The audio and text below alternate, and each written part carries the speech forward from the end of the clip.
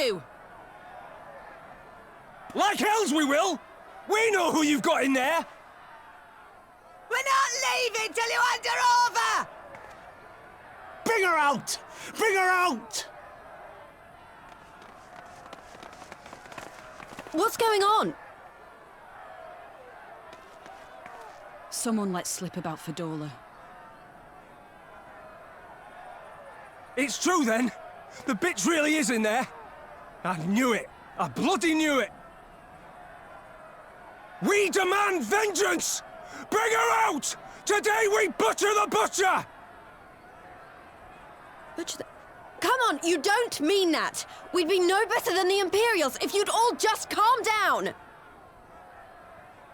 Calm down! That monster and her thrice damned skulls dragged my man from our home and beat him to death in the street! Aye! And my dad! That bitch has spilt enough blood to fill a lock! We all know her crimes. She's a traitor and a murderer.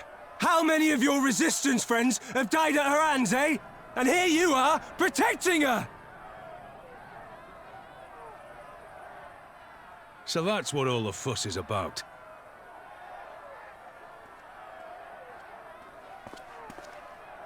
Hearken to me, brothers and sisters of Alamigo. Hey, who's this? That's the Bull of Alamigo. My friends, you are not alone in your anger, your grief, your despair, for it is mine as well. That gnawing pain in your breast, it is enough to bring an old bull to his knees. But I ask you, brothers and sisters, to think not only of the family and friends who were cut down before your very eyes, but to think also of the ones who were abducted, the ones who may yet live.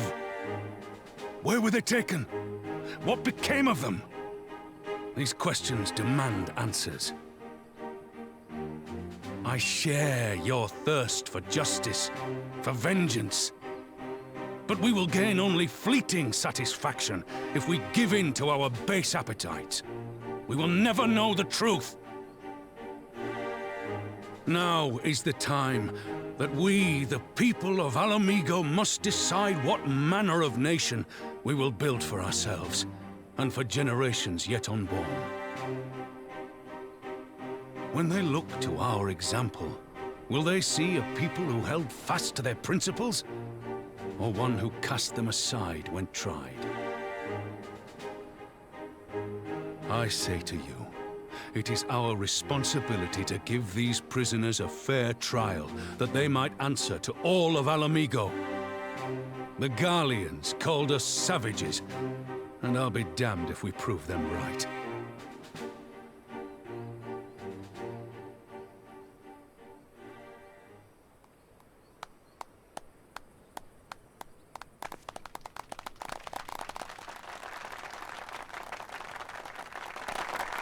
I know you're right, I do. But I can't.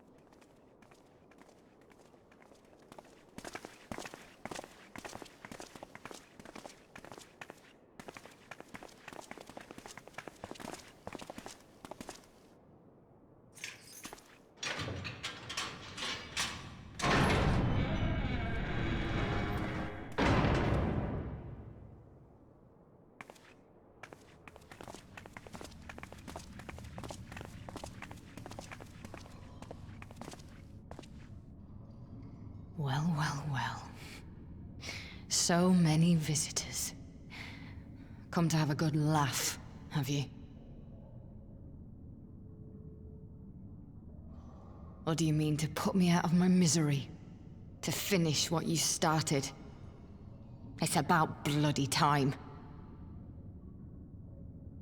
That's not why we're here, no. Do you remember what I said?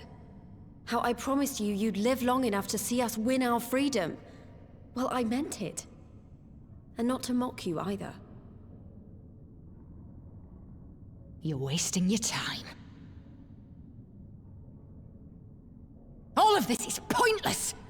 There's no reason to keep me alive, and you know it! I killed your men. I killed my men!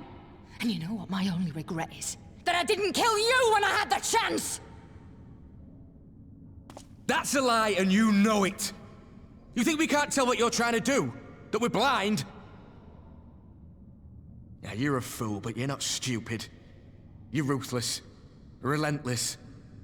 You'd give up anything and everything to get what you want. You didn't come this far, climbing over the bodies of your own brothers and sisters just to piss it all away. I see you, Fedora. I see you for what you are.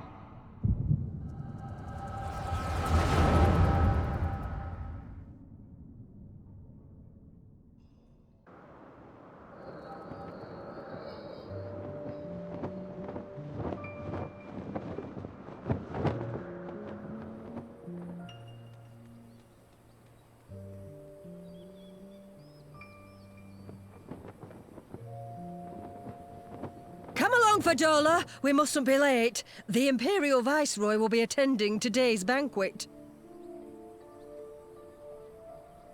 All right!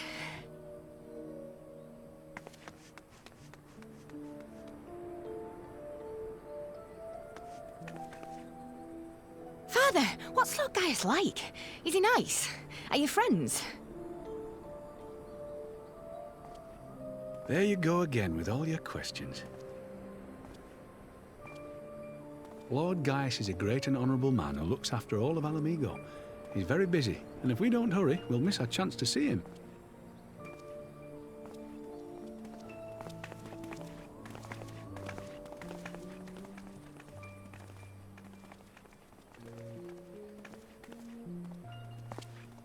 Filthy tin-head lovers.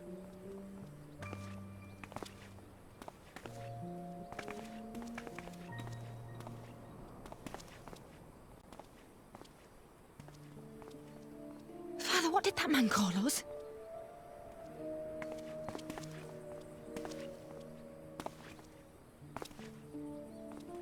The little tin-head lover doesn't know what she is, eh? A traitor, sweetheart. A backstabbing bitch who'd gladly betray her kith and kin to gnaw on what few scraps the Imperials deign to toss her. Like your bastard father and whore mother. That's not true! My parents are good people! They've never done anything like that!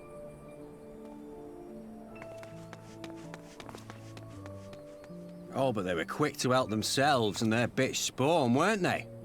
You're just as guilty as them.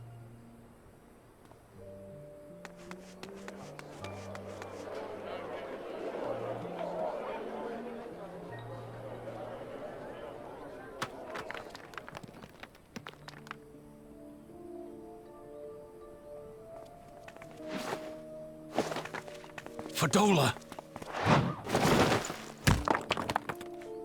Traitors!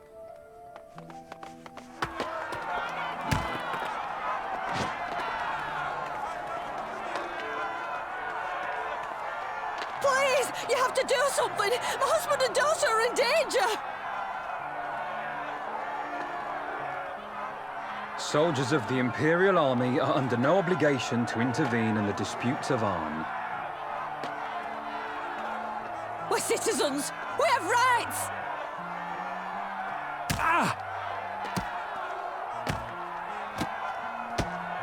I'm scared.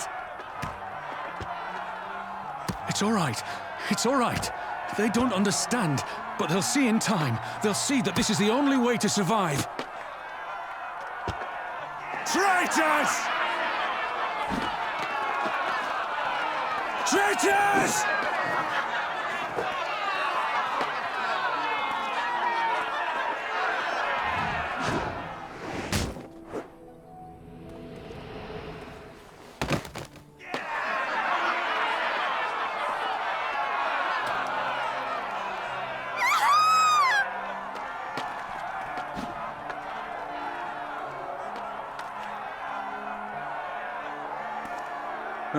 Let the savages have their fun. They'll be more compliant once they've tired themselves out.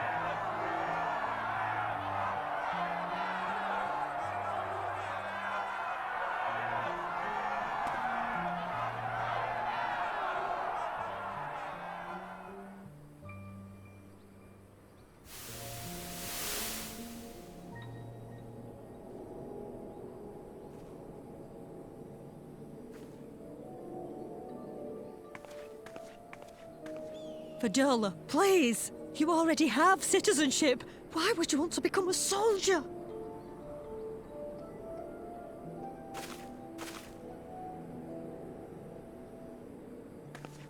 Oh, gods! What have you done to your face? Forgotten it already, have you? I'm honoring Father's memory. By telling the world that you know better than a common savage.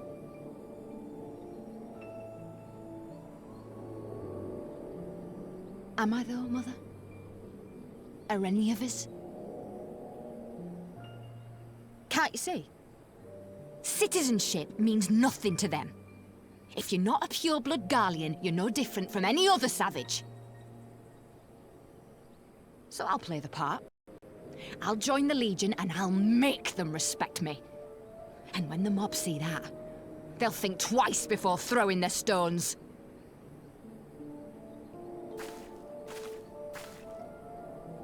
Ansfrid, Rudolph, Emlyn.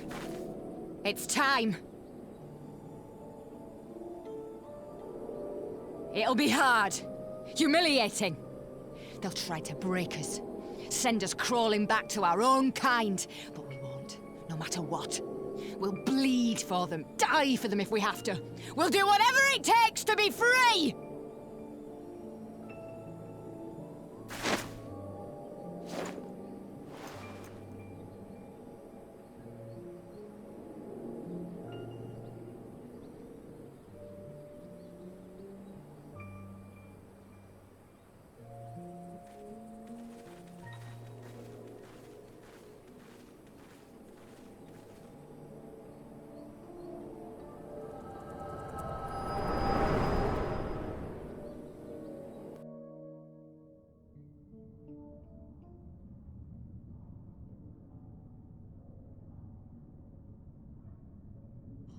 So, you mean to play the part one last time, eh? The unrepentant traitor whose death will serve to unite the people? Shut up. You had every chance to kill. Fashion a noose from your clothes, wait for the guards to leave you alone long enough to slip it over your neck. I said shut up! Oh, but then it would have all been for nothing, wouldn't it? Whatever it takes. That's what you said.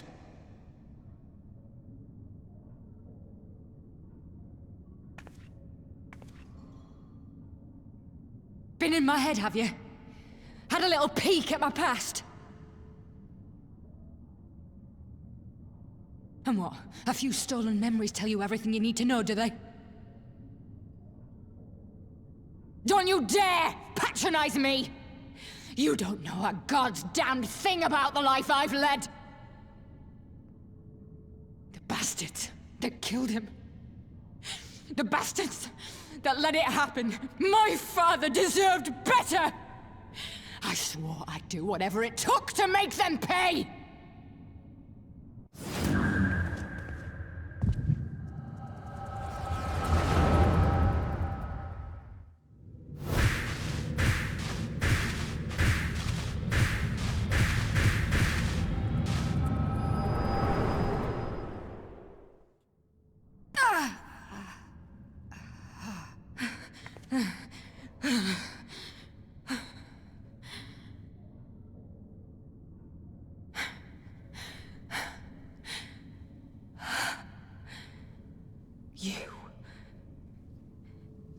You. All that power. All that pain. It's too much. Too much for anyone. The things they've done to you. The lies. The betrayal. The endless fighting. Yet there you stand.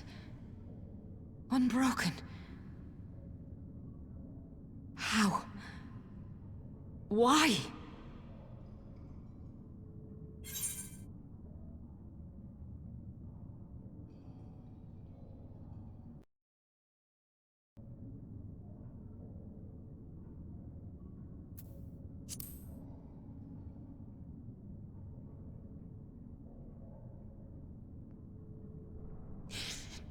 Damn you.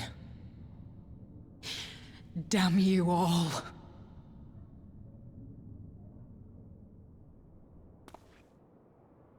You still have time, Fordola.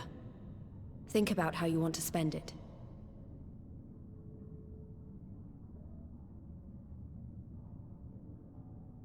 Let's go.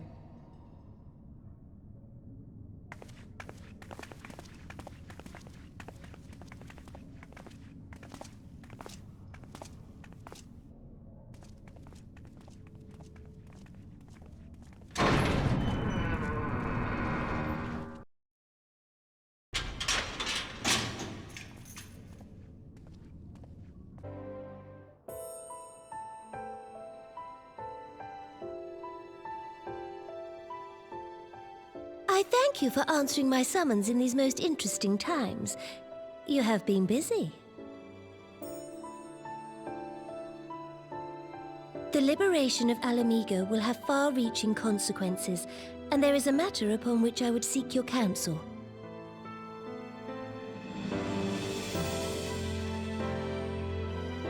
I speak of Rauban and his future.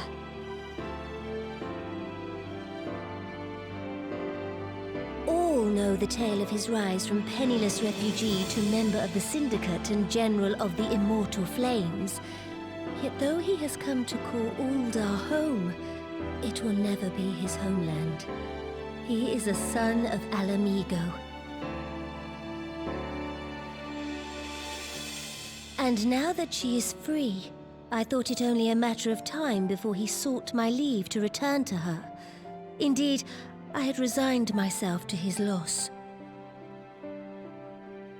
Suffice it to say, I was greatly surprised to hear him speak so lightly of handing over the reins in Alamigo and retaking his place at my side. I will welcome him with open arms, of course. He is my most trusted advisor and my dearest friend. But I have known the man a long time, and beneath that steely gaze, I spied a flicker of doubt.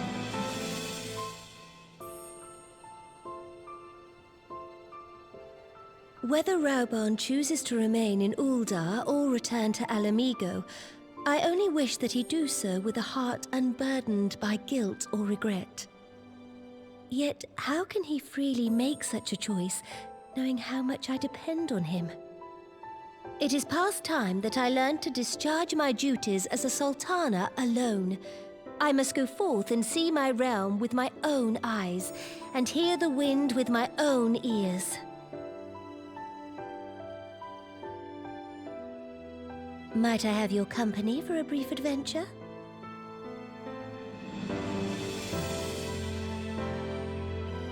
Wonderful.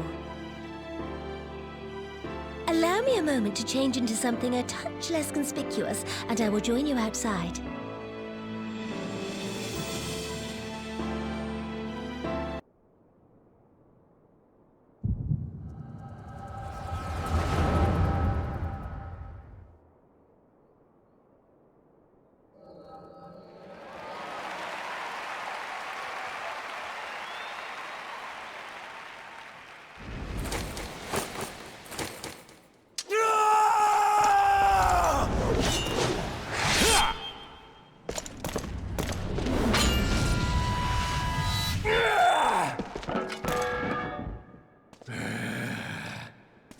Your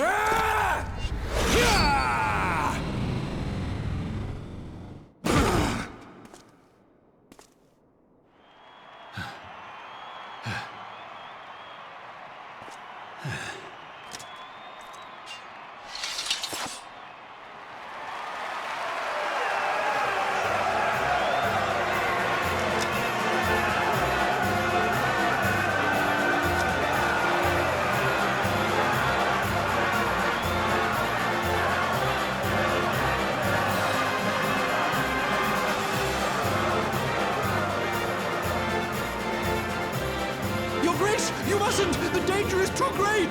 Please, Your Grace, come back! I beg of you! It seems you're the one who needs looking after, Master Sham. Rabon! Your Grace, I have kept the promise made.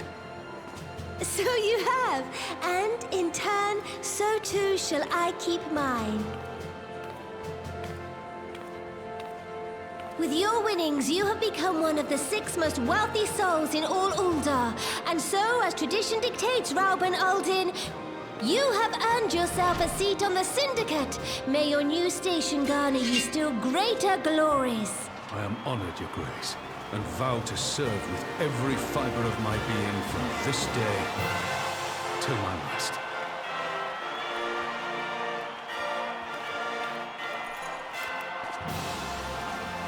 Long live the Sultana, and long live Uldar!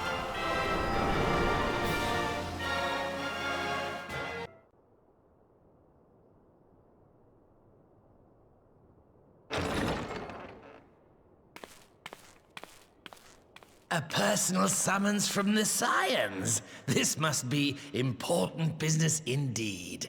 Though, if it concerns anything so underhand as an assassination, I fear I can be of little help.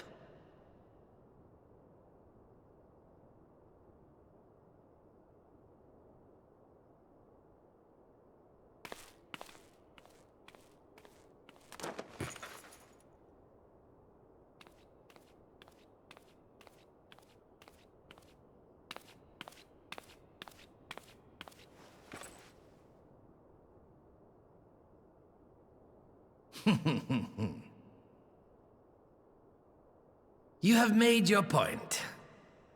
'Tis indeed unsettling to find oneself seated across from an impassive mask.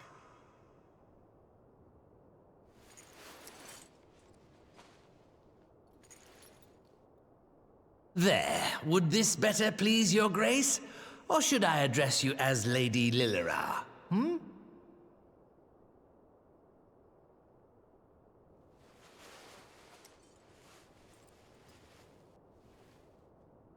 Nay, the deception has served its purpose. I'm glad to see you found amusement in my little jest, Lord Lolorito, but shall we proceed to the business at hand? By all means. I must say I'm most eager to hear your proposal. Simply put, I would aid the refugees camped in Thanalan in their efforts to return to Alamigo. The reparations you paid in the wake of your earlier misdemeanors will be used to fund the endeavor, together with the fortune seized from the late Teleji Adeleji's estate. But this plan is not intended to benefit the displaced alone. I would make of this an investment which shall enrich Uldar and Alamigo both. And who better to consult on matters of profit than the wealthiest man in all of Thanalan? I beseech you then, Lord Lolorito, share with us your mercantile wisdom. Ah, 'twould seem your grace has matured beyond acts of earnest yet misplaced charity. Pray tell me more.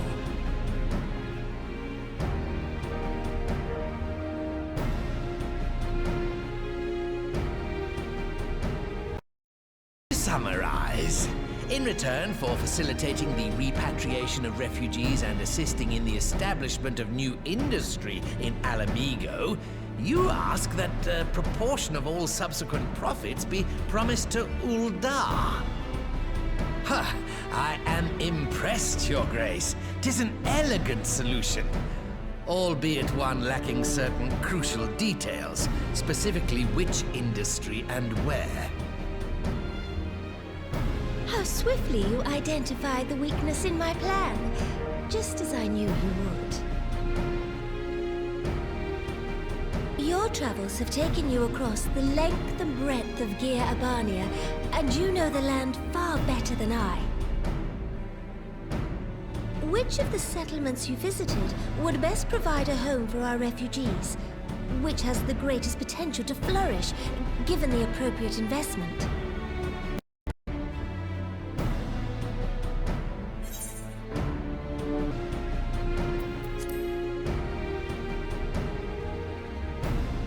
Ah, yes, that desolate little village on the shore of Loch Seld. I know the Saltry and its products well. The Imperial invasion brought an end to their more widespread distribution, much to the dismay of many a wealthy gourmand, myself included. Salt has ever been a transformative ingredient, and in this instance, I dare say, it could transform a modicum of effort into a mountain of gill. The local citizens will need to be consulted, of course, but I trust the East Aldenar Trading Company can be relied upon to provide its assistance in negotiating a mutually beneficial arrangement. Naturally, Your Grace. I shall dispatch representatives well versed in the extraction of this white gold and wring every last ons of profit from its production. The Loch's bounty will contribute to Alamigo's enrichment, whilst easing the burden on the bull's aching shoulders, just as Your Grace desired.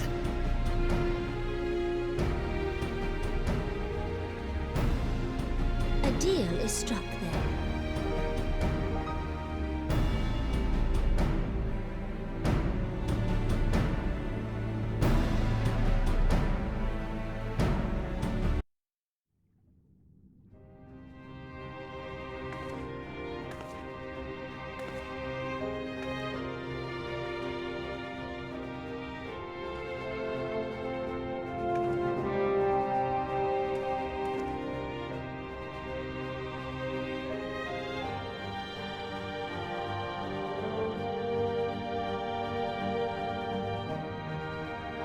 Thank you all for coming.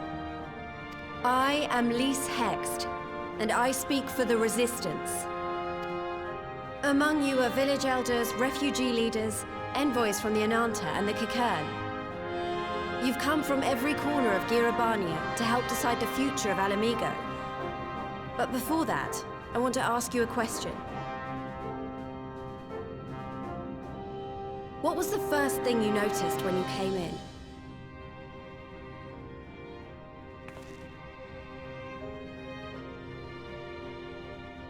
For me, it was that empty throne.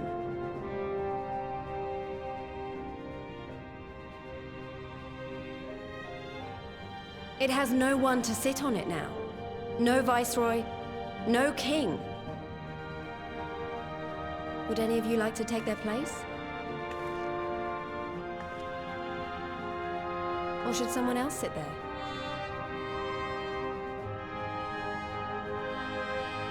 Then let's sit here in a circle, as equals, and I hope, as friends.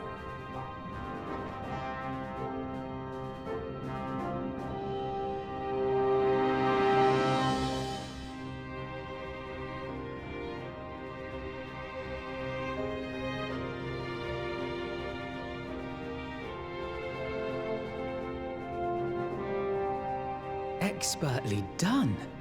Lys has removed monarchy as a choice early in the game, and positioned them to consider a joint government. All things considered, I would say events have got off to a fine start.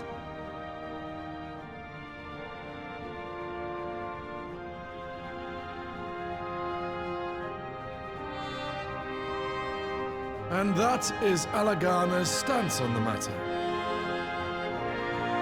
Thank you, Ravenford. Another vote in favor. Next, let's hear from Shanti of the Kalyana. Tell us, how do your people feel about the idea of a republic?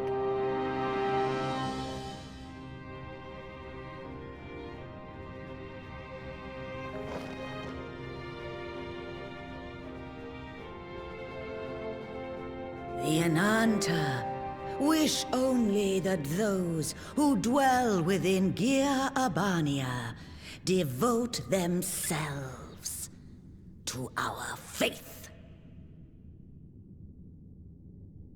You shall all worship Sri Lakshmi!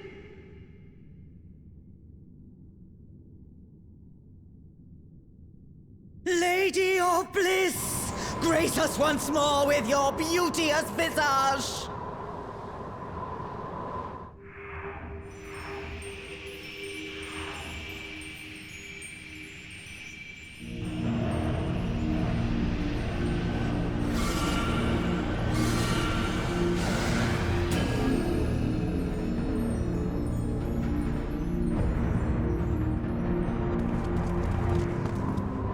This can't be happening. No crystals were allowed through the door. We can worry about the how of it later. We need to evacuate these people right now, or the Primal will make It's up to us.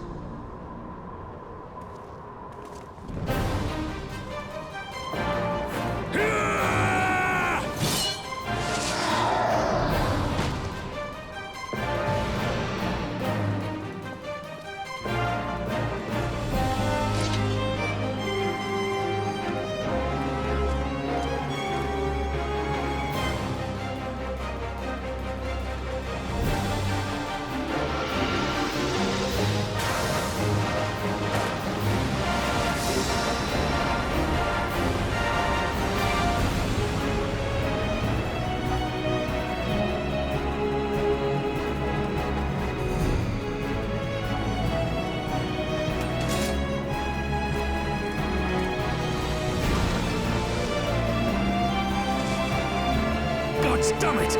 The guards were already turned! Fools!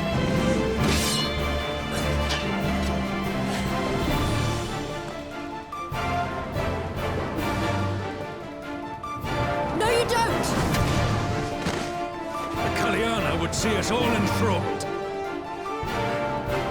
Then they're going to be sorely disappointed. We have the Warrior of Light and Arenvald to shield us.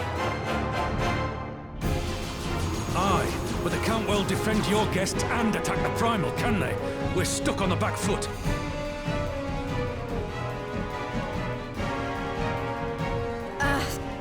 All right, I think I have an idea. Keep these people safe, General. I'll be back as soon as I can.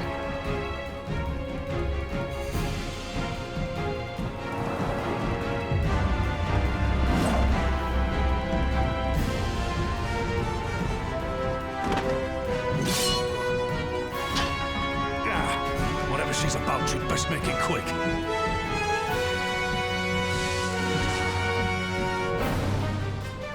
Come then. Who will be next to die on my steel?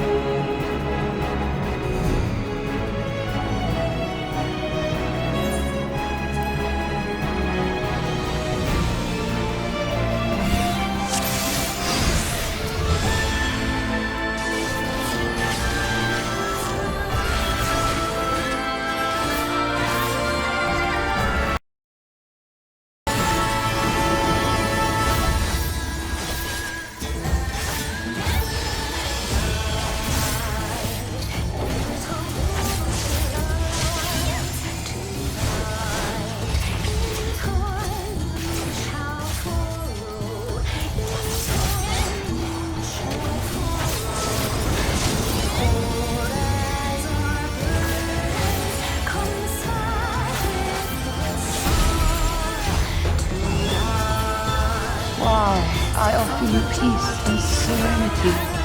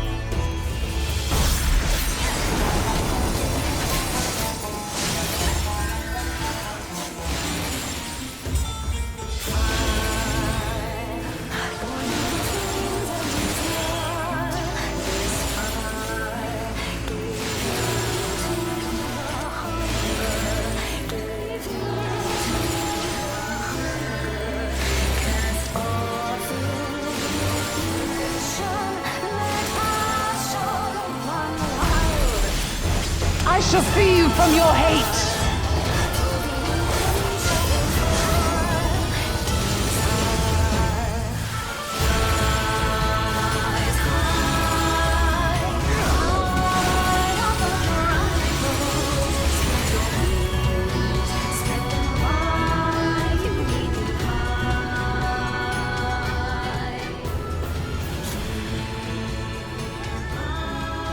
Damn it all!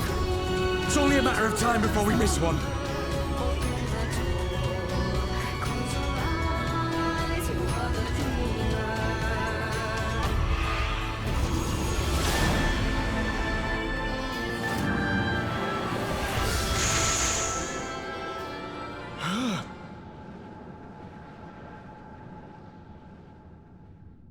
What of it?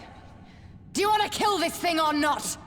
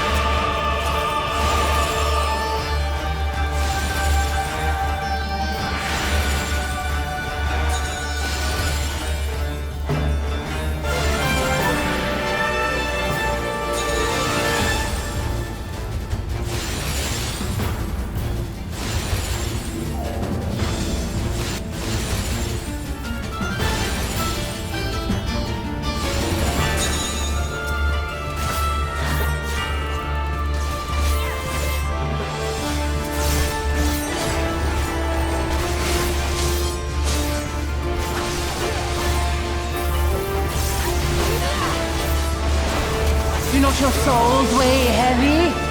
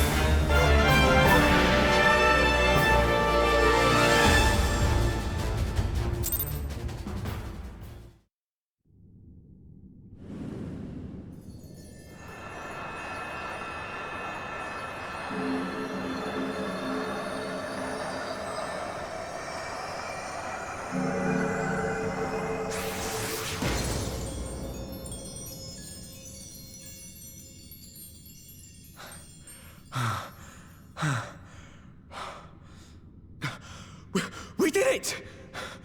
We beat her!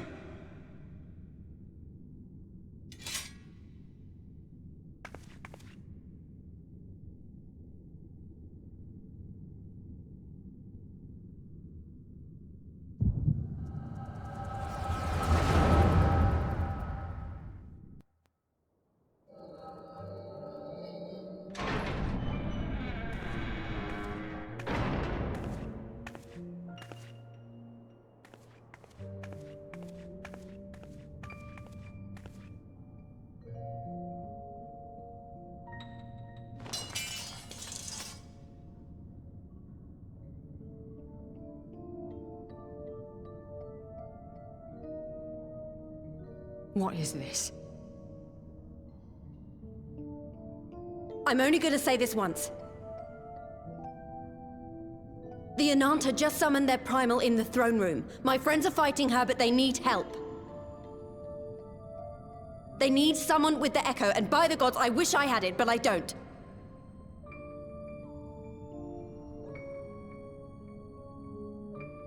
I told you before that you still had time, but things have changed. I need your answer now. You can end it like Xenos, or you can fight for Alamigo. Your choice.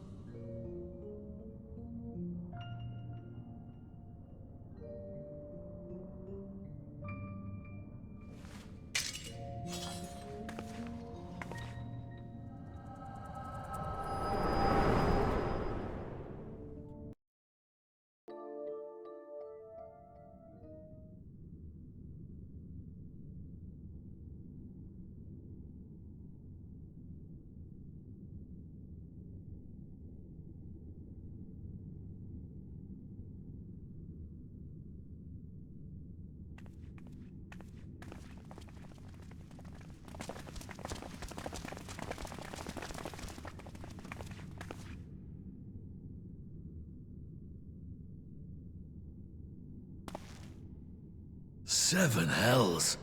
It's her! The Butcher!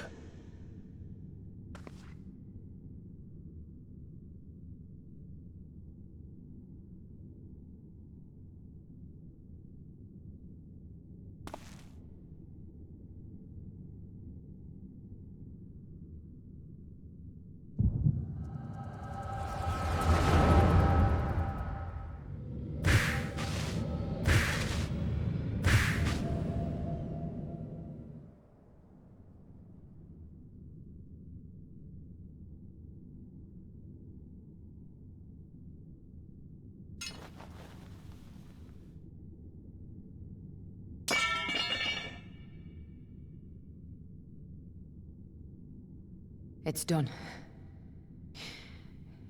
Take me back to my cell.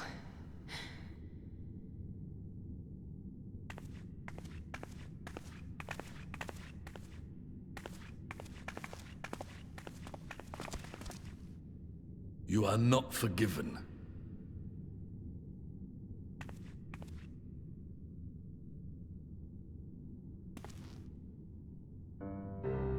Not you. You I will never forgive.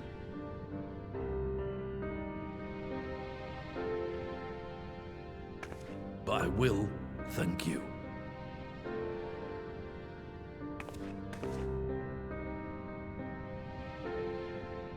For standing against a primal and saving us from servitude. You have my thanks.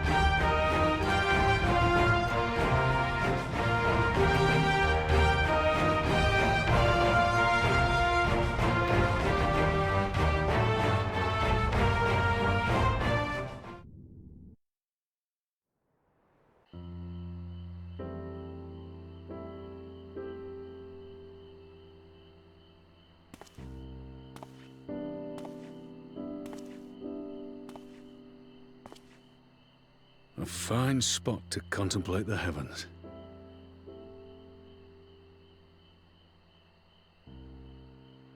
The meeting is over. The envoys have chosen to instate a government modelled on Ishgard's House of Commons, a ruling body of representatives elected by the people.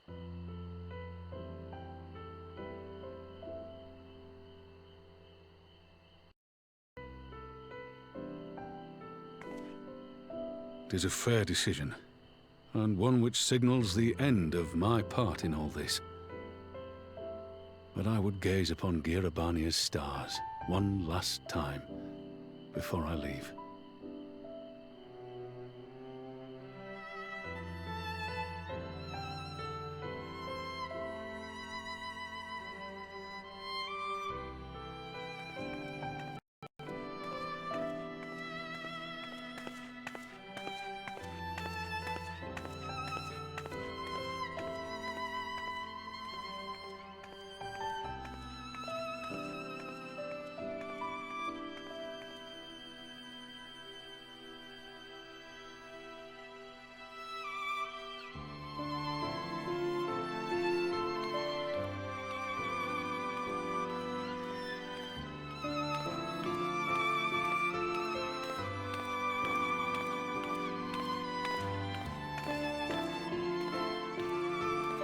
Forget something?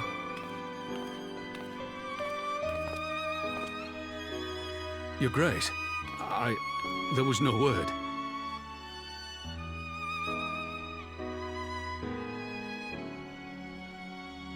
Raubon Aldin, you are hereby dismissed as General of the Immortal Flames and relieved of your seat on the Syndicate. But, Your Grace... Raubon, I am no longer a child. Stay here in your homeland. Work with your brethren. Rebuild Alamigo. You desire to stand alone. I understand, but remember what happened. I remember full well the consequences of my naivety, and thus did I consult at length with a most trusted advisor ere I embarked upon this course. A most trusted advisor? And what of me? Am I no longer deserving of your confidence? What trust can there be between us when you withhold the truth from me? Did you think me oblivious to the anguish in your eyes when you spoke of returning to Uldar?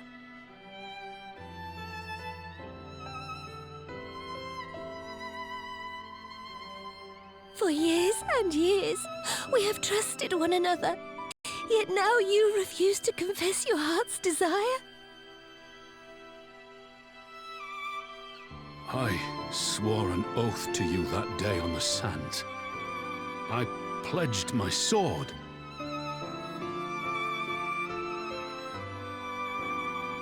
And it has served me well.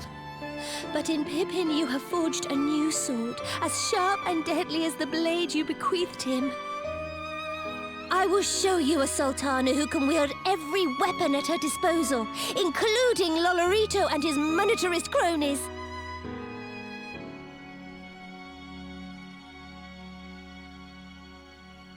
So follow your heart, please. You are home. You are free.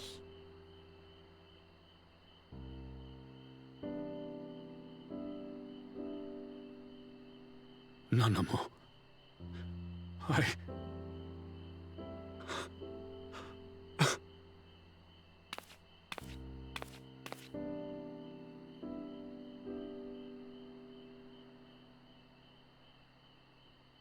Smile for me, Raubon. I would have this part.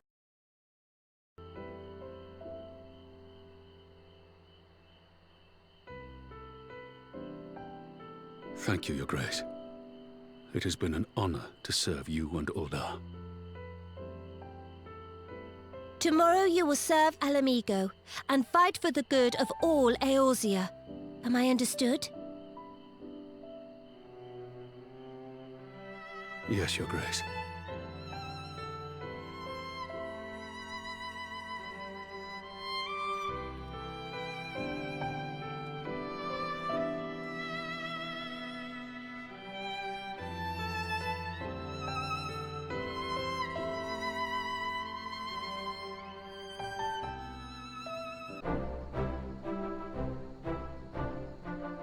Thanks for shielding us from Lakshmi, you two. If you hadn't been there, the rest of us would be worshipping her by now. You're kind to include me, Lise. But we both know who did most of the work. I could scarce keep track of the battle, let alone land a telling blow.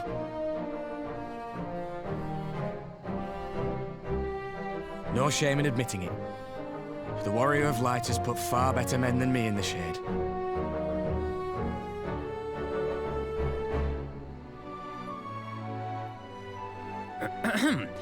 Did I mention that I encountered the Sultana in the palace? It would seem Her Grace has come to Girabania to oversee the final stages of her relocation project. She was in search of General Oldin, and I directed her to the rooftop garden. I do hope he was still there. Are you in the habit of gossiping about the affairs of royalty, Master Leveilleur? Certainly not, Your Grace. I was merely informing my companions. Be at ease, Alphino. 'Twas only a jest.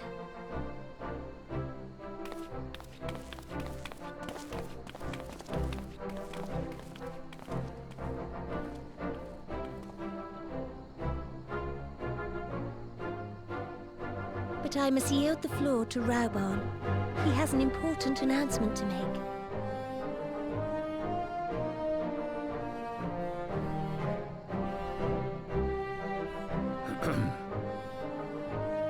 As of yesternight, I have been relieved of my post in the Immortal Flames and the Syndicate both.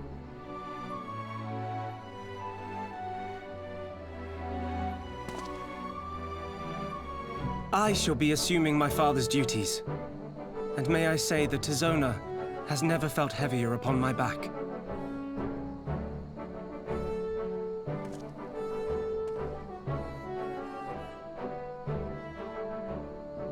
Twould seem I am in need of employment.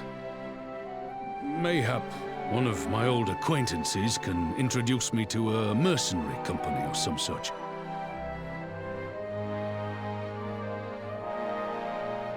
You may be getting on in years, father, but you'd struggle to find a band of sellswords who wouldn't snap your hand off.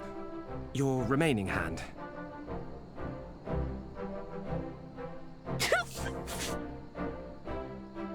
Yes, the bull of Alamigo need not be put out to pasture just yet.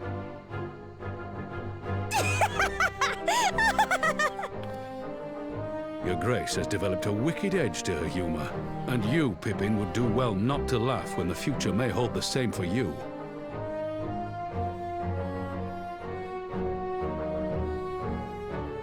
So, does this mean you're staying? Aye. That seems to be the way of it. I would be glad to aid you in rebuilding our nation, if you'll have me. If, he says. Welcome home, Rauban.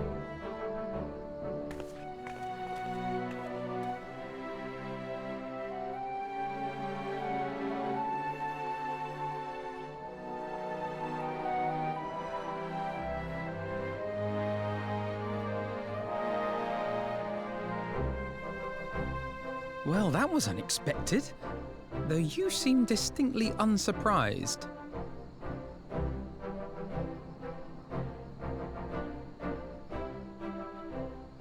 Either you're more astute than I give you credit for, or I'm losing my touch. In any event, one thing is certain. Alamigo will rejoice at the homecoming of her dearest son.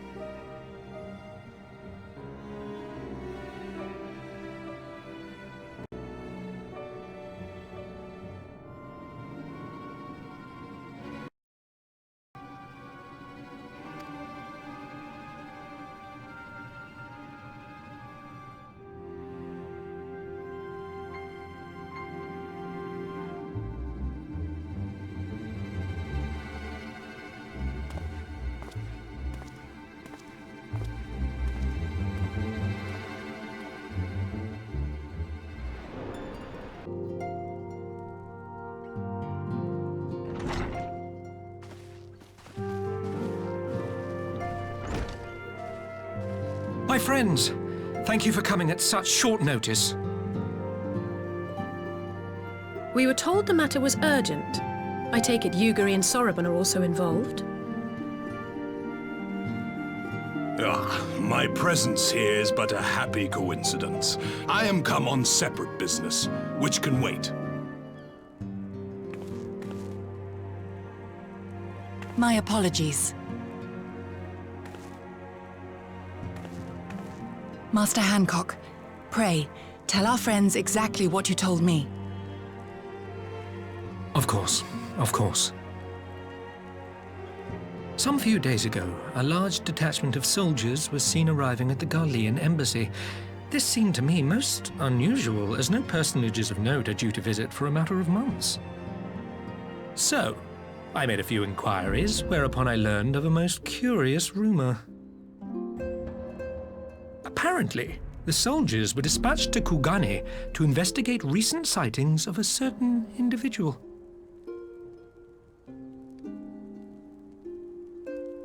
The late acting Imperial Viceroy of Doma, Yotsuyu.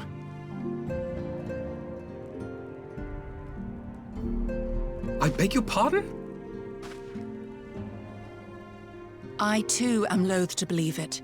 I saw the keep come down on top of her. We all did.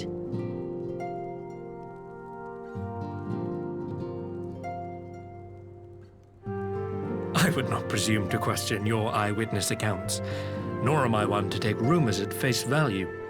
The fact is, the Garleans have no knowledge of what took place at Doma Castle. They may well be chasing after a woman who merely resembles Yotsuyu. But a woman who resembles Yotsuyu in the company of a grizzled Rogadan samurai? I dare say that thickens the plot. Gosetsu! He's alive! While I've no conclusive proof, I thought that such a possibility warranted your attention. Have you informed Lord Hien? Well, I think we'd all like to believe the old bear survived. Indeed. While I dare not give myself wholly to hope, I will not deny that I have prayed for such a miracle ever since that fateful day. But regardless of my personal feelings, if the Empire has seen fit to pursue these rumors so vigorously, we can scarce afford to ignore them. I am bound by duty to ascertain the truth of the matter. Will you join me in this quest?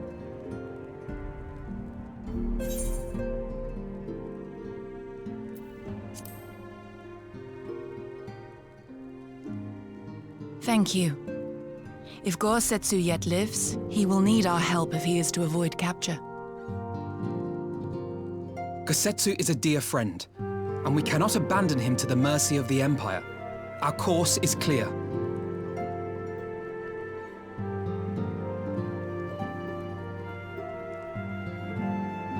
Hancock, is there aught else you can tell us? Alas not, but I have taken the liberty of employing one of the finest informants money can buy. You shall have the latest intelligence on the Garleans' movements, and more besides.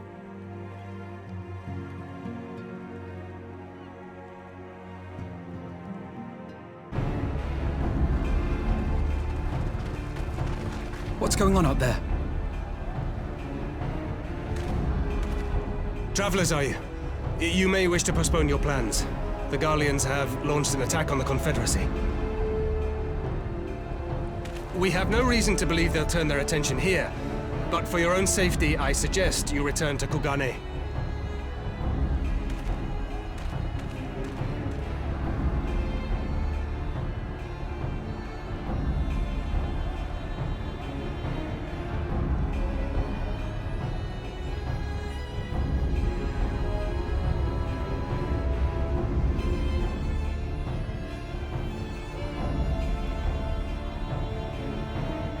The Garleans bear no love for the Confederacy, but with Doma lost to them, why would they attack? Unless Yotsuyu is on that island. Even if she isn't, our allies are under attack and they need our help. We will help them while you remain with Soroban. Arguing will only delay us. Is that clear? Fine, but you haven't heard the last of this.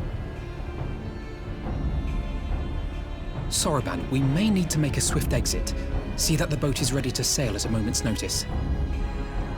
It shall be done.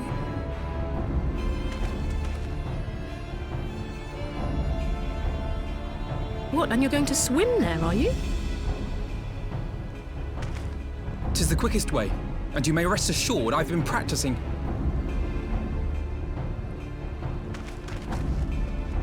Yeah!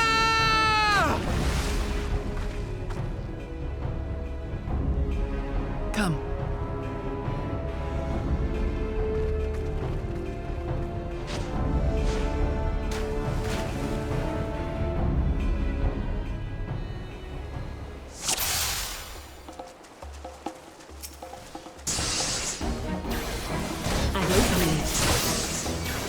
Your defense is lacking.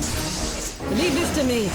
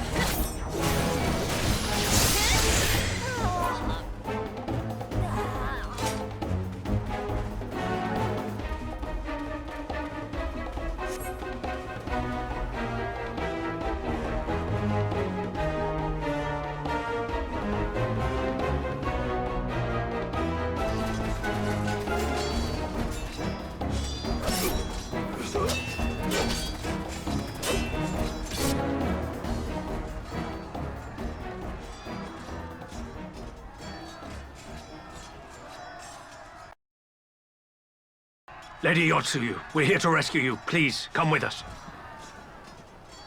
Stay back, Tsuyu.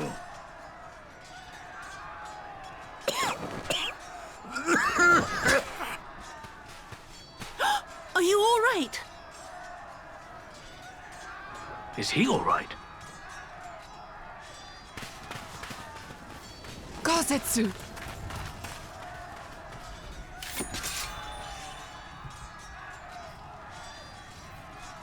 Damn it, we took too long. Change of plan, eliminate hostiles! All forces, attack!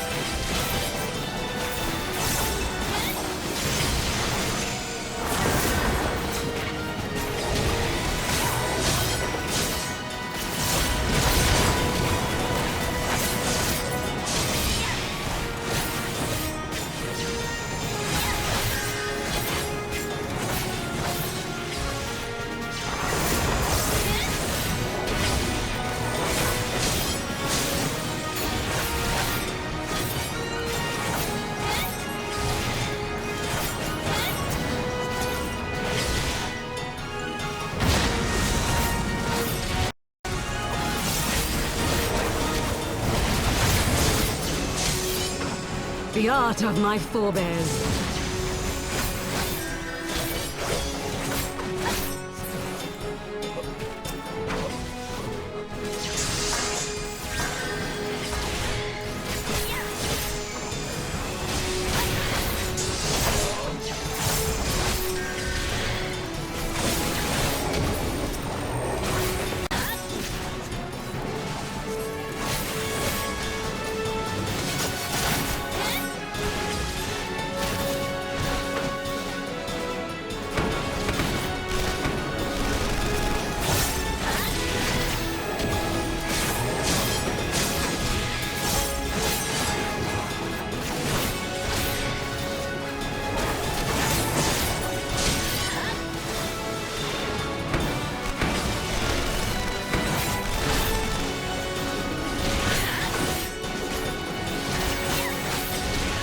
Focus. Release!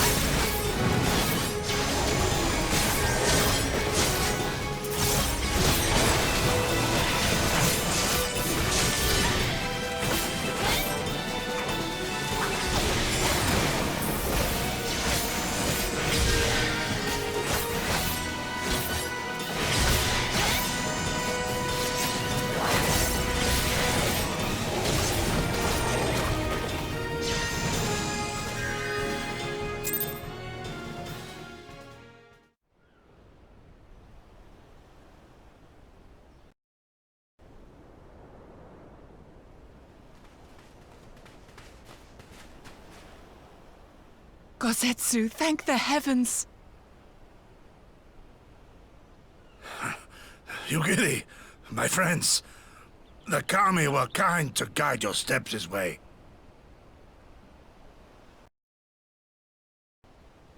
It's over. The Imperials are retreating.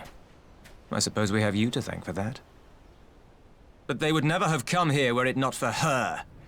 I had a bad feeling the moment your samurai friend arrived with that woman in tow.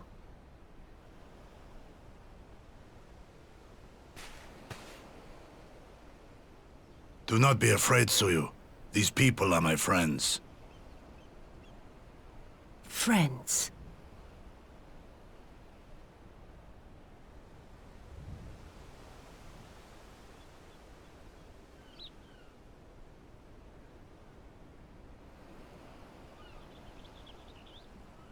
Forgive me, but at the risk of souring the mood, I believe you owe us an explanation. You may start by telling us what happened at Doma Castle. Of course. I'll not begrudge you that. As you know, we were trapped inside the keep when it collapsed. But even as the roof crumbled above us, so too did the floor below. We were swept out into the One River, where we would surely have drowned had a stout wooden door not chanced to float by.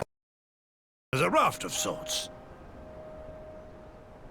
Exhausted, we drifted out to sea, at the mercy of the tides, which saw fit to dispense us on a desert island. She was with you the entire time? Aye. 'Twas her kimono which saved her from Hien's blade, believe it or not. Some Garlean witchcraft in the weave. But it offered precious little protection against the fall. She awoke bereft of all her memories, and speaking like a child. A trick, surely. That was my first thought, and I contemplated cutting her down and being done with it. Contemplated it long and hard. Yet the kami saw fit to deliver us from certain death. 'Twas their will that we survive, both of us, together. And together we shall go before our master. He shall be the one to judge. Judge what? She's your prisoner, old man. Do with her as you will. Call her Tsuyu, or whatever else tickles your fancy. 'Twas a name given out of necessity whilst on the road. Nothing more. As you say. But remember this. Our people suffered much at that woman's hands.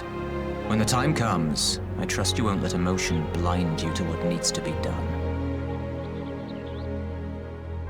You have my word. Well, I must be going. I have an unholy mess to clean up. You should be on your way too, before the Imperials decide to take another tilt. Oh, and we'll overlook the tithe this once. You're welcome.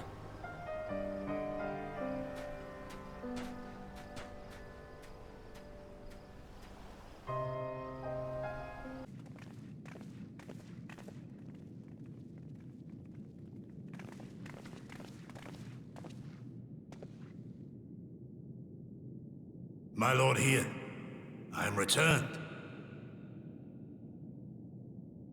Save your tears for the morrow.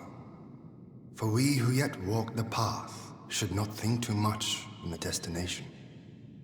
When the hour arrives, we shall welcome what comes with open arms. And welcome it you did, even as the keep fell down around us. At that moment, in your smile, I spied a shred of hope. One which I have clung to ever since.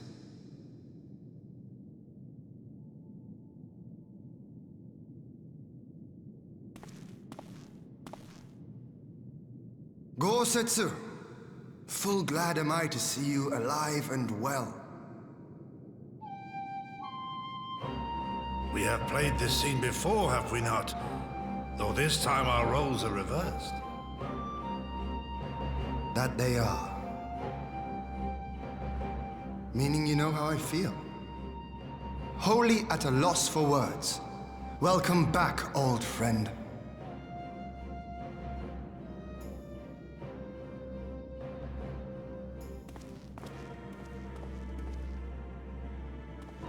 Now then, though we rejoice at your return, it seems you have brought with you certain complications.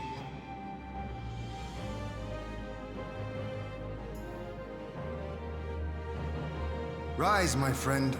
Tell me everything.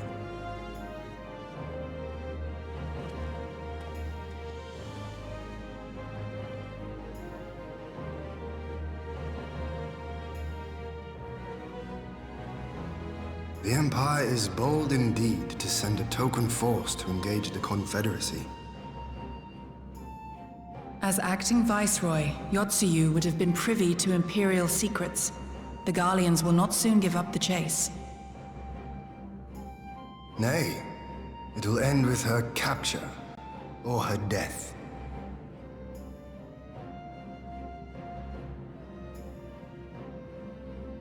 Are you a friend, too? She claims to have lost her memory, though I know not if she speaks true. I brought her here that you might decide her fate. Lost her memory, you say? Regardless, the people have not forgotten. Her face yet haunts their dreams. She cannot roam free. We will hold her here for a time. Place her in Jufia's care, with the express instruction that she is not to be seen. Yes, my lord. Come. No, I don't want to.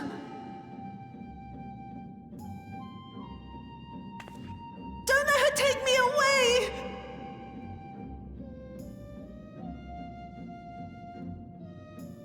It's all right, Tsuyu. I will come with you. Be a good girl, and listen to Yugiri.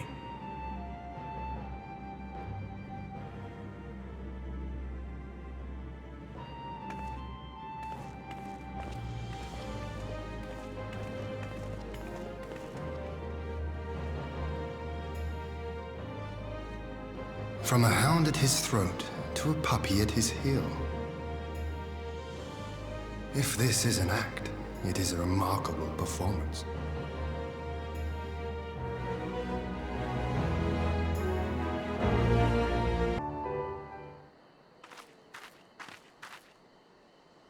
Ah! By the Kami! Your Lord Ian! Leave me! Leave me, I beg of you. Say nothing of this. I was never here. There you are. Lady Yugiri, Lord Gosetsu, forgive me my abrupt disappearance. You have your reasons, I am sure. Will you not share them? I was her master when she was yet a courtesan. By the Kami. She worked in my establishment. Her father was a regular client of mine. One day, quite without preamble, he offered to sell her to me. Yeah, she may be no maiden, he said, but she has some use left in her. He sold her short. When I first beheld her, I was struck by her beauty. And yet, behind her eyes there was an emptiness. It was as if she had given up on life. She seemed more a doll than a woman. It was no profession for her, but I knew she would be popular, and so it proved. Men flocked to drown themselves in that cold, bottomless gaze.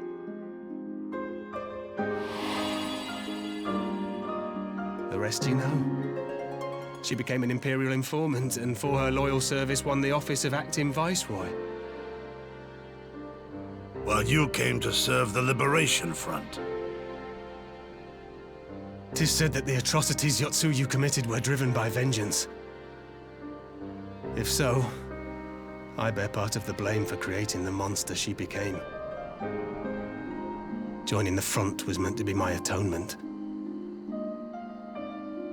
But the truth is, I am a coward, whose only thought was to escape her wrath, then as now. I see. Then I shall recommend that you be assigned to a new post. I trust you have no objections, Yugiri? None. It would not do to leave Yotsuyu in his care. I am in your debt.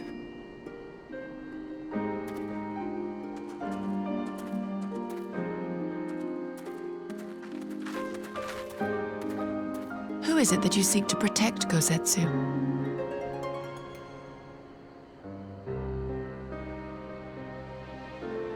Idle musings. Pray, pay me no mind.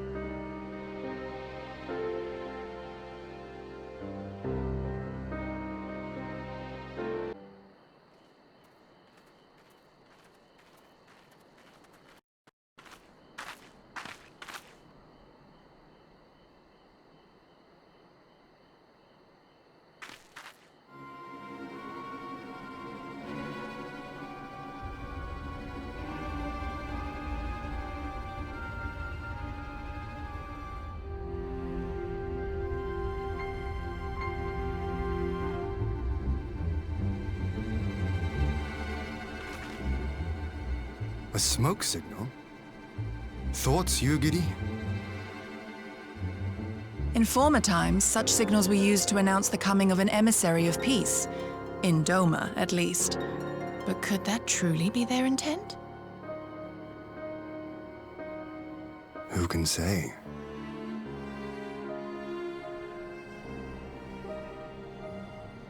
Whatever they want, we cannot simply blast them out of the sky. Not when they were so gracious as to honor one of our cherished traditions. I would not have it said that we Domans want for propriety. Then I shall go and reconnoiter. Nay, that won't be necessary. We will meet them openly. I would welcome this student of Doman history in person. whomsoever he or she may be. As you wish, my lord. I shall arrange for a signal of our own to be fired in answer.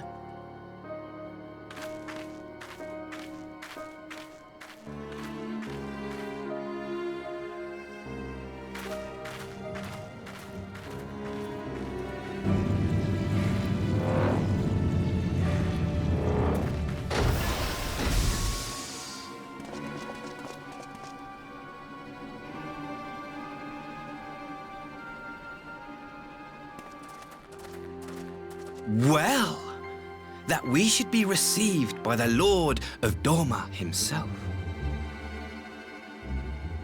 I but afford an emissary of peace the courtesy he is due. Welcome to Dorma, my lord. Ah, where are my manners? I am Asahi Sus Brutus, ambassador plenipotentiary of Garlemald. He is heir to the Naiuri clan, and Yotsu's stepbrother.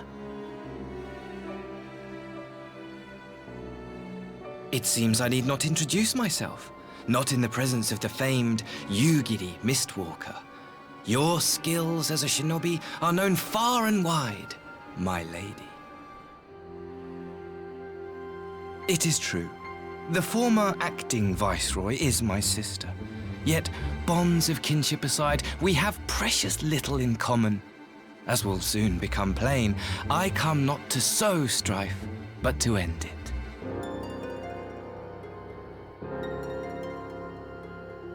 I am of the Populares, a collective which represents the interests of the common man. Long have we labored to bring about reform to the Empire's provincial policy.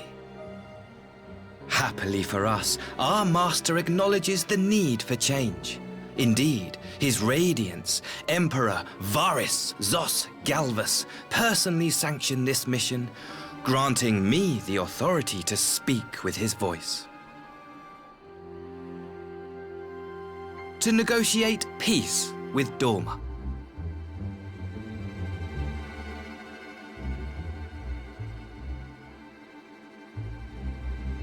Well then, we have much to discuss. Will you accompany me to my hall? Gladly, my lord.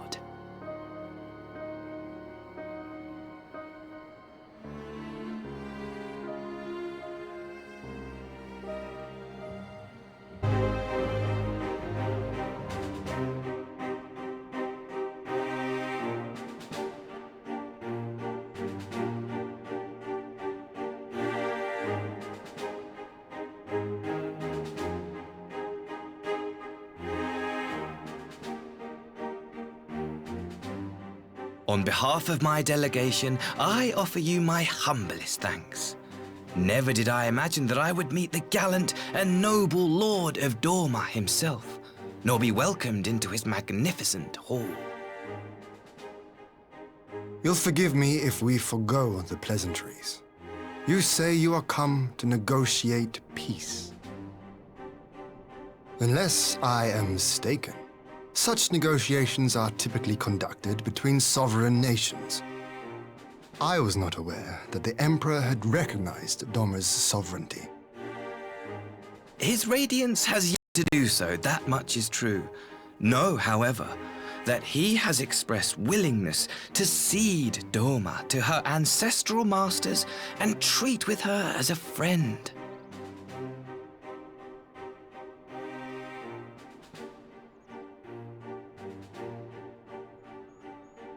Since the days of Emperor Solus, the Empire has aggressively expanded its territory.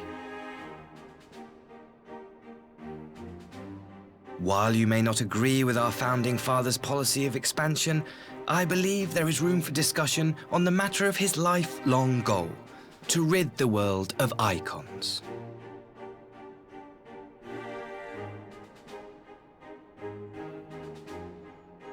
Icons are a blight upon this star. They cannot be suffered to exist. This you know as well as we. in his wisdom, Emperor Varus wishes to explore the possibility of an alliance to combat this common threat. On the condition that Dorma renounces summoning and pledges to police the Korgin's practice of it, his radiance would extend the hand of friendship.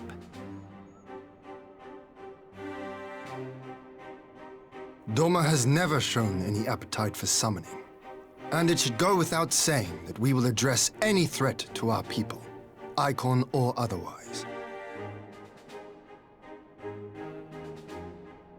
With regard to the Korjin, I must stress that they only resorted to summoning under extreme provocation. When the Ruby Sea was at peace and their sacred relics safe, they looked not to their kami for protection. Yet even now there are certain parties who would destabilize the region with ill-conceived military forays. Unless they alter their course, we cannot hope to be rid of icons. Quite. I can but apologize.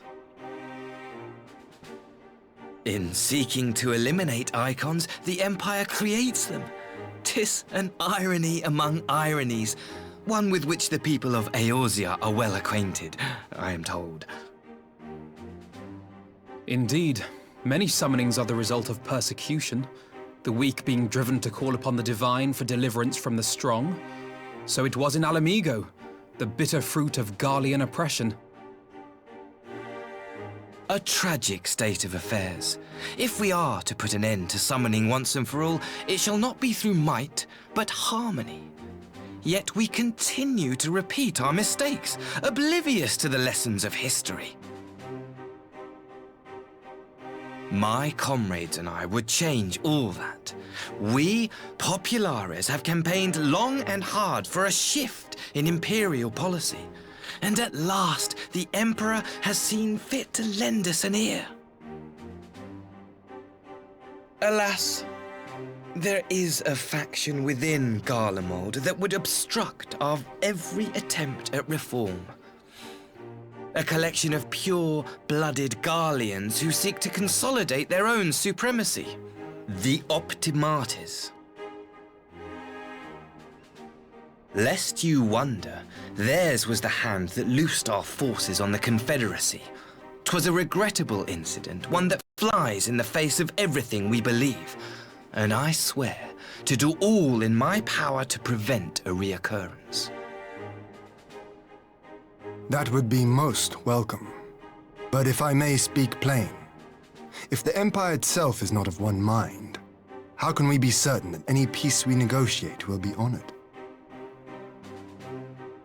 I cannot blame you for doubting us. Indeed, I should find it strange if you did not. And so, in the name of building trust, I would like to make a proposal. A prisoner exchange.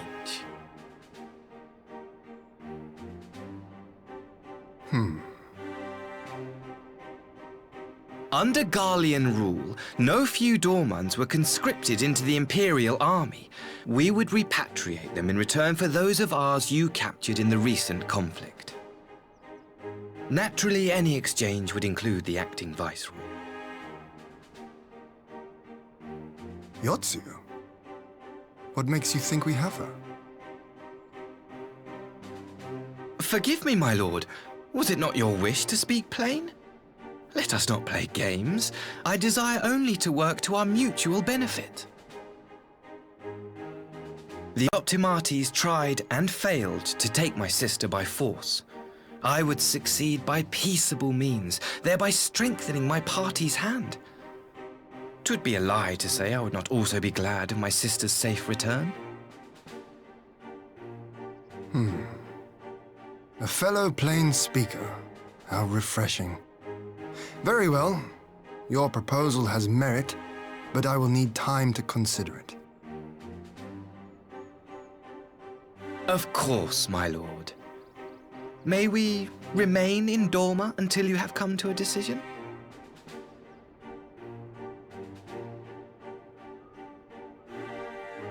You shall be our honored guests.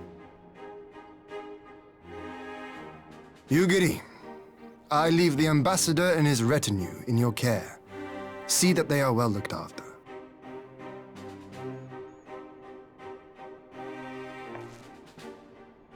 You have our gratitude, Lord Hien. We shall look forward to your answer.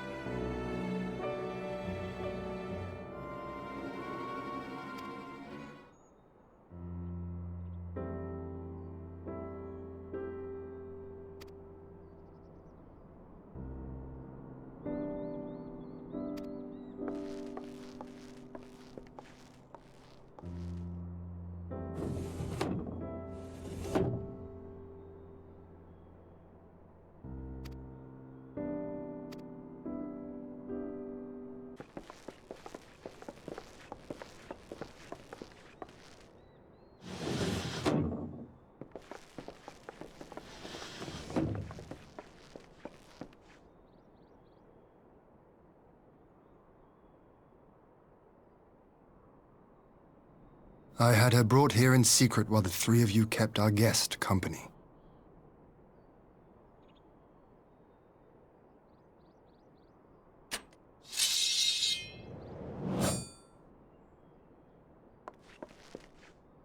The world has not been kind to you, it is true. But that does not excuse your sins. You should be at the bottom of the river. Yet here you are. The living, breathing proof of my failure. A failure for which I would now make amends. What did I do? I don't remember. Was it really so terrible? Tell me, please. What did I do? You speak of sins, my lord. But at whose feet do those sins lie? With the soldiers who committed the crimes, or those who commanded them to do so? With both, I would say. For all have a conscience, and all must choose. But with no memory of who she is, or what she has done, what sin remains to be cleansed? You ask that I show mercy. I ask why the heavens saw fit to deny me my rest.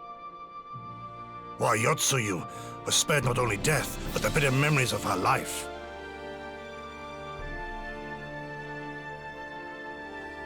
You truly think it the will of the Kami?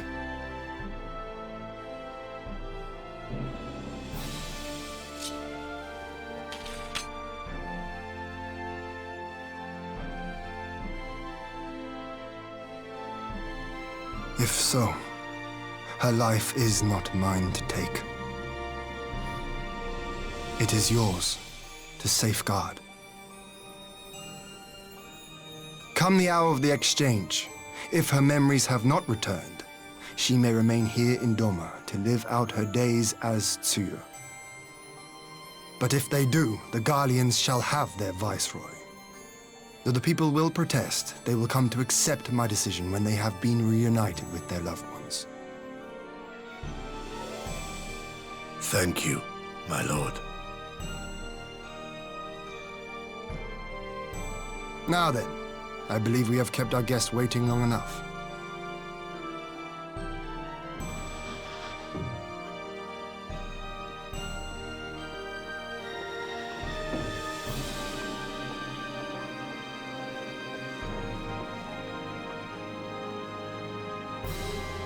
Did Gosetsu not seem strange to you? His sympathy for your Tsuyu apart, I mean. I know his powers of endurance only too well, but after all he has suffered, even he should not be on his feet. He puts on a brave face for our sakes, but it would not surprise me if he lacked the strength to raise his blade. Though I suppose if he and Yotsu are to enjoy a life of peace and quiet, he will have little use for it. It falls to us to shape that future, one in which he need never again set foot on the battlefield.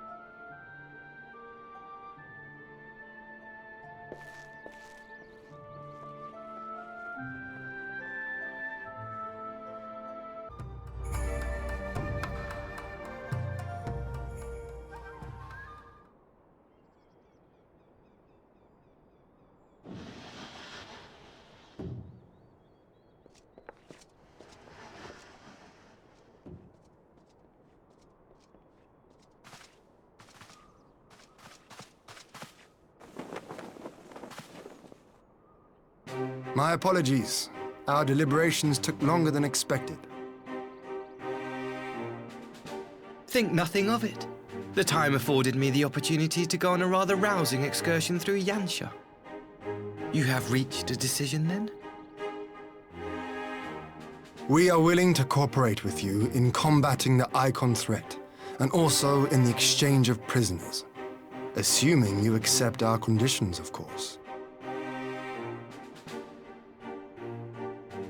As you know, your sister is in our care. Due to certain complications, however, we are hesitant to release her into your custody. Complications? She was inside Doma Castle when it collapsed. Though she survived, she remembers nothing of her past life, not even her name. To clarify, she is in our care not as a prisoner, but as a vulnerable citizen of Doma. Are you saying you refuse to release her? Not at all. If her memory returns before the appointed hour. And if not, what exactly? You will accommodate her here in Doma? Well, I sincerely doubt she will be of any great strategic value to the Empire. She spends her days daydreaming of Dango. Dango? How dreadful.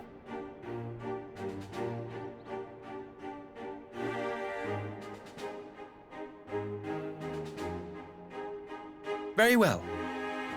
In light of our recent misstep in Sakazuki, it seems only fair that I show you the same understanding you have shown us. Though I do have one small request.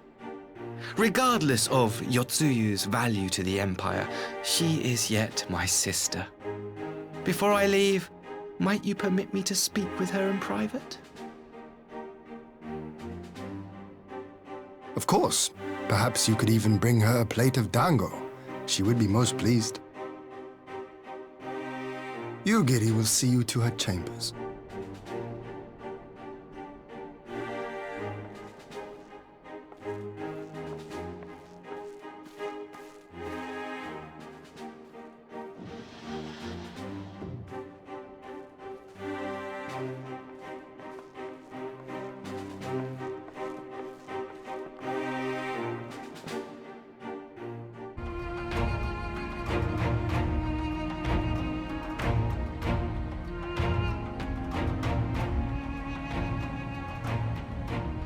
I wish you a safe journey.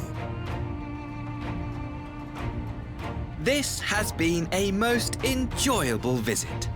I look forward to our next meeting. Max, would you take the others and see that all is ready for our departure?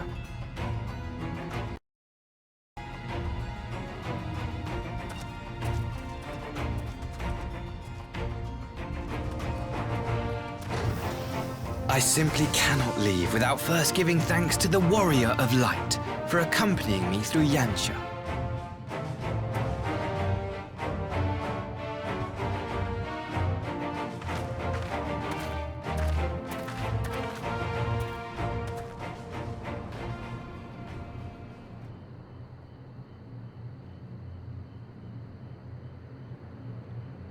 Mark me, savior of the savages. There will be a reckoning.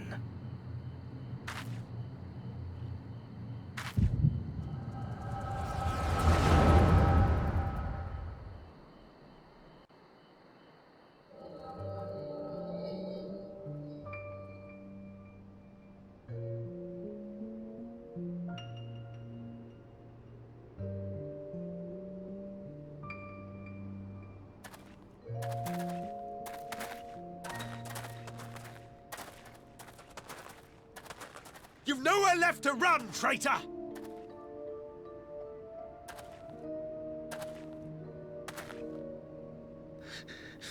Ignorant savages! Killing us will avail you naught. For every Imperial you cut down, 1,000 more will come. Abandon this foolish endeavor and surrender. You may yet serve our righteous cause.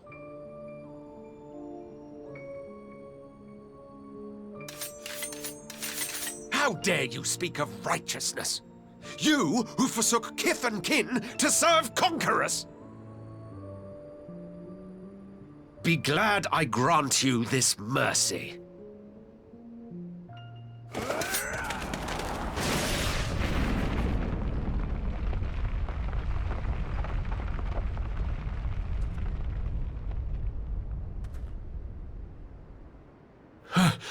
What in the...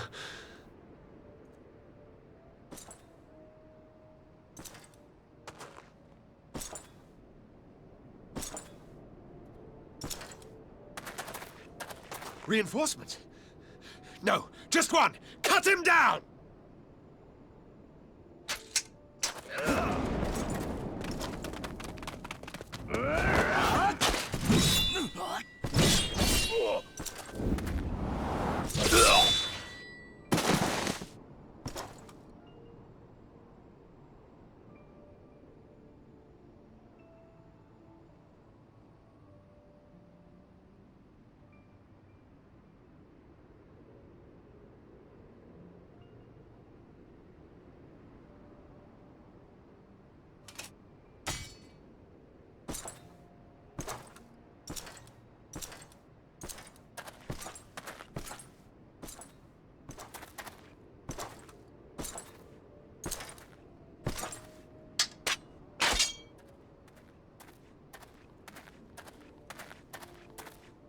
Thank you.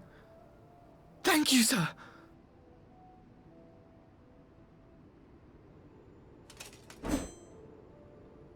This one is promising.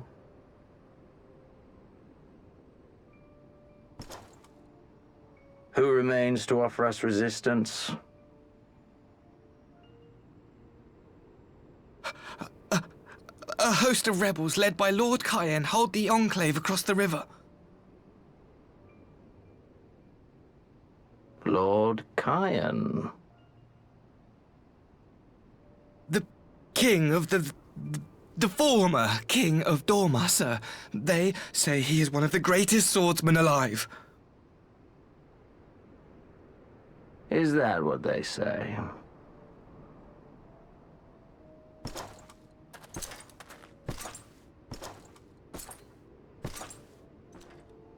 Who was that? Surely you jest. That was Xenos Galvus, Legatus Bloody Prince. I heard he was strong, but that was frightening.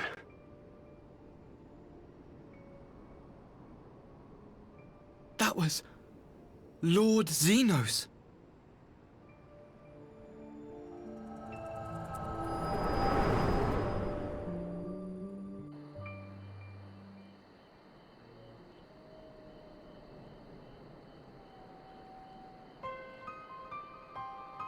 Everything you are, your power, even your face, it vexes me.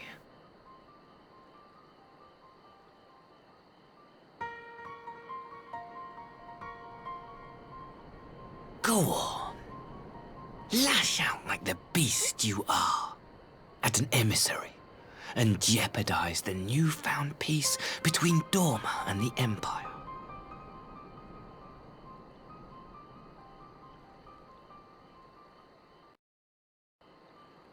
My lord was destined to lead us unto a glorious new age. Your light is nothing to his radiance.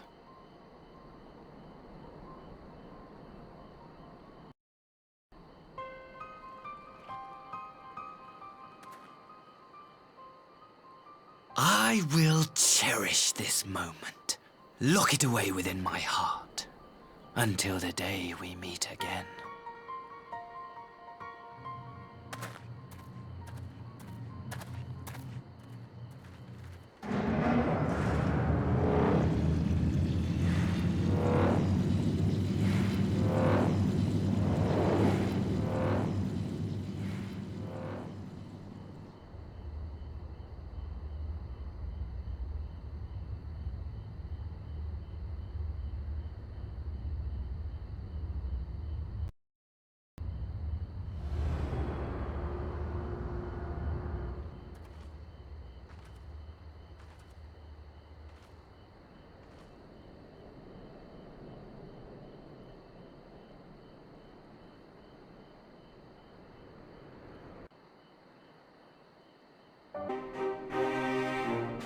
You look troubled, my friend.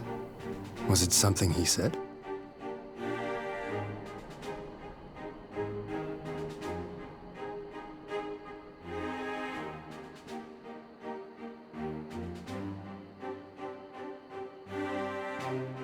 Of all the memories to witness.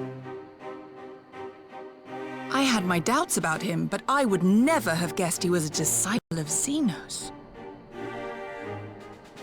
My lord. Calm yourself, Yugiri. I set no store by him or his enlightened brethren. But if by treating with them there is even the faintest hope, the return of our conscripted brothers and sisters, I must play this game. After the way I risked their lives in the rebellion, I owe them that much. My lord, you bear no blame for their fate. If not blame, then responsibility. They were prisoners, and still I chose to fight, knowing they could be executed in retaliation. But now we have a chance to bring them home. If it means bargaining with a monster, so be it. My lord. Besides, I think he likes me, which is more than some can say.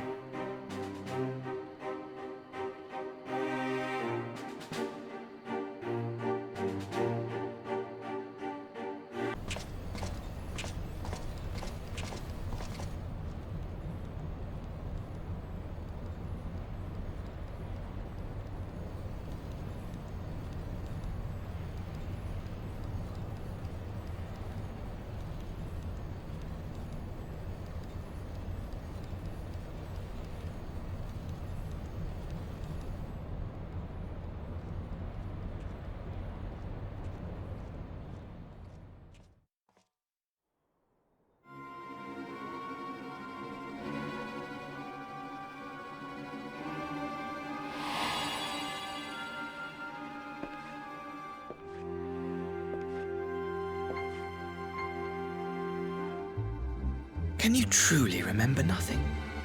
Nothing at all? Were we friends? Yes, we were good friends, you and I. In fact, I've brought you a gift.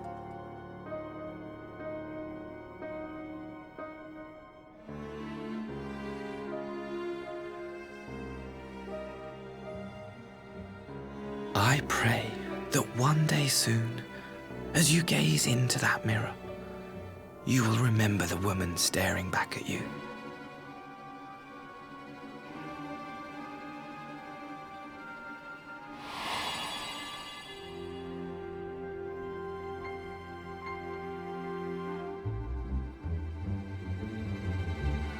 It's so pretty. Who are you? Who are you?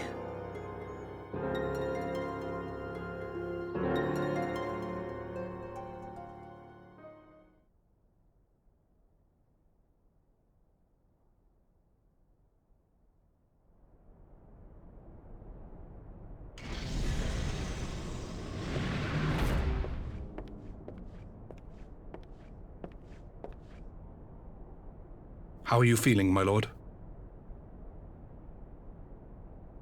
Fine, now leave me.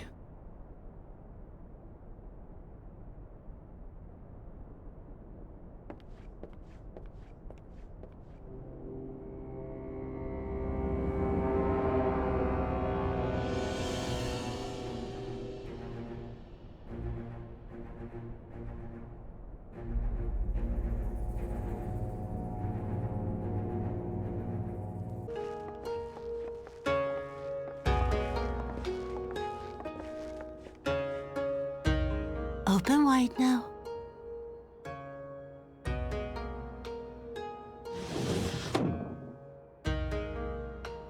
Pleased to you. I'm not so frail that I cannot feed myself. I grow weary of the taste of gruel. You don't like it? Can I fetch you something else? Aye, wine. Or if that is not wholesome enough, I don't know. A sweet persimmon from Namai? I enjoyed them in my youth. A persimmon? Nay, pay me no mind. I am full. Besides, we have guests.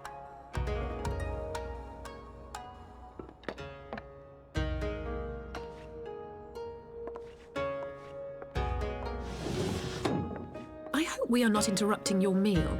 We had heard you were confined to bed and thought you might welcome some visitors. Confined to... a gross exaggeration. A trifle drained from my exertions, perhaps, but with a little rest, I shall be fighting fit again in no time.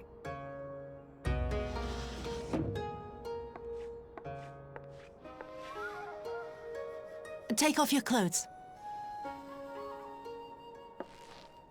Gosetsu, is this how you've been spending your time? My lady, I assure you, this is not...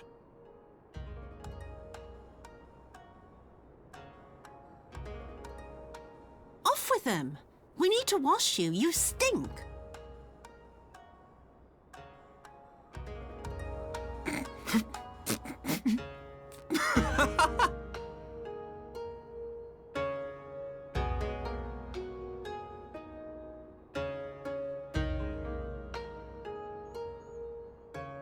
What are all these scars? There are so many of them.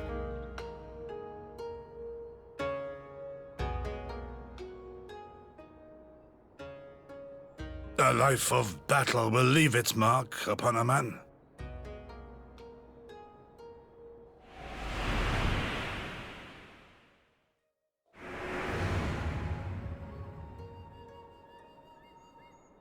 Is something wrong, Tsuyu? It's nothing. I'm fine.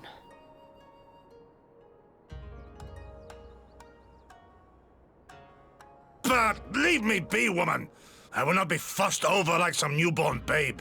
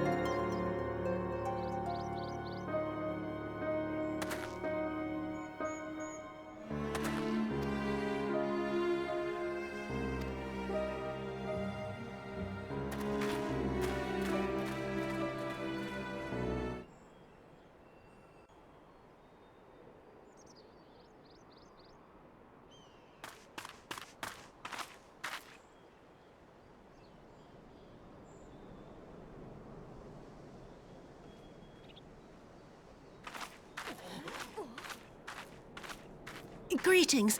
Might I have one of your... Wait! Please! I only wanted a persimmon.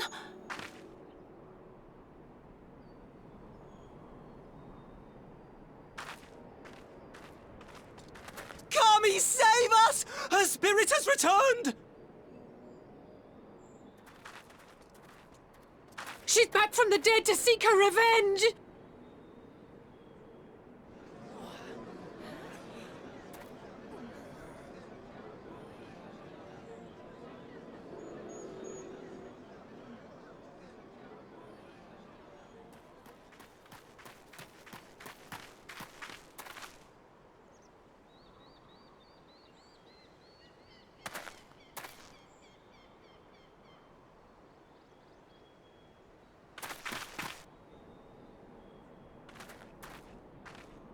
It can't be. She couldn't have survived.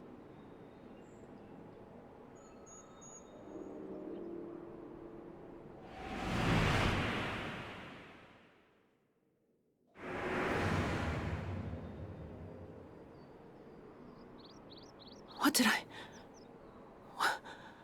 I do? As if you don't know! Good people of Namai, be at ease, I pray you. You have naught to fear.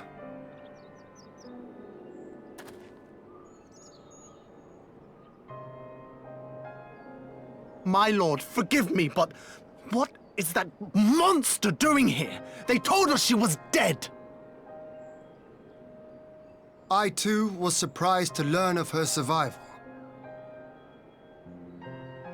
More even than you, I would hazard. 'Twas I who cut her down, I who left her to her fate. But it would seem the Kami had other plans. By some miracle, both she and Gosetsu were spared when the keep collapsed, though Yotsugu's preservation came at the cost of her memory. You're saying she's forgotten?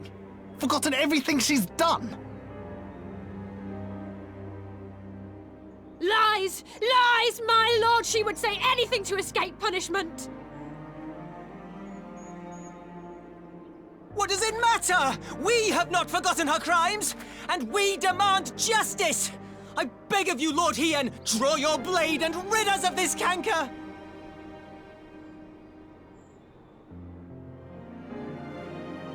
What I saw then, it's all true. I'm sorry! I'm so sorry.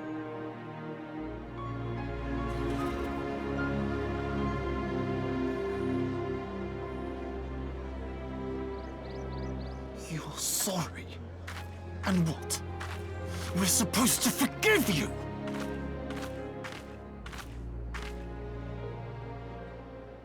Here, there's no need to cry.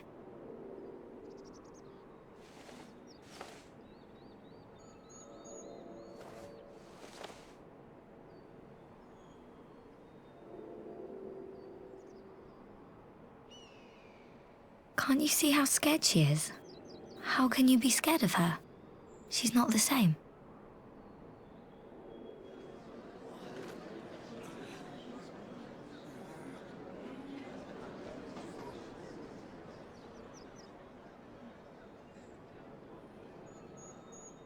Until such time as her memories return, this woman shall be known as Tsuyu and treated as a citizen of Doma.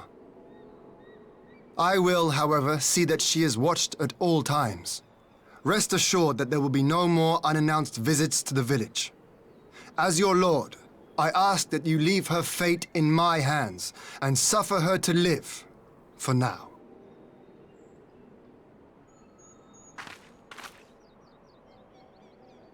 Please, Issei.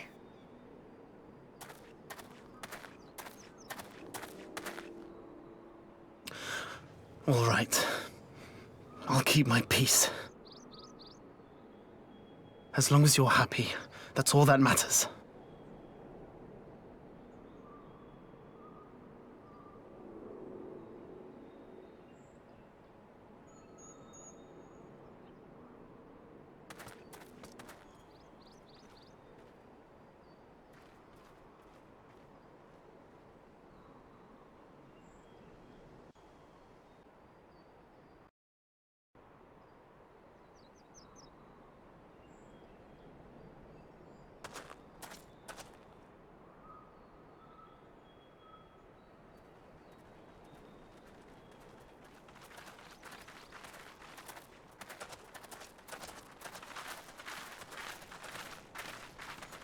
What a pleasure it is to see you once more, Lord Hien.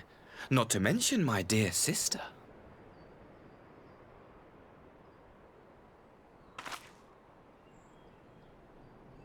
A pleasure to see you too, Ambassador.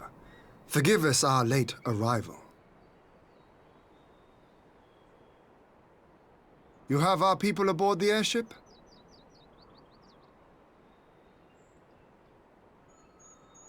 Exactly as agreed. We would leave you in no doubt as to the purity of our intentions. I dare say it was the selfsame spirit of cooperation which prompted you to bring Yotsuyu here today. Indeed. Before excluding her from the exchange, I thought it only fair that you see her condition for yourself. Physically, she is in fine health, but her mind is unchanged.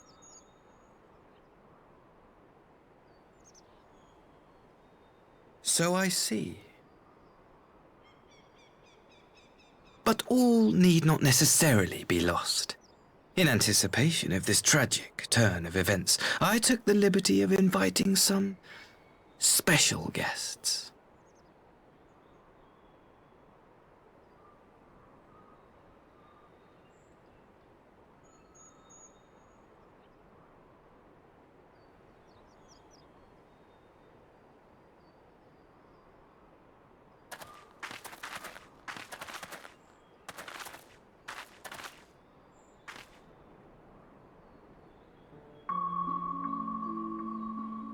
Ah, Yotsuyu. You look, well.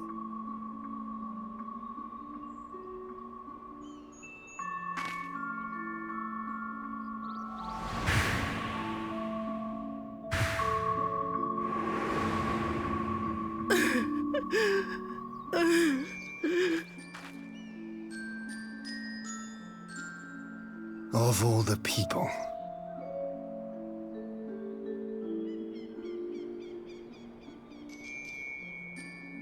Is something wrong, dear sister? These are our beloved parents. Does not the sight of them bring back sweet childhood memories?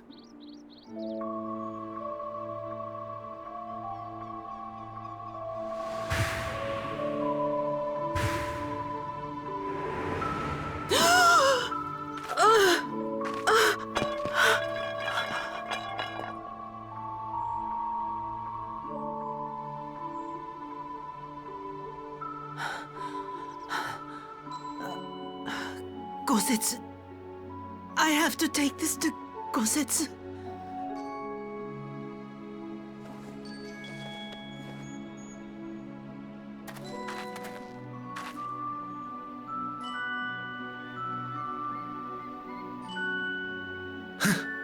It would seem my little surprise was not sufficient.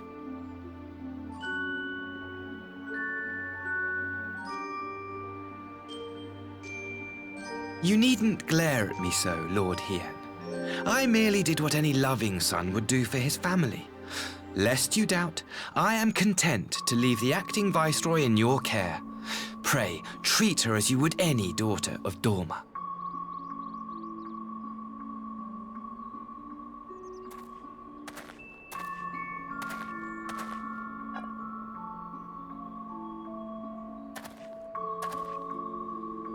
Do not grow too fond of this place, dear sister. You will come back to us ere long.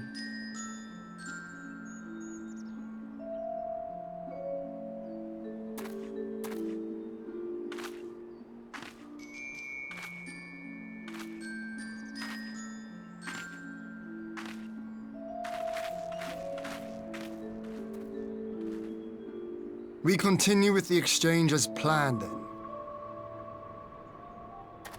Very good. The structure across the river should serve our needs. We shall await you there with the conscripts.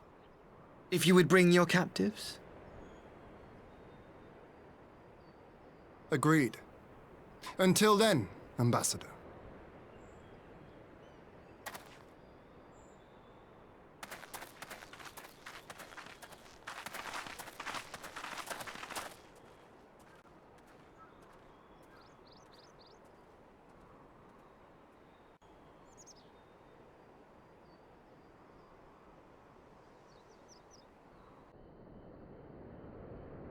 Gosetsu, are you awake?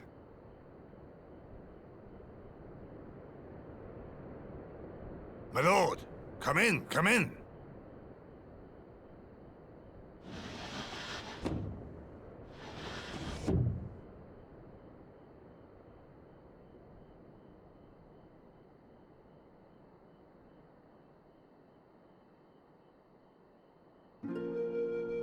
When Tsuyu returned, her eyes were red from weeping. She spoke not a word, simply sat and peeled some fruit she'd brought for me. She then claimed weariness and retired to her chamber. Tell me, what happened to upset her so? The ambassador arranged a surprise reunion with her foster parents. A misguided attempt to restore Yotsuyu to her senses. It was plain their presence caused her great distress, but she seemed otherwise unaffected. Yotsuyu was mistreated as a child, was she not? It was a cruel trick to use her tormentors like that, knowing the pain it could cause.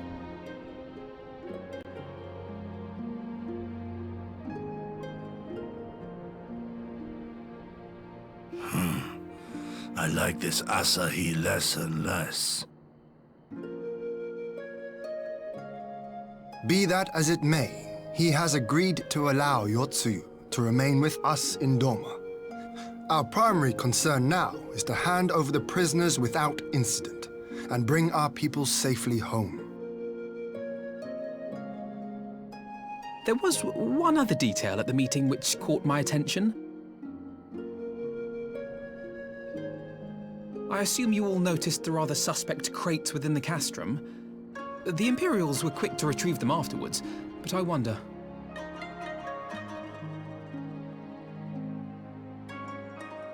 Out with it, brother. You fear they might contain bombs or war machines? If the ambassador wanted me dead, he has had ample opportunity. No, assassination is not his intent, but we should be on our guard for other acts of treachery.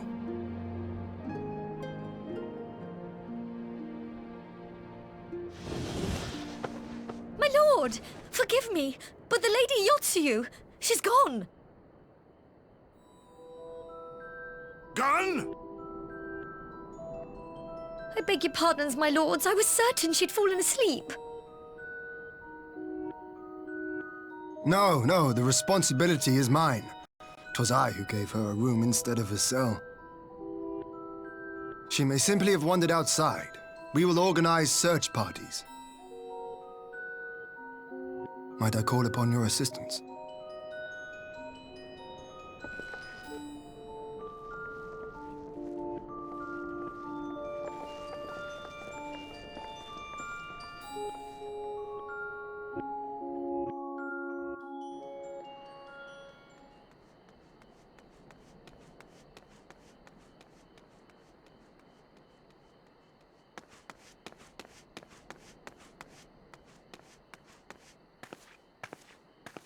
Help! Help!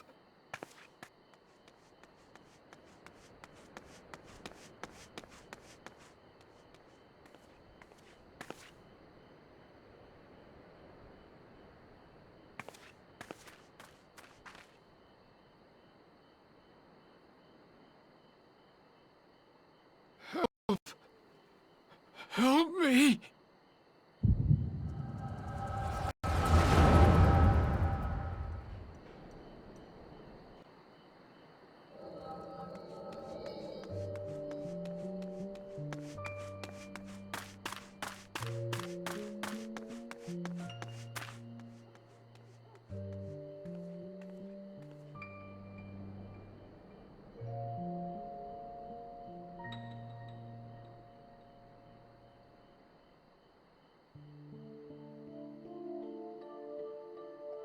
If only I hadn't remembered.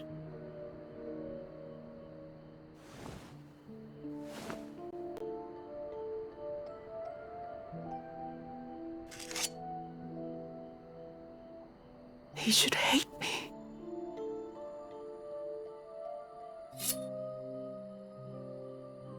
But I will not suffer his kindness. Not after what I did to him.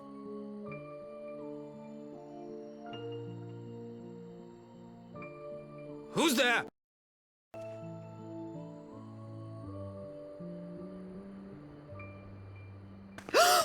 Oh, it's you.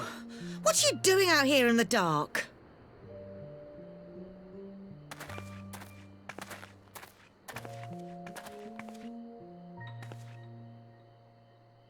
This is the Enclave, is it? When the soldiers dragged us back to Doma, you were the last person I expected to see. You're the bane of our existence, Yotsuyu! A font of misery!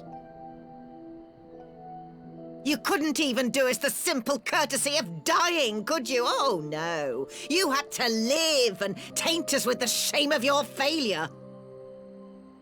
We had a perfect life in the capital, and now they're making us wallow in this muddy ruin like common swine. I don't deserve this. Now, dear, that'll do. There seems little point in berating the girl when she scarcely remembers her own name.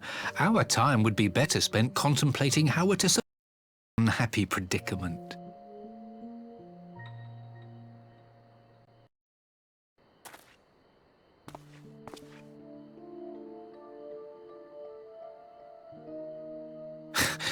You've kept your looks at least. I suspect you'd fetch a handsome price with the right buyer. Maybe enough to get us to Kugane and start a new business.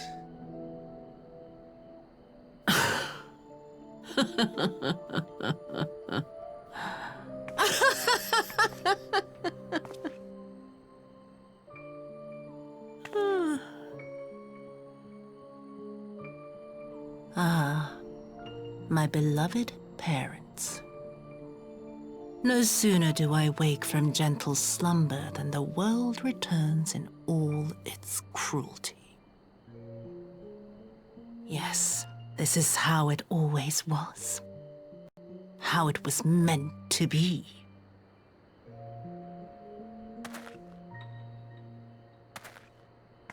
Very well. If I cannot escape my nature, then I shall embrace it.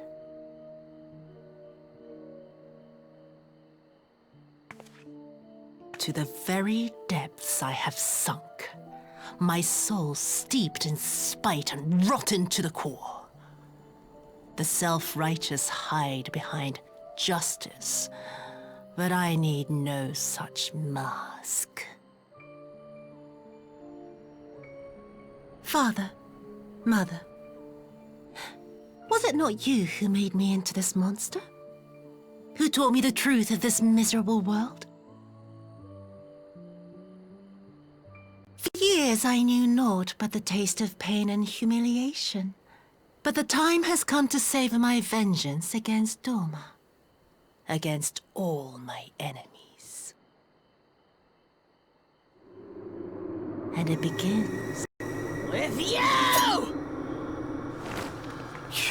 Yotsuyu! What?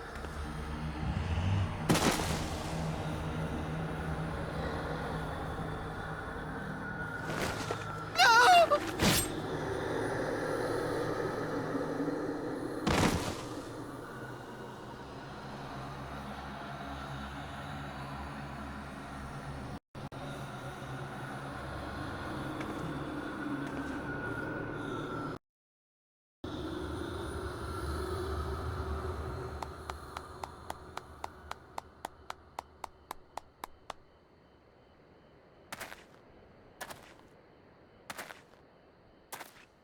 Well done, dear sister. Did I not say you would come back to us? Brother dearest, what a surprise.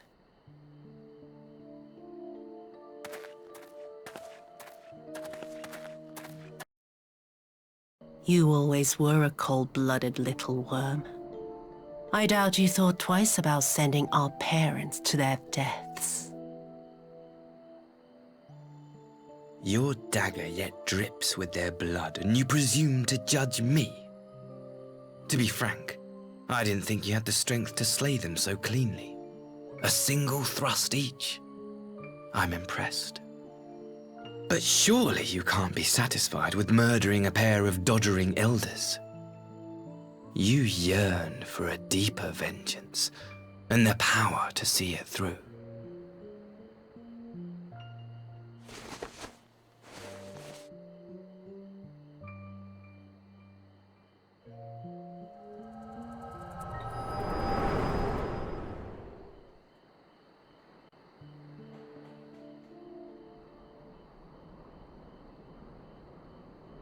Please. I don't want to die.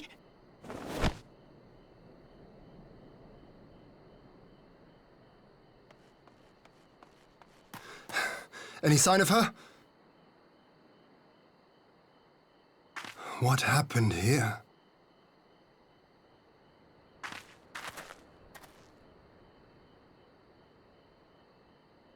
I knew what would happen if she recovered. And still, I did nothing. You say she left with her brother? Whatever he wants with her, he was willing to pay for it with his parents' lives. But this is neither the time nor the place. We must gather the others.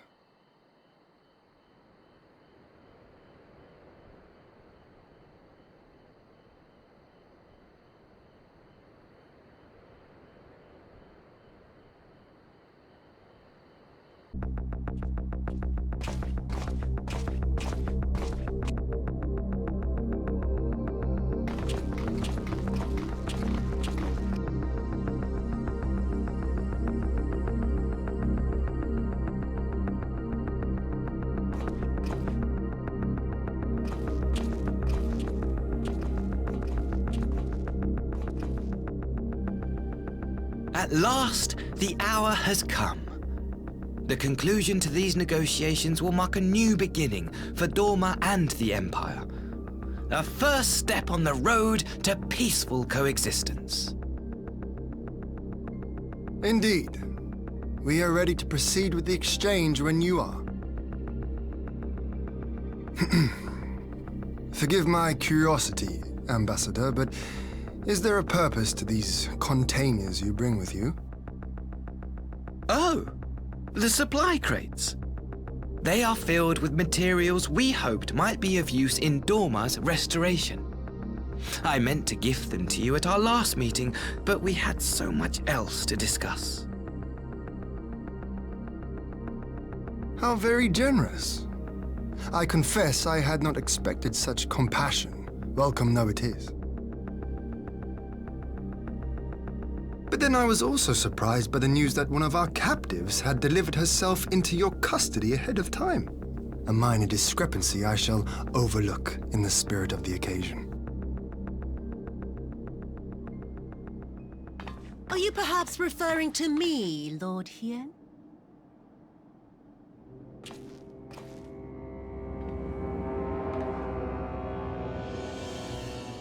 Yotsuyu. Orphan of the Nairi, widow of Sashihai, and acting Viceroy of Dorma. You and your people are mine to govern, mine to punish!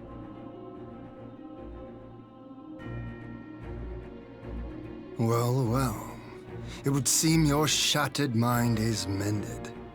As per our agreement with the ambassador, you are free to return with him to the Empire.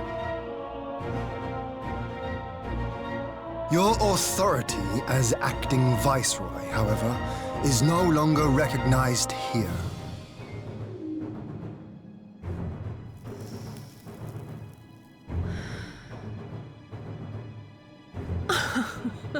My position is not for you to decide, little lordling.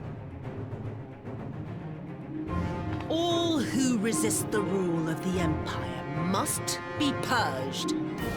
Such was the order given to me by Lord Xenos himself.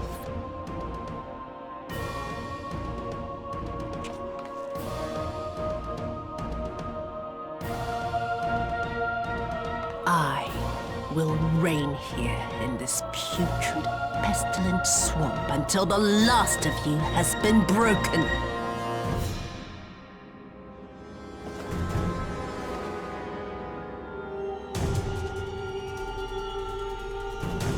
This land shall know no dawn. I will spew forth darkness and drown all in eternal night. And high above you I shall shine, uncaring, cold and distant as the moon!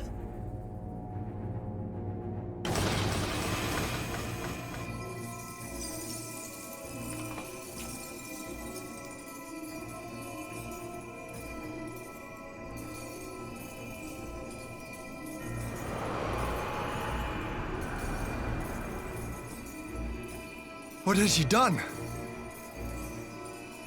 Oh gods, this is a summoning!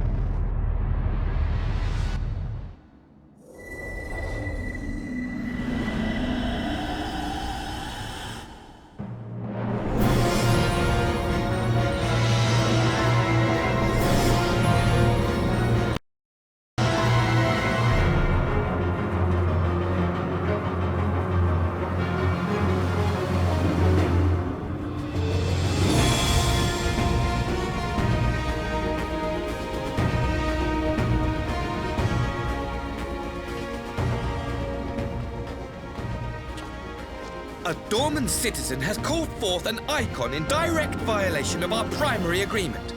The negotiations have failed. Abandon the captives and make preparations to withdraw. But Ambassador! Disobey me, Pilus, and you disobey the Emperor. Make preparations to withdraw! Now!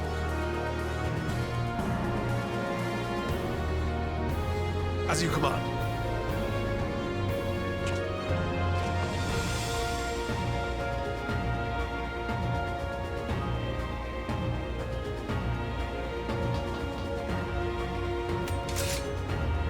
My lord! You must fall back!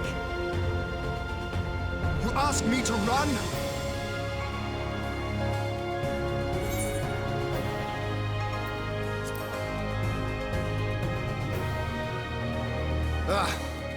Against such a foe, I would be more hindrance than help.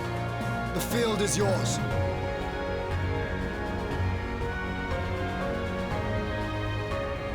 We will withdraw, but not without our countrymen. I want every soul accounted for. Every soul! My lord.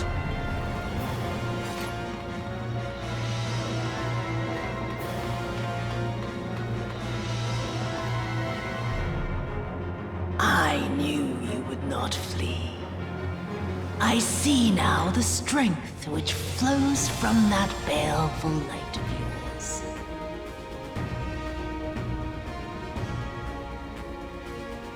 But I am become Tsukuyomi, goddess of the moon and divinity of night. What power can compare to such celestial majesty? I shall plunge all I despise into darkness. And within that black abyss, even your light shall flicker and fail. Come, let us cast the stalks and look upon the fate of Dorman. I see a future in which the sun sets on this wretched land. Once and for all!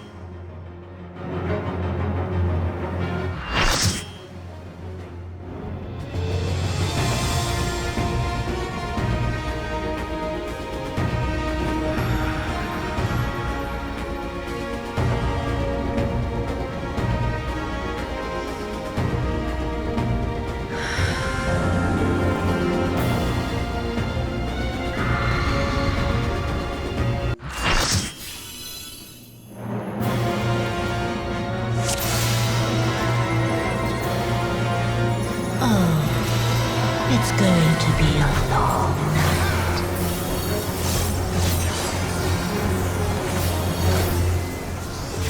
Well.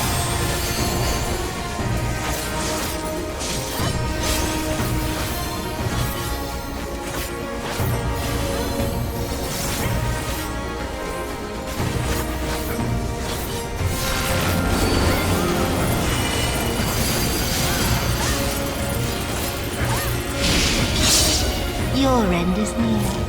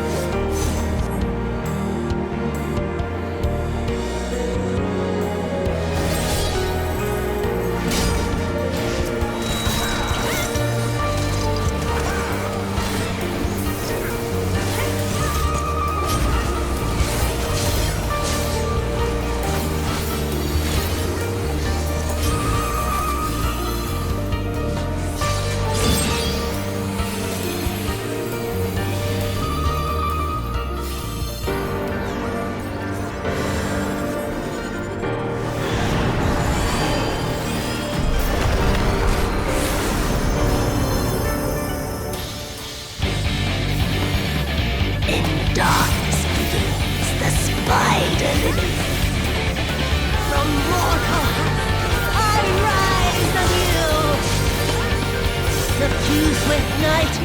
I shall prevail.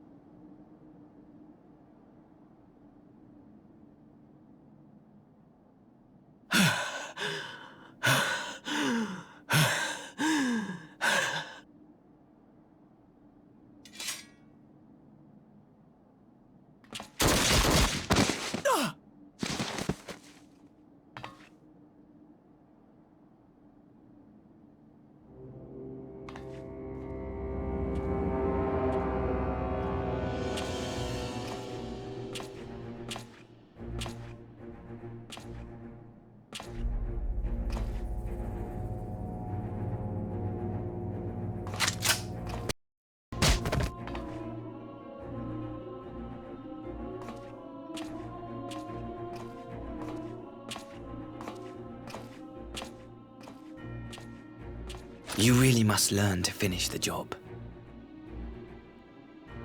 'Tis true that a gaudy mirror and a handful of crystals make for a feeble summoning. But even the weakest icon is a god of sorts. A threat that must be put down.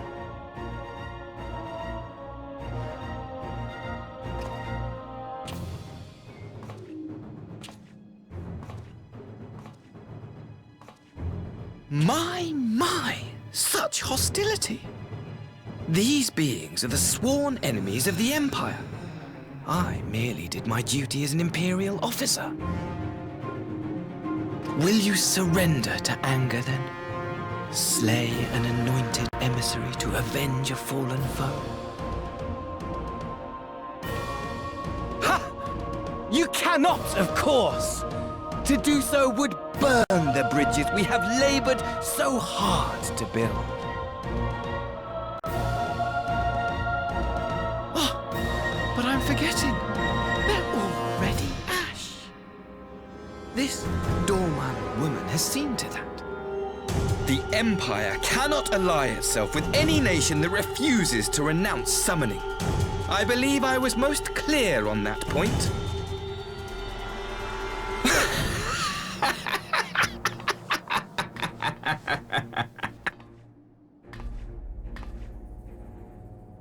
It should have been mine. The power he bestowed upon her. I should have been the one to govern Dorma. I would have repaid his faith. No one alive loves him more than I! Instead, this harlot betrayed his trust. Useless piece of filth! Worthless whore!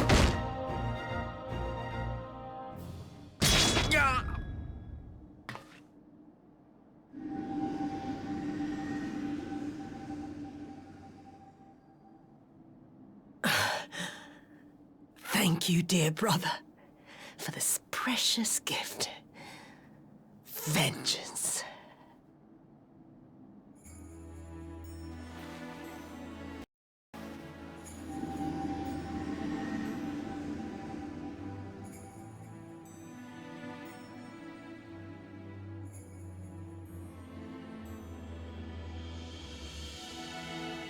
These people, our people, they ignore the corruption which festers beneath the surface. Cast aside that which is dirty and broken. Speak not of things which would disrupt their dreary little lives.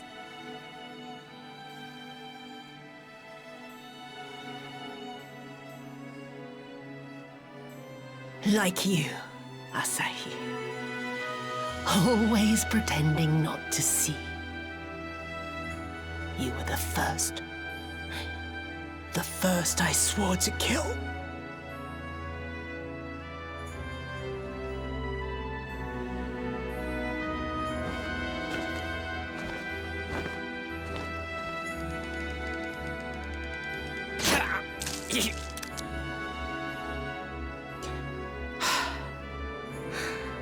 Such bliss. I had thought my hunger insatiable. But now I am satisfied.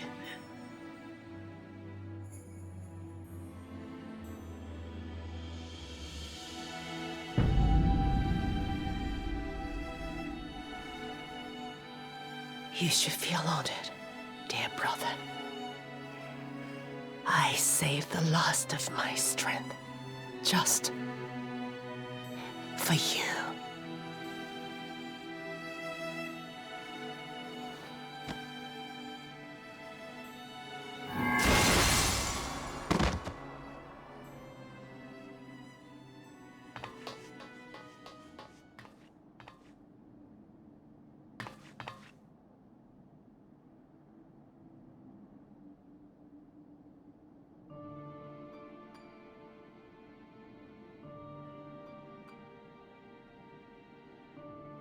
What's the matter?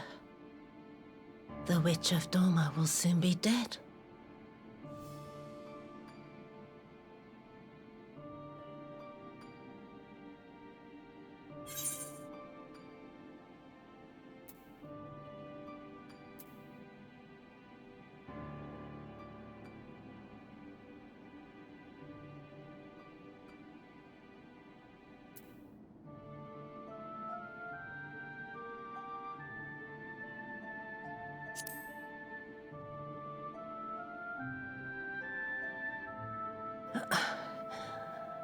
Her happiness was never to be. Not in this world.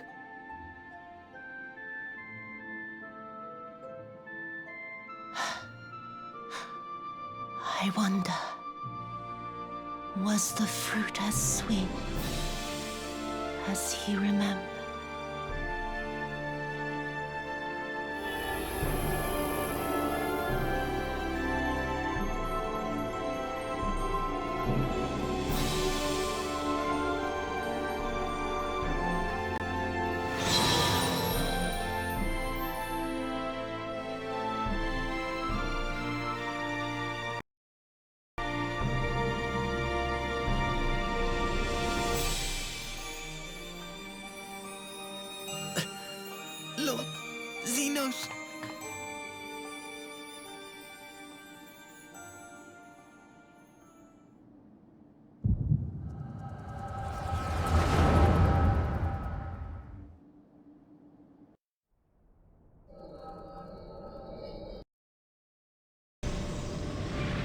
Lord Xenos.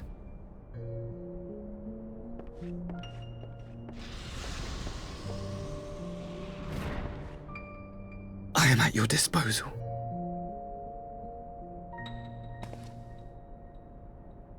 Asai, you were born of Doma, yes? Yes, my lord. I am honored that you would remember me. How may I serve? You are hereby appointed Ambassador Plenipotentiary, and empowered to speak with the voice of the Emperor. Return to your native land of Doma, and announce your intention to sue for peace. For peace? Once negotiations are underway, you are to locate the acting Viceroy. She lives? That is to say, I will, my lord. When you have found her, you will initiate a ritual to call forth an icon. I will instruct you in the necessary steps. Yotsuyu's faith is unreliable, but as a child raised to believe in the Kami, she will serve as a vessel for one of the Kojin's gods. She need only wish it to be so.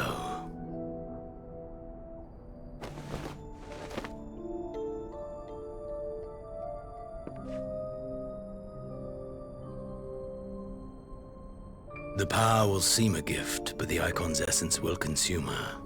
She will be no more than a husk, a slave to whim and desire.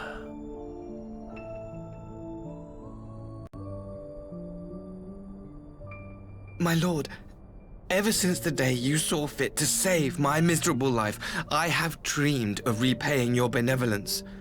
Upon my honor, I swear to devote myself wholly to your service. All that you command will be done, no matter the cost. But I fear the subtleties of your plan yet elude me. From the reports I have heard, the champion who aids the Doman resistance would make short work of a single icon.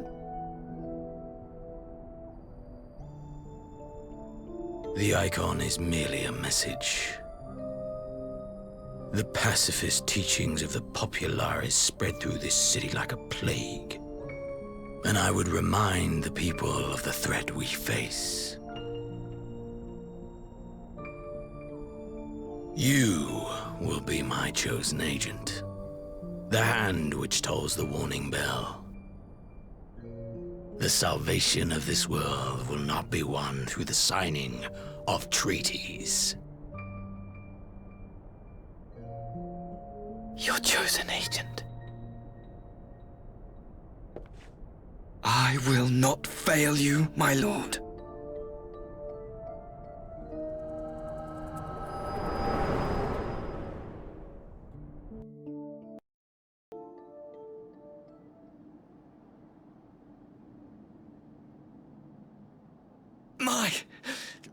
My master, Lord Xenos, he will come for you.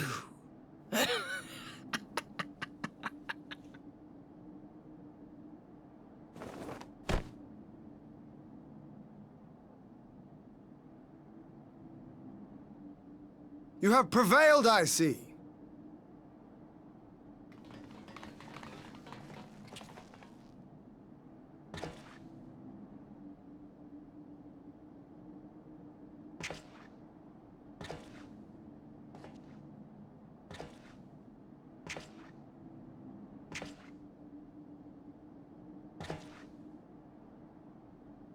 She is gone.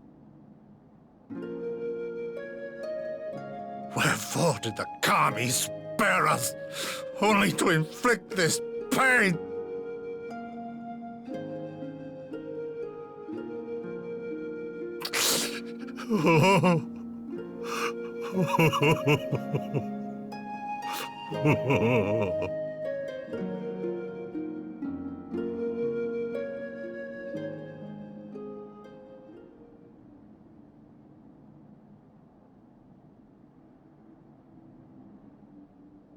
Death shall not want for company this day. You spared us a worse disaster, but I fear our fledgling peace with the Empire was beyond saving. Lord Hien!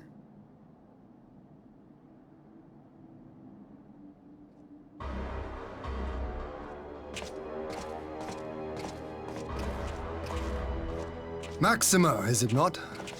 I assumed you long fled. I entertain thoughts of escape even now, but our negotiations have yet to reach a satisfying conclusion. The ambassador insisted that the summoning spelled an end to our mission here, but it seemed to me there was more to the tale.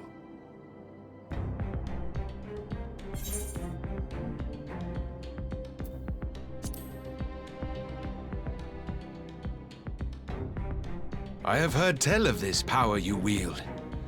And in your vision, you witnessed Lord Xenos giving these orders. And how can that be? Xenos is dead. He took his own life after the battle in Alamigo. I saw his body with my own eyes. Forgive me, but Lord Xenos is very much alive. He granted our party an audience prior to our departure. That he was gravely wounded is certain, but his recovery appeared to be proceeding apace.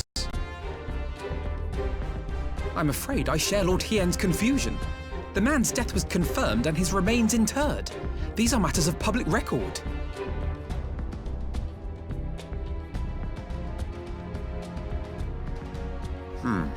I have no doubt you believe what you say. But what then is the explanation? That an impostor has infiltrated the innermost circle of the Imperial Court. The idea is inconceivable, absurd, but worthy of investigation nonetheless. Our movement can ill afford to have a highly placed pretender undermining our efforts. Your efforts may yet bear fruit. Tell me, what is to become of our prisoner exchange? Though we have already taken custody of our conscripts, we have yet to release your Imperial comrades. Do you still intend to collect them? Yes. As the late ambassador's second-in-command, it falls to me to speak on the Empire's behalf. And I'm happy to confirm our intent to proceed according to the original agreement. Then let us be about it. It would be a pity to abandon such a promising beginning. Indeed. You have my thanks, Lord Hien. As soon as our people are secure aboard our airship, we shall depart straightways for Garlemald. Tread lightly, Pilus. I sense treachery awaits you there.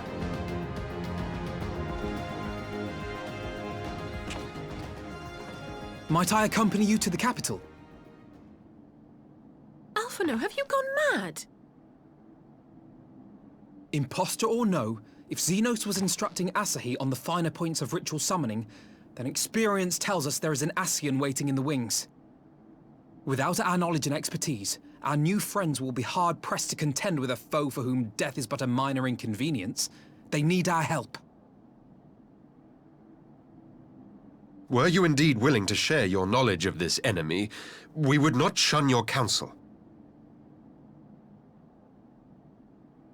You truly mean to do this? In full knowledge of the danger? I have seen the Warrior of Light risk her life on countless occasions. Next to her, I'm scarce more than a distraction on the battlefield.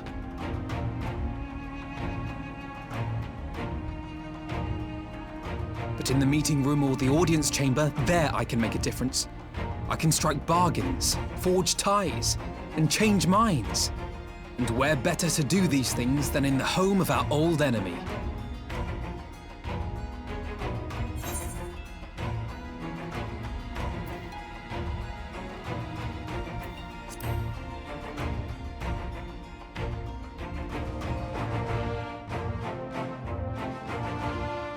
Tis not for me to stop you, but I would have you consider an alternative arrangement. Rather than braving the Empire as a simple traveler, go forth as an emissary of Doma. Such a position should offer you some measure of protection.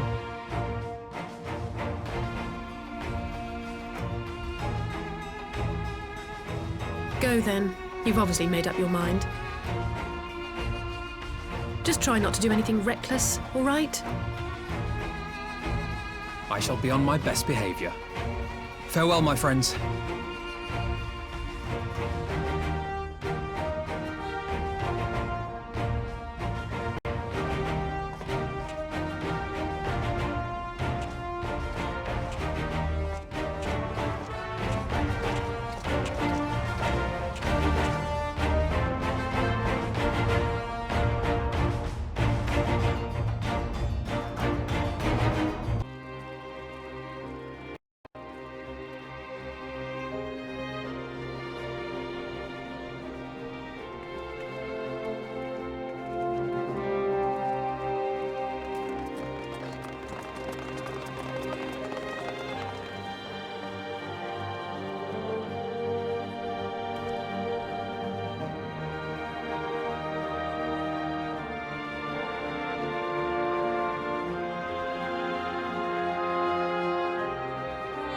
How often have I imagined this moment?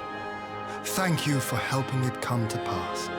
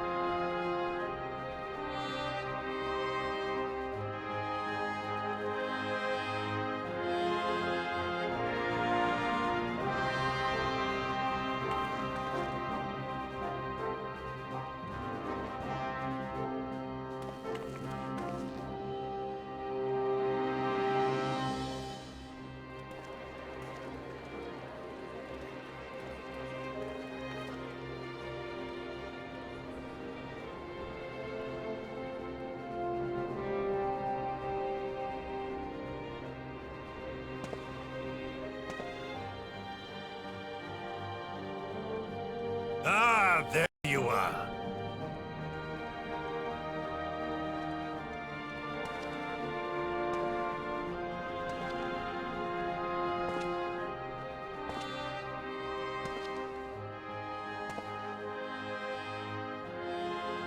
Gosetsu, your hair. My friend, what have you done?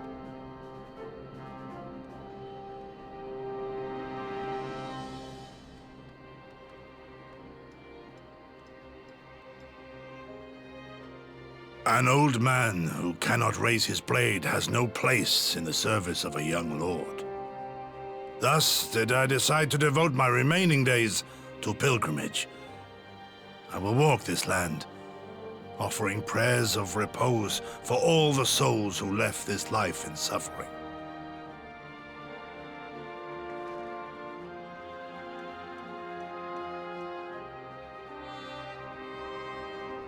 All of them?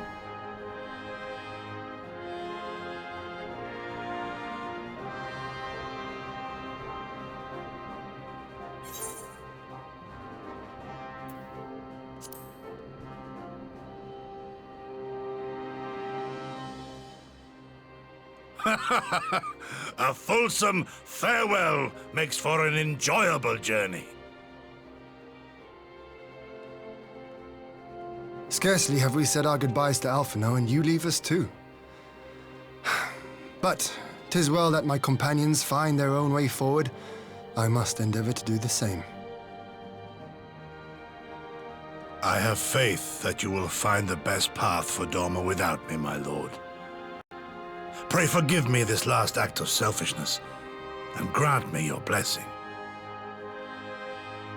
You have earned it 1,000 times over. Go in peace, my friend. I shall make of Dorma a land where children laugh and none need live in fear. There is no better way to honor those who went before.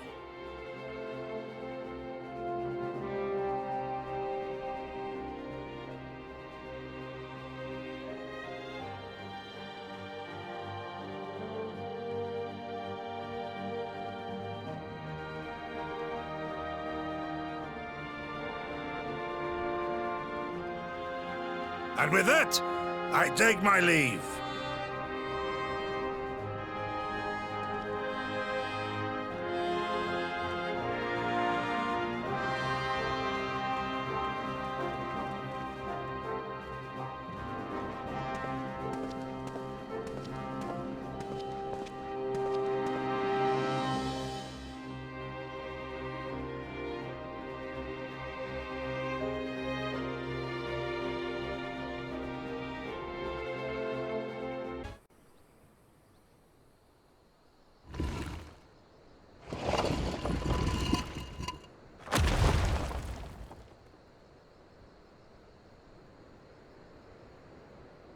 Oh dear.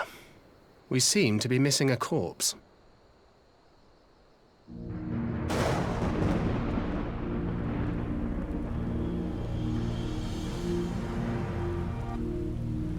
Well, it must be somewhere. I only hope it isn't walking around.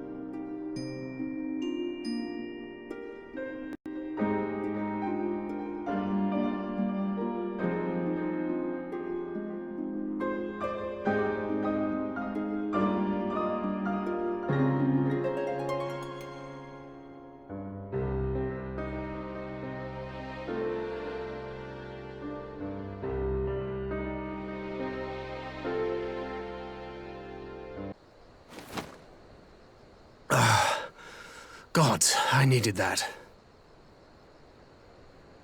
I won't bother telling you to catch your breath. Whatever brought you galloping back to us, I assume it's urgent. Quite. Without further ado, then. After the successful uprisings in Doma and Alamigo, rebels in several other provinces were inspired to follow suit. Unfortunately, they did not fare quite so well. The Dalmascans paid the heaviest price. For their defiance, the Emperor made a show of razing their capital to the ground, prompting many of their neighbors to abandon thoughts of resistance.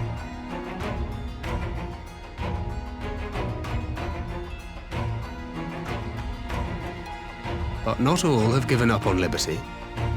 Heartened by the news of Doma's prisoner exchange, some still believe that the Empire may one day be amenable to negotiation. We have the shinobi to thank for spreading the good word. They have worked tirelessly to keep the subjugated informed, and a little knowledge can go a long way. There is at least a spark of hope, then.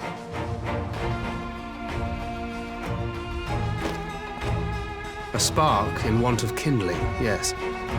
The Alliance has already begun supplying materiel to resistance movements abroad, many of whom would otherwise struggle to continue the fight.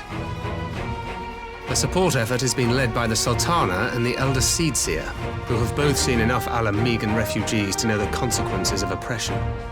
And for their troubles, they have quickly earned a reputation as folk heroes in certain corners of the Empire. That is all for the provinces. As for the Garlean motherland itself, our friends the Populares have suffered something of a setback, I regret to say. Talk is rife that Doma has summoned a primal, and the Empire's more liberal voices are being drowned out in the fearful clamor for retribution. And who do they think orchestrated this summoning? Oh, any but those truly responsible. Xenos has seen to that. Speaking of whom, the Crown Prince is recovering remarkably well. Well enough, in fact, to enable him to personally tour the provinces, putting the fear of the Emperor into the hearts of any would-be dissidents. He walks in plain sight, and none suspect him. Then it's as we feared. Yes. An Ascian wears his skin.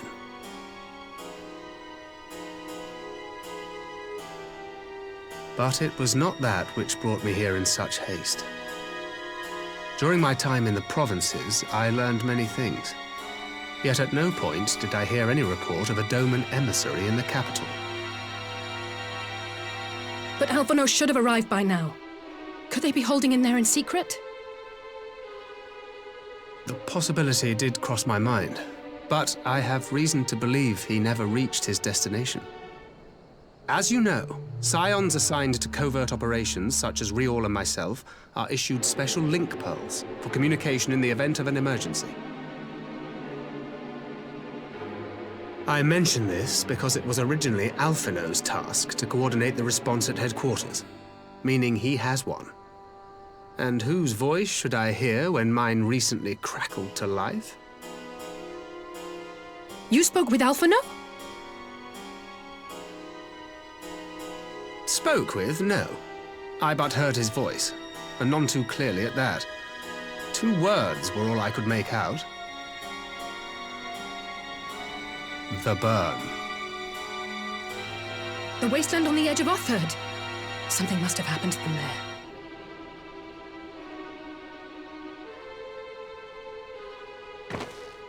There's no time to waste. We must make for the burn at once.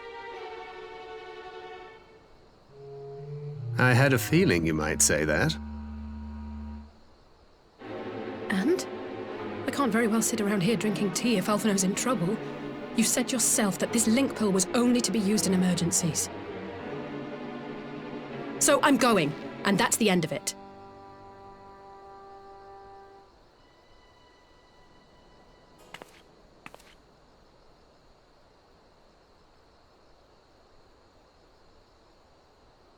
Oh, far be it from me to change your minds.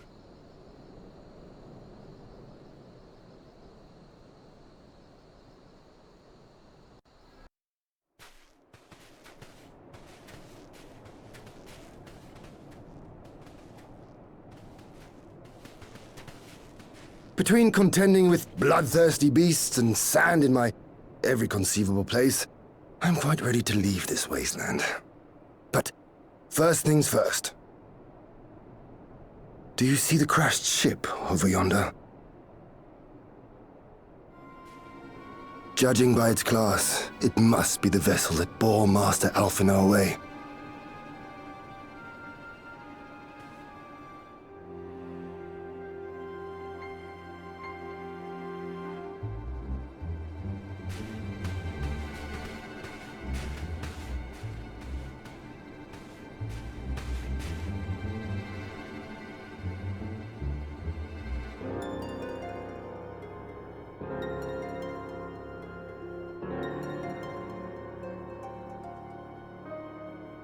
War Machina.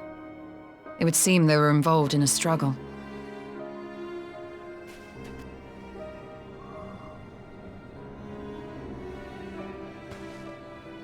There may be clues. We should split up and search the area.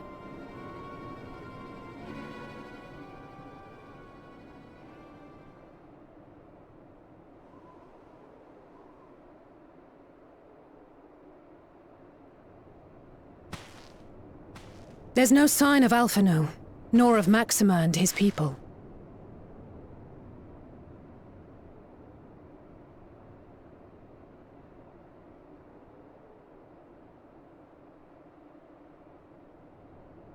These were no ordinary soldiers.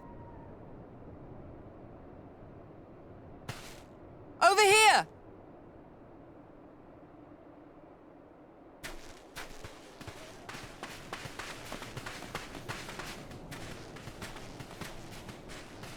The insignia on this man's uniform identifies him as one of the Emperor's personal guard. Hand-picked soldiers, answering only to the royal family. That would explain why all the casualties are Garlean. They were fighting their own.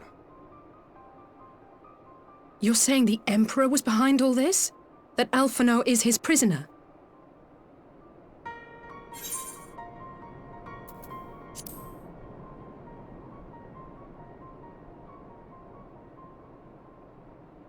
Aye, we must not jump to conclusions.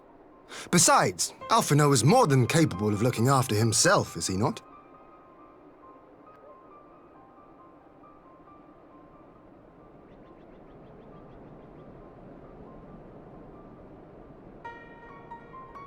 I suggest we return to Doma to consider our options. Whatever happened here, Master Alphino is long gone, and any subsequent search may safely be left in the hands of the shinobi.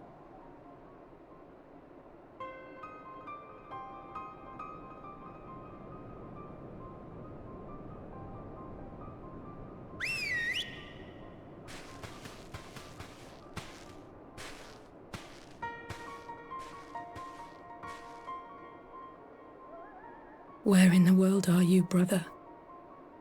If you die on me, I will never let you hear the end of it.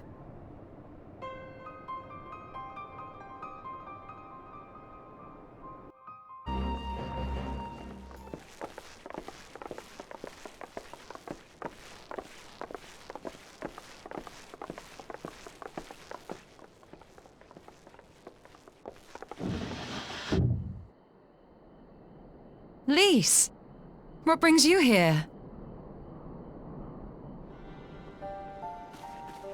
Oh, Alliance business. We have a request for Doma. Well, Hien. But that can wait. They told me you were out searching for Alphino. Did you manage to pick up his trail?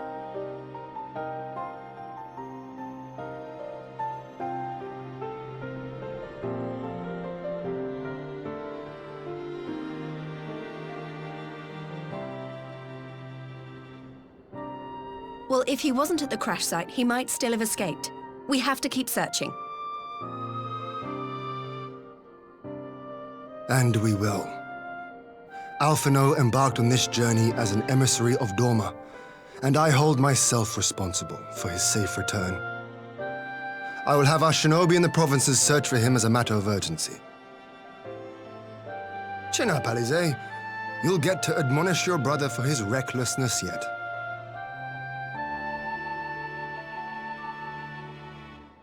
Well, someone has to do it.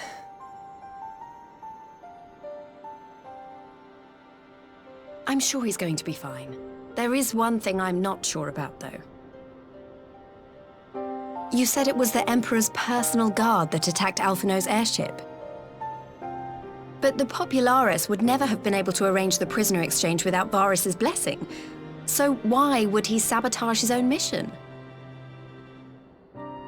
They may not have been acting on Varys' orders. The guard answer not only to him, but to his family, the Crown Prince included. When Yotsuyu summoned Tsukuyomi, Asahi was quick to proclaim that a dormant citizen had violated the terms of our agreement, that the negotiations had failed. And it is this version of events that is now being repeated across Garlemald. To hear the tale, one would think the prisoner exchange never took place. Plainly, someone is manipulating matters from the shadows. Most likely Xenos, or whoever it is that wears his face. Whichever Ascian you mean. We all know the nature of our adversary. The servants of chaos are true to their name. Their meddling has cost Doma a chance at peace. Whoever it was that loosed his personal guard, the Emperor cannot be ignorant of these developments. We must proceed on the assumption that our treaty is indeed in tatters.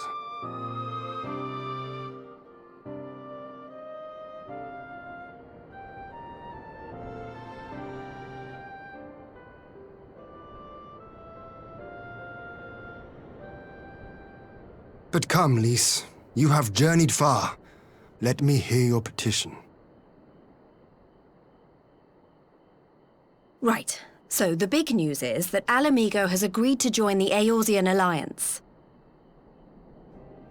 To make it official and discuss where we all go from here, the leaders of the 5 nations are planning to hold a meeting, and we were hoping you might come too. We've already seen what we can achieve when we work together, and the Alliance hopes to work even more closely in future.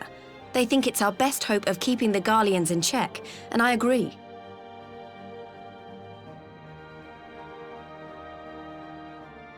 As do I. By coordinating our efforts in the east and west, we may be able to discourage them from committing their forces to a single front. I accept your invitation.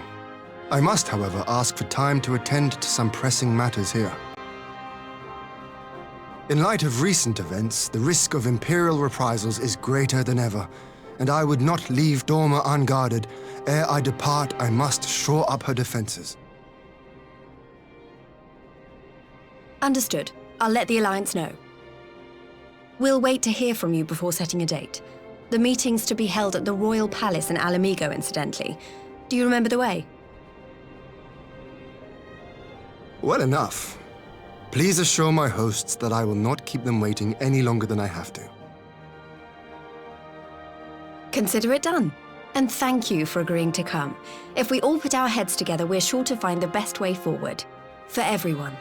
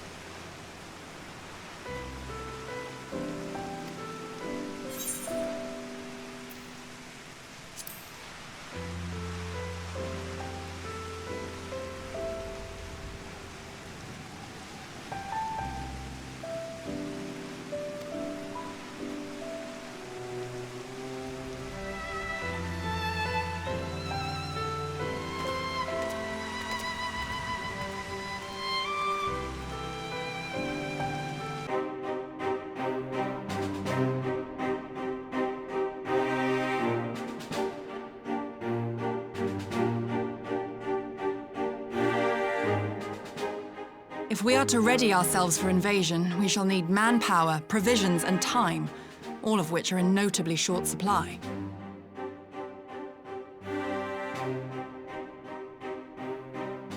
Candid as ever, Yugiri, and correct, I concede. Fortunately, I have an idea.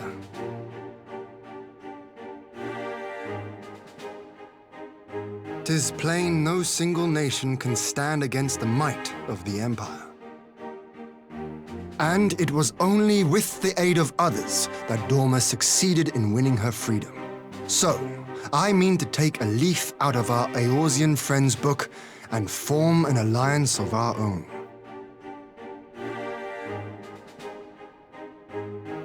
In addition to those with whom we already share an understanding, I would reach out to Hingashi and Suinosato, and further afield to the myriad peoples of Nangsha and Dalmasca. I am under no illusion. Not all will answer the call. Yet disparate though we may be, we are united in our desire for freedom. If our neighbors could be made to see what is at stake, Ascian machinations and all, cooperation need not be so far-fetched a notion. It may even seem practical. Under the guidance of our former leader, Master Louis Soir, we once strove to unite the fractious city-states of Eorzea. I dare say that experience shall be of use in your endeavor. We should be glad of your wisdom.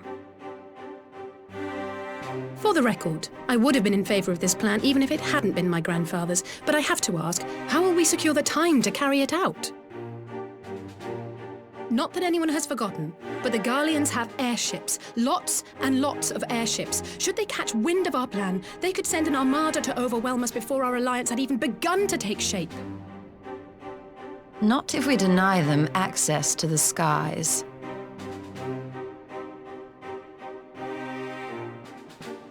During our time in the Burn, the Warrior of Light and I chanced upon some Allagan ruins. Oh? As such ruins go, they were not particularly unusual. But something about the surrounding land struck me as odd. Faint though it was, its ethereal residue was uncannily similar to that of Aziz La. Identical, in fact. For locations so far removed to share a single etheric signature is all but impossible.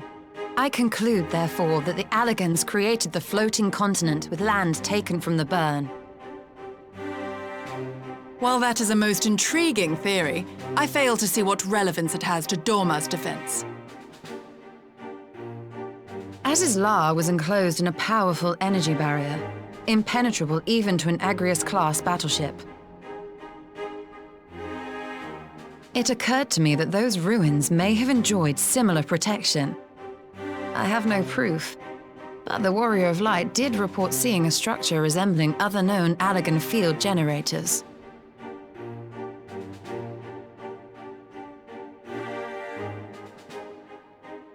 All right. But even if we could put up such an energy barrier, it surely wouldn't extend beyond the limits of the burn. So what's to stop the Garleans flying around it?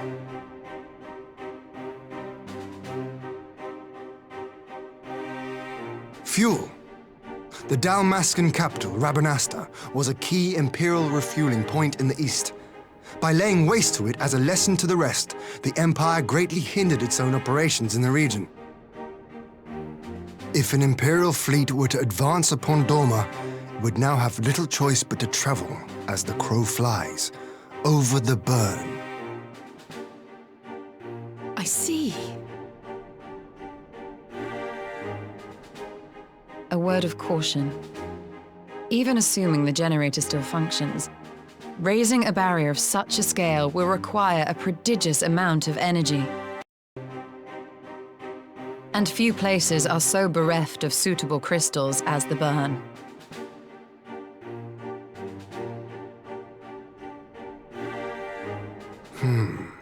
A source of energy.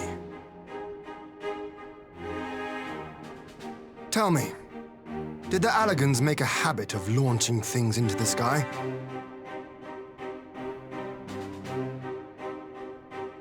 A curious question. Besides Aziz La, I know of only one other notable instance. The Red Moon Dalamud, whose fall triggered the calamity. Just the 2 occasions, you say? Then I believe I may have a solution to our energy problem. You do?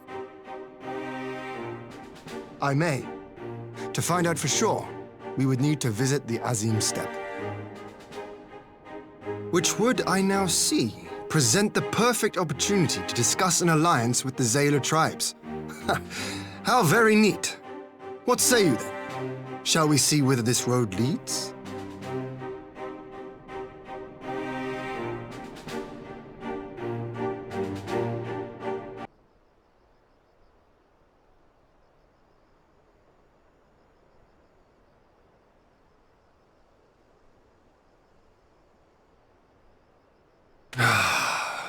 I will never tire of this vista.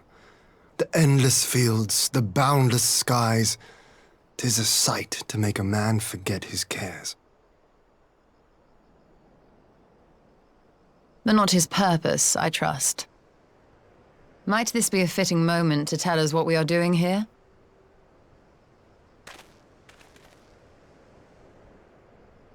Of course.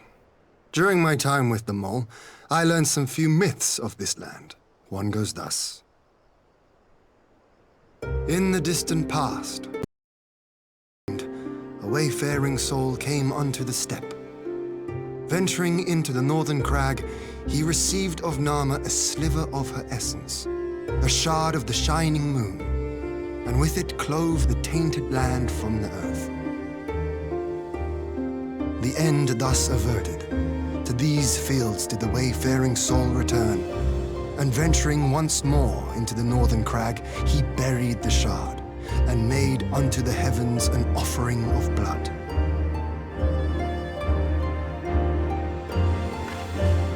A tainted land cloven from the earth and an offering of blood to the heavens. Aziz La and Dalamud. That was my thinking, yes. And you believe that yonder mountains hide an artifact possessed of sufficient power to raise Azizlar up to the heavens? I suppose that might suffice. Worth a closer look, would you say? I would.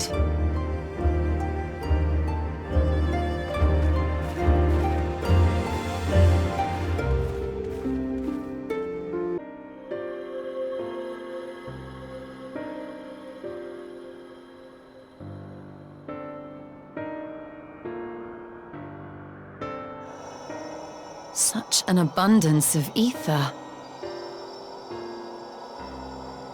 Are we in luck? We are. This is an Allagan artifact, most likely built to regulate the flow of ether. I strongly suspect the ancients used it to stem the flow from here to the burn. That would explain how they were able to untether what became Azizlar from its surroundings.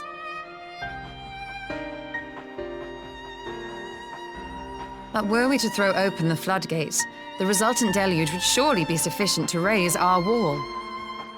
And in restoring the flow, we may also restore life to the wasteland.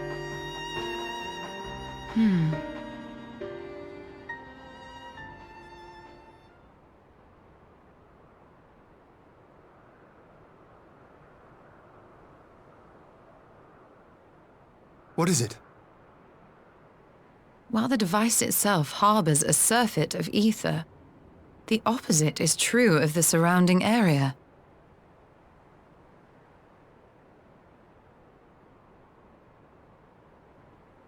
An effect of regulation, perhaps. A similar phenomenon seemed to be occurring in Doma.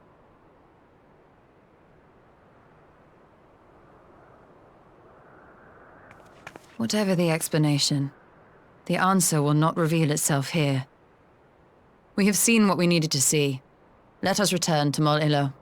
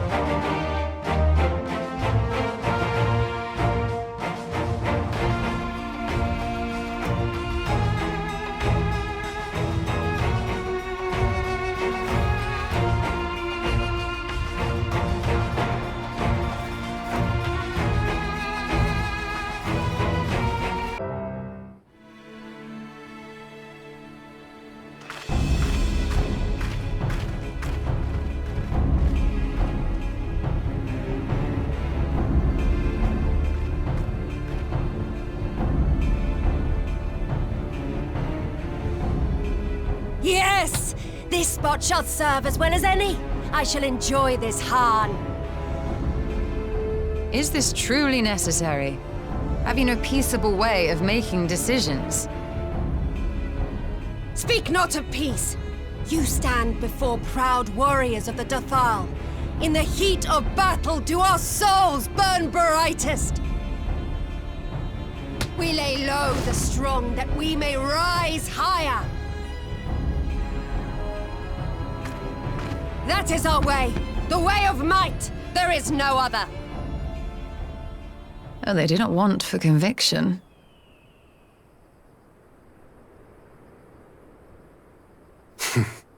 Indeed. It's what makes them such dangerous enemies, and such useful allies. Enough talk! It is time to fight!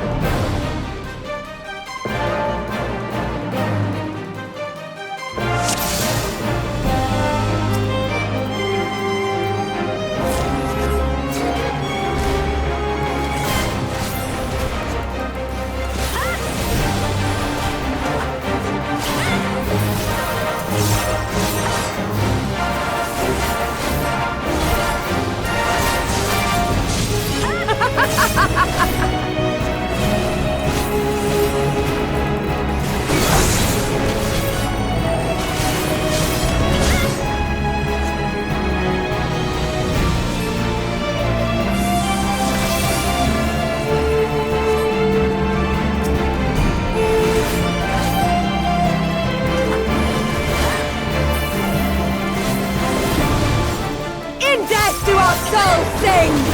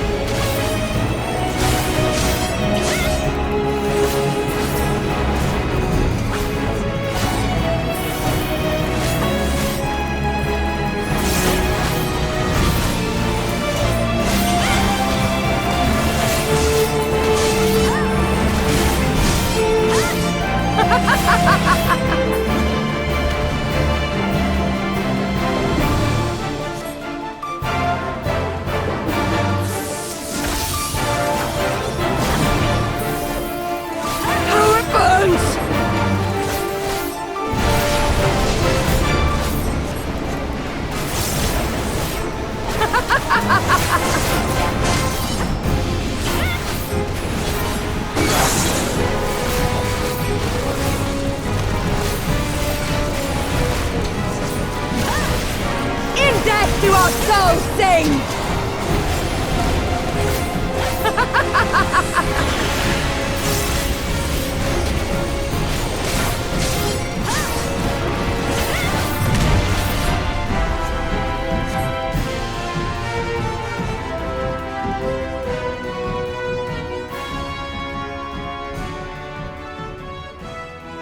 Yes! Yes! Not since the Nardum has my soul burned so!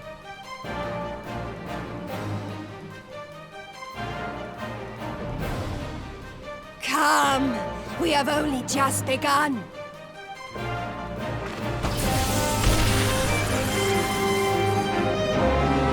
Enough! You were not granted leave to set the steppe ablaze.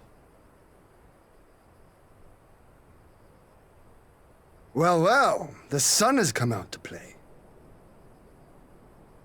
Be gone, Moonstruck Oranir! I am busy! Fool of a Dothal! Have you forgotten the face of your master already? The sun will never set! From his seat on high, he reigns over all, now and forever.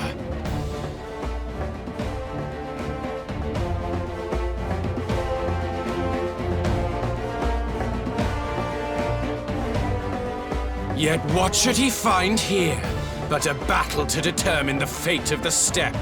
A battle waged without his blessing. This will not stand. You, Doman! You who come to petition the warriors of this land, forget that all Nama's children are wards of the Oranir. As first among my brothers, your petition is mine alone to judge.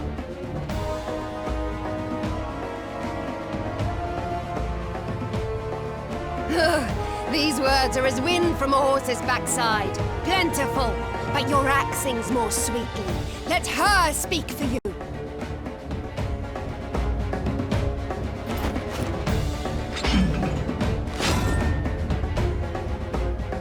Insolent child. You will learn your place!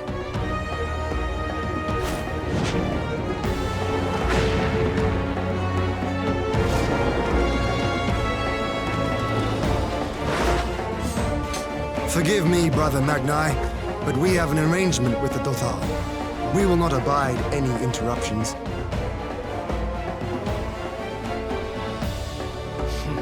So be it. The sun will pass judgment on all. Didakul, join me.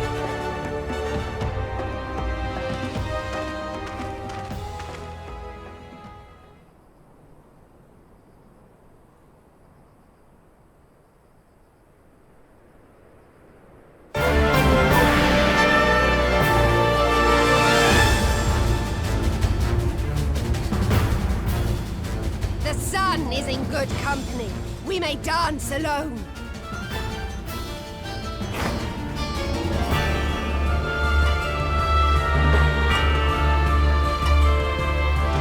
Beg not for mercy, for you will have none. Bear witness to the power and the glory of Azim!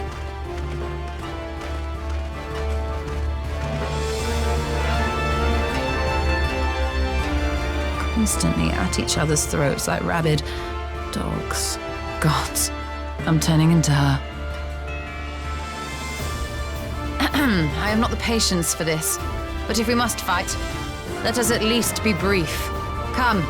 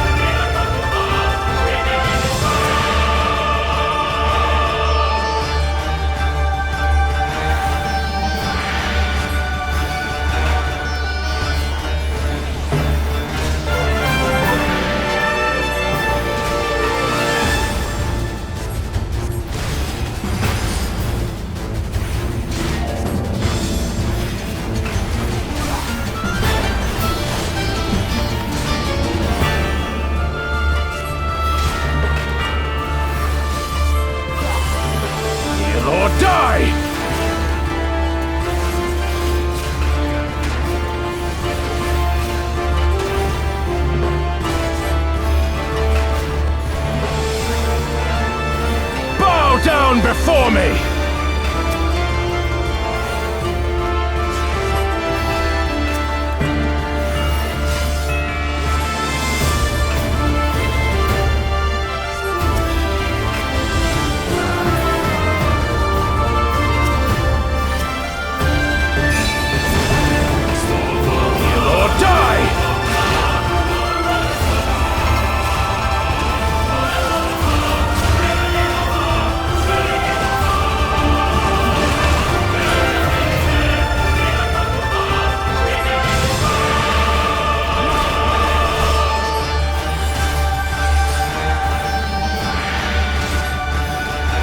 Mark well and learn!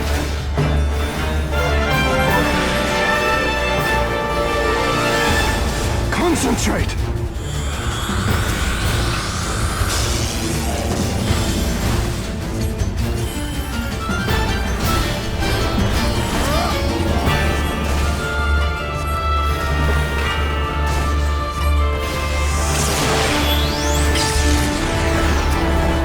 Kneel or die!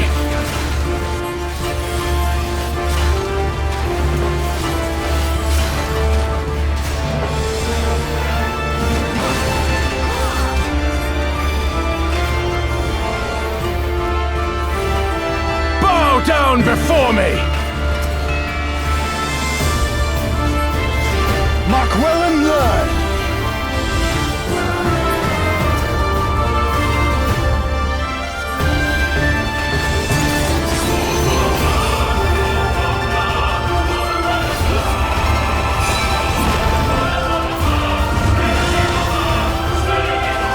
Kneel or die!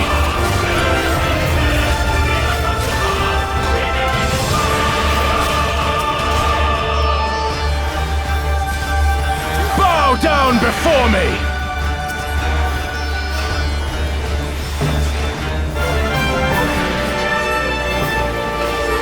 Tremble before the sun!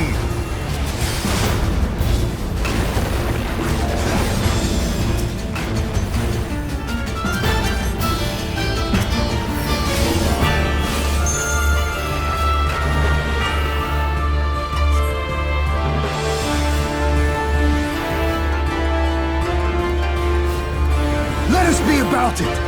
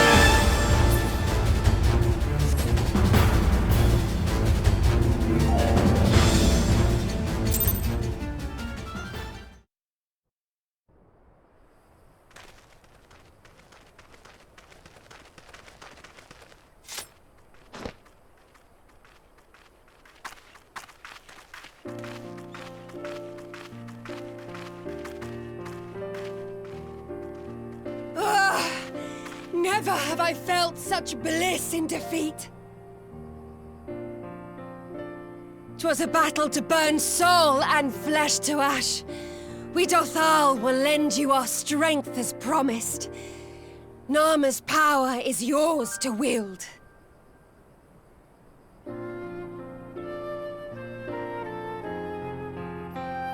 What does the sun say to that?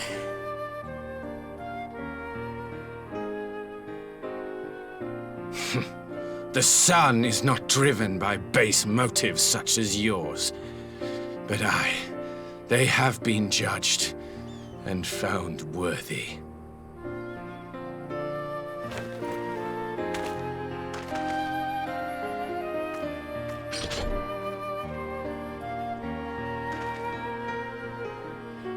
It is the way of the Oranir to accord recognition and respect to the strong. You have made sufficient proof of your strength. The sun shall answer your call. You have our thanks. We are glad to call you allies.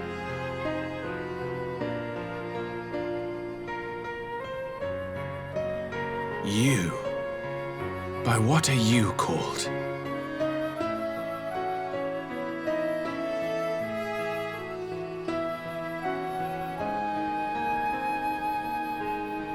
Ishtola, Why?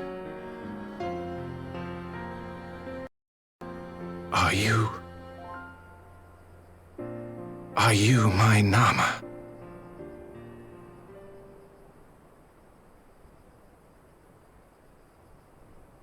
I beg your pardon? In battle, you shone with all the majesty of the full moon's light. Your healing touch, the embodiment of the Dusk Mother's love.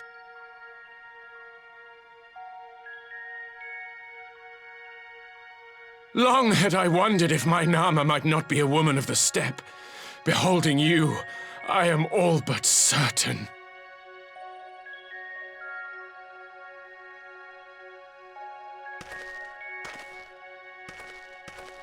Now, look into my eyes. Could it be? Could you be?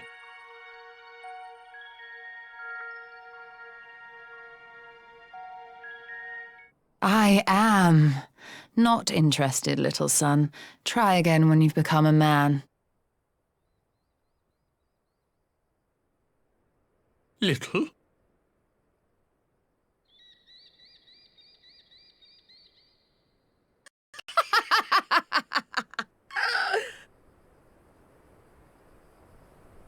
Little son! Little son!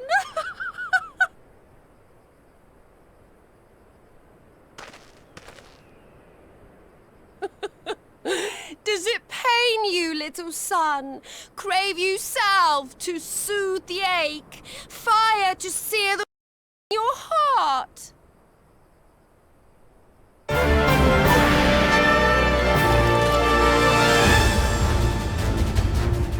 We have wasted enough time here. Siren awaits for word of our success.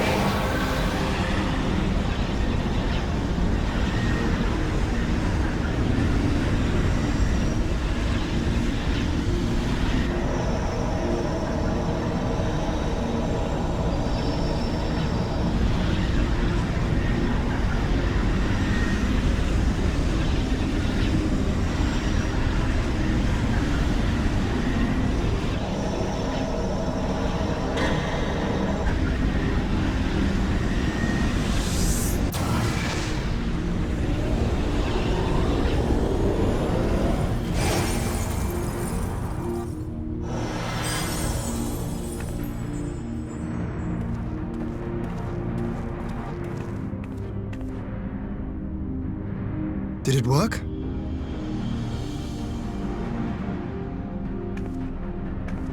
It did. Ether may flow freely to the burn once more.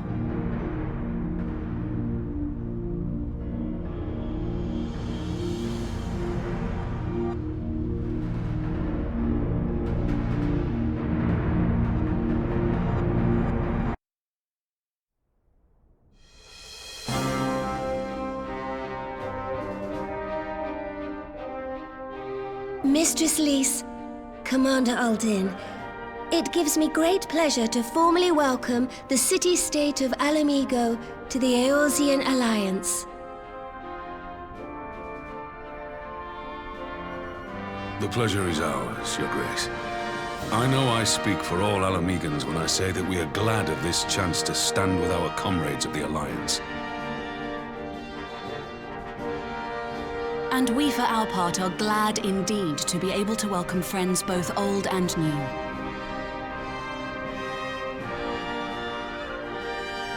Lord Hien of Doma, at your service. Pray, accept my heartfelt thanks for your generous invitation. Nay, 'tis we who must thank you for journeying so far. And 'twould be remiss of me not to acknowledge the part the Scions of the Seventh Dawn have played in bringing all of us together. In times of great unrest, you and yours have been our constant companions, without whom we would not be here. With apologies to Lord Hien and Mistress Alize, it occurs to me that we have not gathered in this way since that fateful day in Uldar. The day I lost my arm and my freedom. As I lay in my cell, never did I dream that I would one day be given the chance to represent my homeland at this council. I would not even be alive had you not plucked me from the jaws of death. You, Yugiri, and Alphino. Would that the lad could be with us.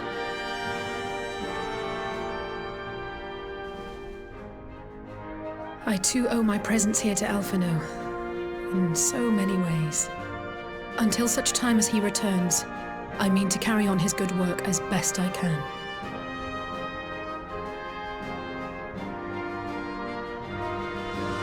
Come, friends, let us leave the past in the past and turn our eyes to the future. My Lord Hien, pray, tell us how things stand in the east.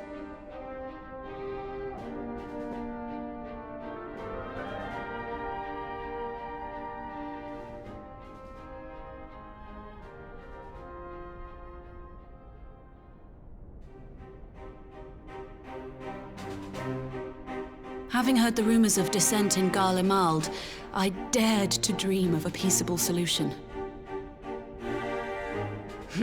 The Empire will not so easily change its ways. If the Garleans have a mind to take back Doma and Alamigo, we'll be hard-pressed to stop them, even with the might of 6 nations. But while we lack the strength to fight the tide, a course may yet present itself, if we read the winds aright. The winds suggest but one course to me. One which leads from the sea unto the river and thence to the source of all our woes. The Ascians. Indeed. All here have felt their blighted touch. It was the bringers of chaos who nurtured the Archbishop's tyrannical ambitions.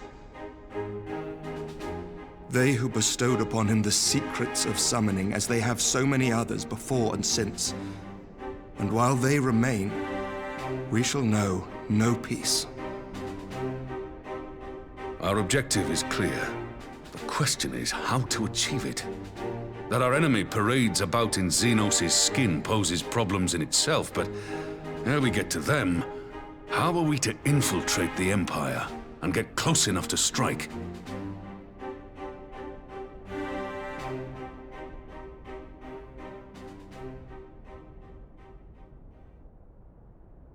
While I see the wisdom in targeting the Ascians, an assassination attempt on Garlean soil would do little to aid our cause, even were it to succeed. It's time we used our enemy's preferred tactic: subterfuge. You have an idea?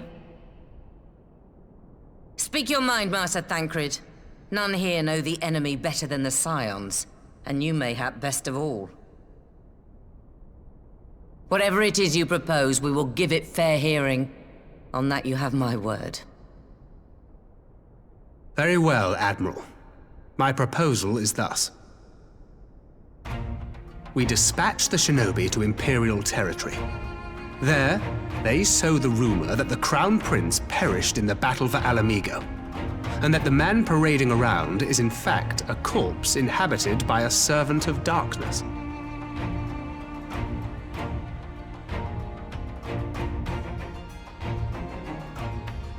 Well, it does have the ring of truth about it. And were the Garleans to learn that their future ruler is a puppet, the Empire would be shaken to the core. But at the risk of sounding stupid, would they actually believe such an unlikely story? I didn't. ordinarily not. But prior to his miraculous recovery, rumors of Xenos' death had already begun to circulate around the Empire. Ultimately, however, what the masses believe is not our chief concern. Our true objective is to create an opening for rival factions within Garlemald to exploit. Just as a war of succession erupted in the wake of Emperor Solus's death. A war which raged until but recently, plunging the Imperial House into disarray as nephew and uncle grappled for the throne. It is no coincidence that one of Varus's first acts as Emperor was to name Xenos heir apparent, family feuds being so tiresome when armies are involved. Not all welcomed his choice of successor, however. There is no shortage of individuals who aspire to the throne, who would jump at any chance to seize power. The news that Xenos is not only dead, but a puppet to diabolical forces would be too enticing to ignore. The Empire would not be quick to recover from a second war of succession. I am no stranger to infiltrating Imperial territory. With a team of operatives gathered from among the Alliance's finest, the plan should have a reasonable chance of success.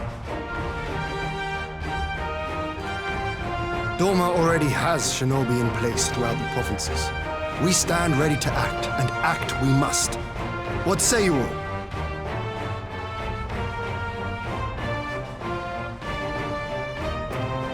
I'm for Master Thancred's proposal. We shine a light upon the Ascian and test the Empire's unity. 'Twas his plot that scuttled Doma's negotiations, was it not? Why then, if we can eliminate him, there may yet be a chance for peace. Let us wage this war of subterfuge, that we may one day lay down our arms. Gods know we never will while the Ascians remain.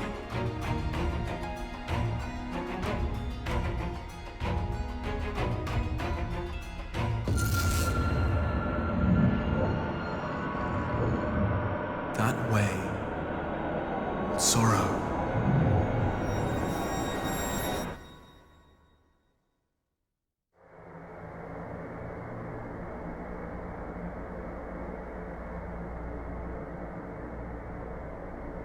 History must be changed.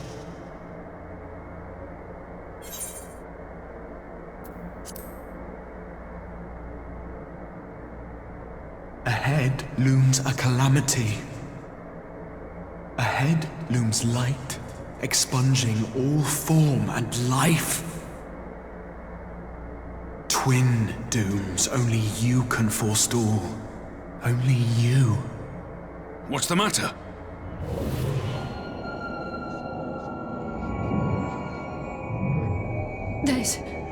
There's a voice. Spies in our midst? Nay, I sense no such presence. Let expanse contract. Eon become instant. Throw wide the gates that we may pass.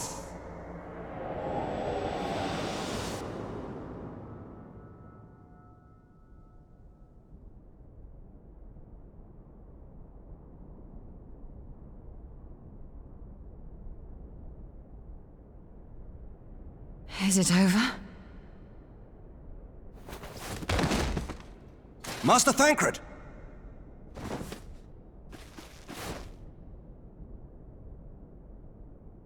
12 for Fend. Bear him to a private chamber. Have every healer make ready. Swiftly!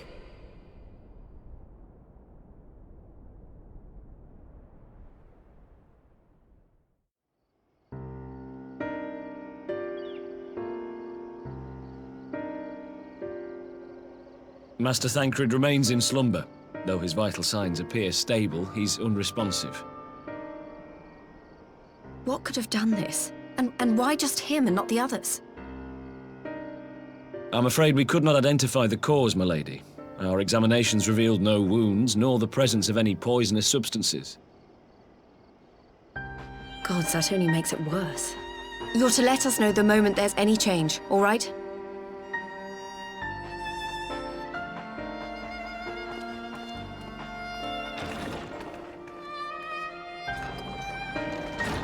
Thank you for coming. Knowing Thancred, he would apologize for being otherwise engaged at so crucial a juncture. In gifting us a course of action, Thancred sowed the seed of all that is to follow. We have but to nurture it as best we can.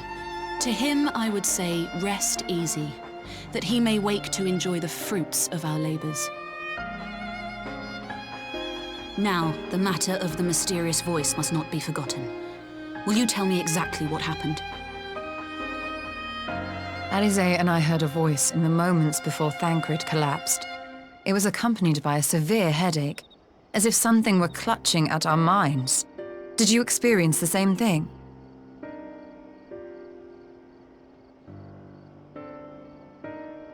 So, in between the voice and the pain, you felt as if you were somewhere else entirely.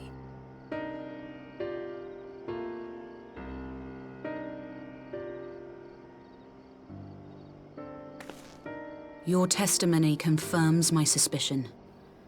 That which you experienced was, I believe, your soul being plucked from your flesh. Called. Called? I myself examined Thancred. Reach out as I may, I could not sense in him the spark of life that is his soul.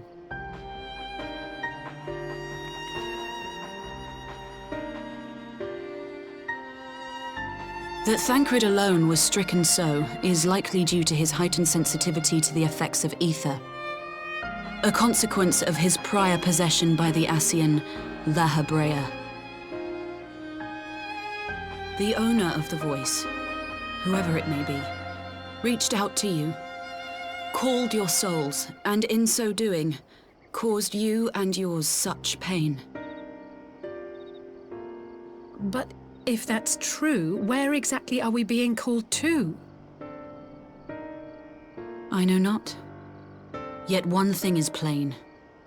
Whoever waits for you on the other side is possessed of a power unlike any I have ever known.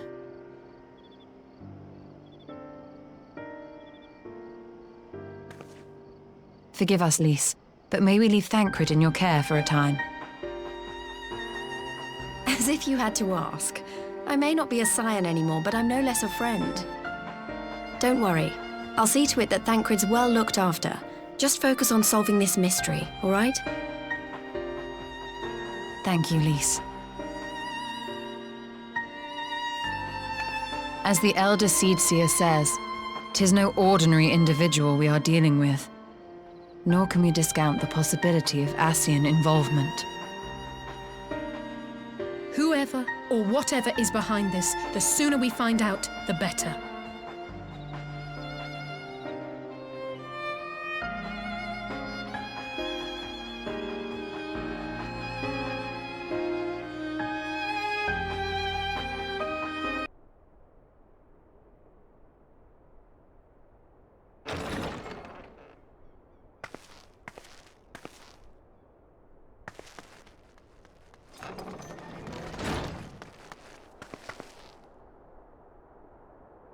Urianger! Gods, it's good to see you. Would that our meeting were under happier circumstances. I judged the voice sufficient cause for concern even before you sent word of its effect on our comrade.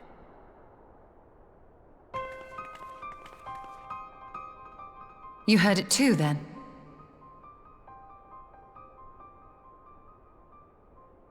Aye.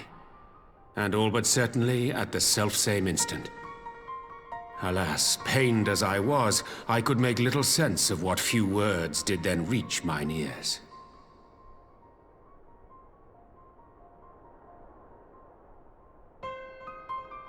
Who do you think is responsible? Could this be the Ascians doing? That I cannot say. not when so little is known. Ere I indulge in speculation, I would examine Thancred with mine own eyes. To Alamigo, then, without further delay. One other thing.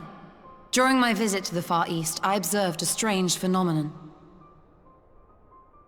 Thou referest, I presume, to the localized reduction in etheric density.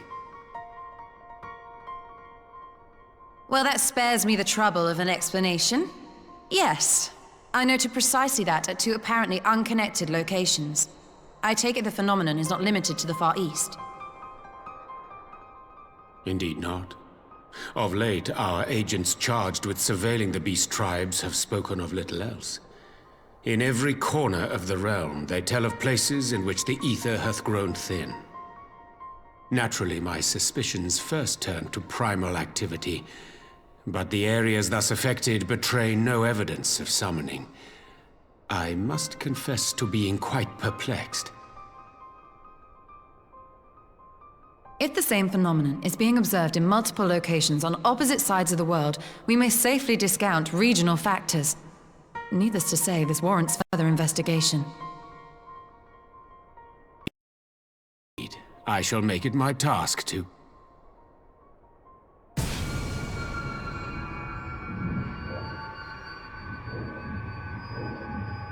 The voice. It calleth to me once more.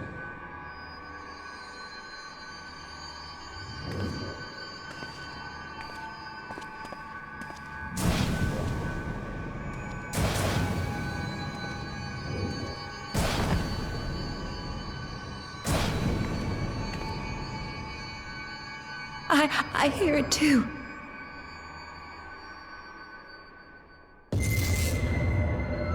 Only you. Only you. No! Ishtola! Urianger! Throw wide the gates.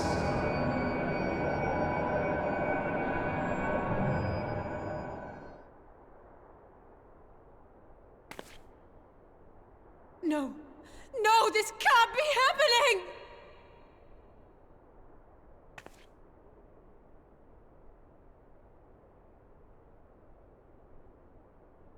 Y'shtola! Urianger! Open your eyes!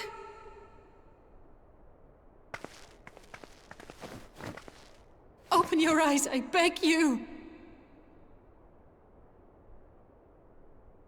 Say something! Anything! Not again. Please, not again.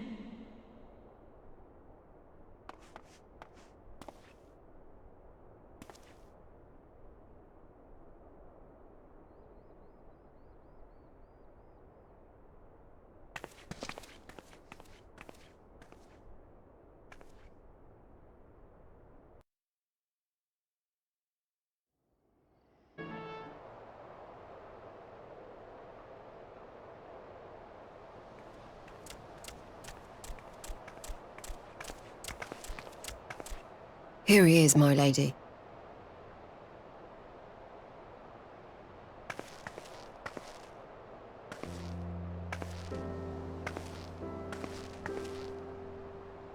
Gabu, it's been too long.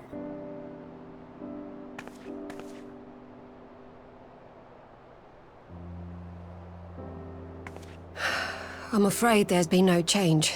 If he can see or hear us, he has given no sign.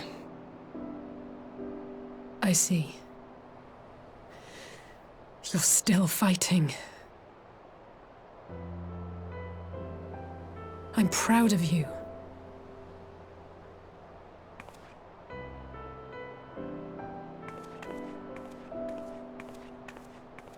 We promised that we would come and visit you together, didn't we? Alphino and I. I'm sorry that we haven't managed that yet.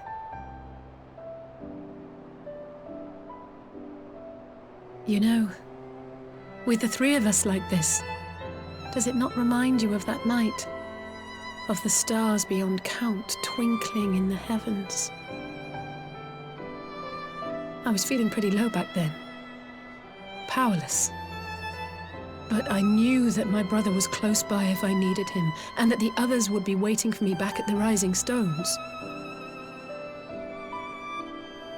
Not like now.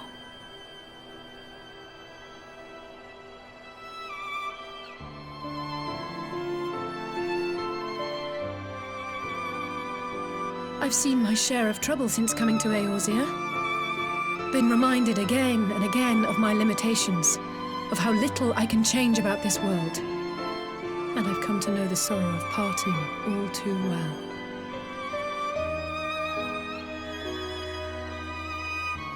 But to have the people I hold dear struck down before my eyes, and be powerless to help them, that I cannot bear.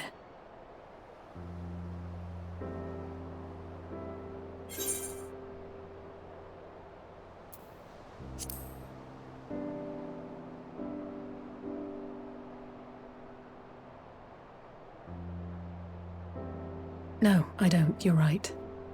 It's pure arrogance to imagine I can solve everything by myself. You'd think I'd have learned that by now. Thank you. I don't know what I'd do without you.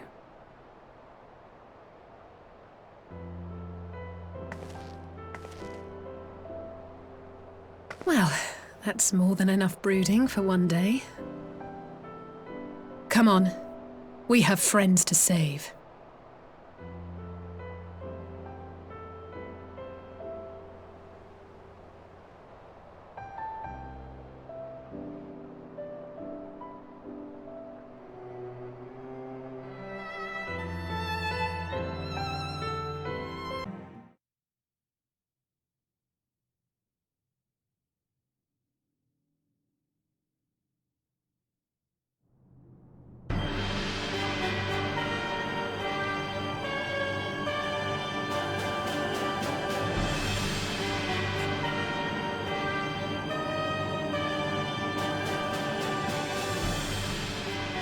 The Populares no longer present an obstacle. Now is the time to bring the Empire's might to bear. A word from your Radiance is all it takes. But one word, and the Imperial army will fall upon Alamigo as a pack of bloodthirsty wolves and tear that feeble nation apart.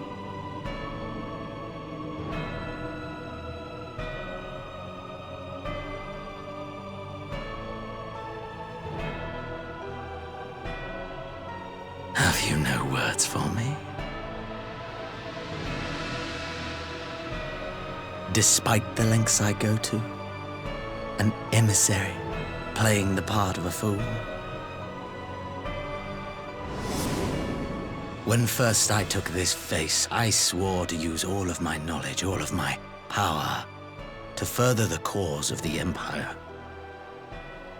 My deeds stand testament to my commitment. And with this adamant flesh at my disposal, I could destroy the Icon Slayer as easily as one might swat a fly. Why do you hesitate?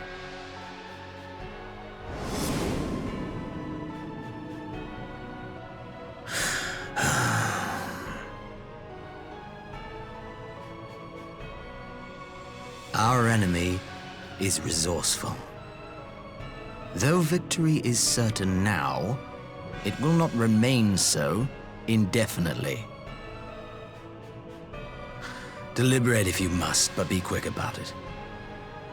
We'll speak again when you have unburdened yourself of doubt. Until then, I take my leave, Father.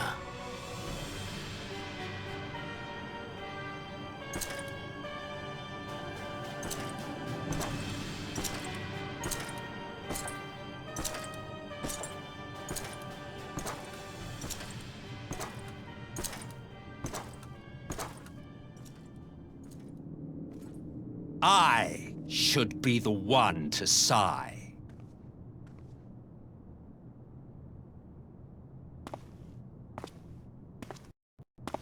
I played my part to perfection.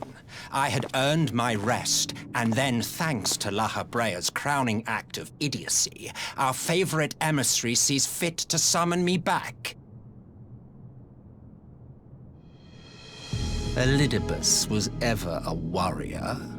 A most tiresome trait, would you not agree?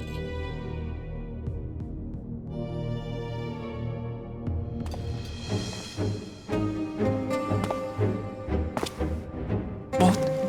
Have you no words for me either? No matter. I've long grown weary of this mummery. Now, my dearest grandson, let me remind you of your place in the simplest of terms.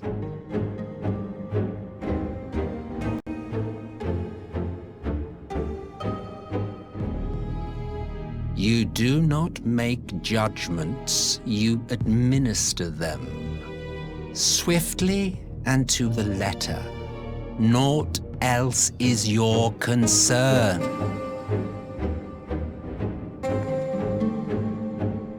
Elidibus may be an insufferable bore, but he is no fool. His choices as emissary seldom err.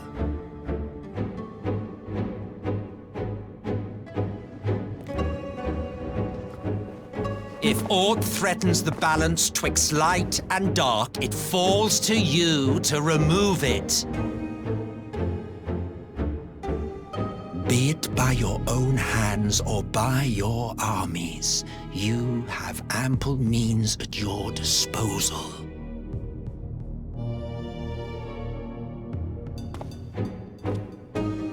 That is why this empire exists, why I built it. Oh dear, have I touched a nerve? You always were an easy one to read. I pity you, I do. As they say, ignorance is bliss. And I know how happier you would be not knowing the things you know. The founding father was an Ascian, and he created the Empire solely for the purpose of sowing the seeds of chaos.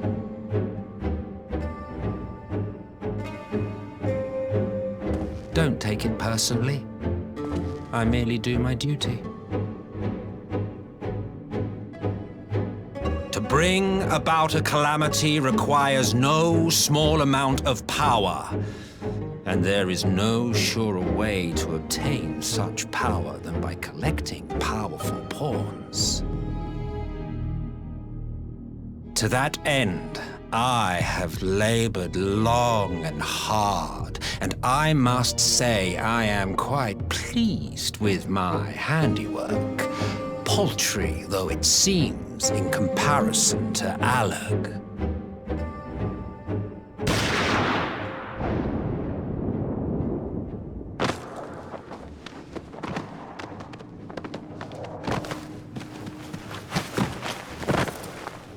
You fiends are overfond of your own voices.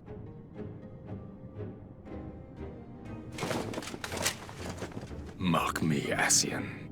Man is the master of his own destiny.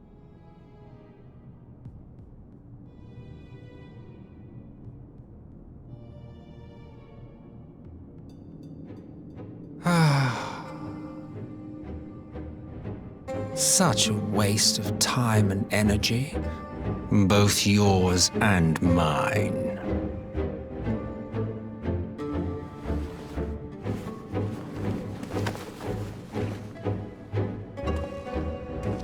Lest you forget you are Emperor now.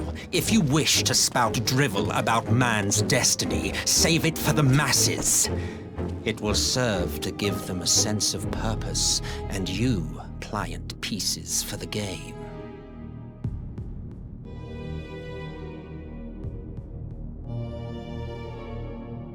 Oh, do stop sulking, boy. You, of all people, should understand. Ours is a struggle to restore both mankind and the world to their rightful state. Viewed thus, our goals are one and the same.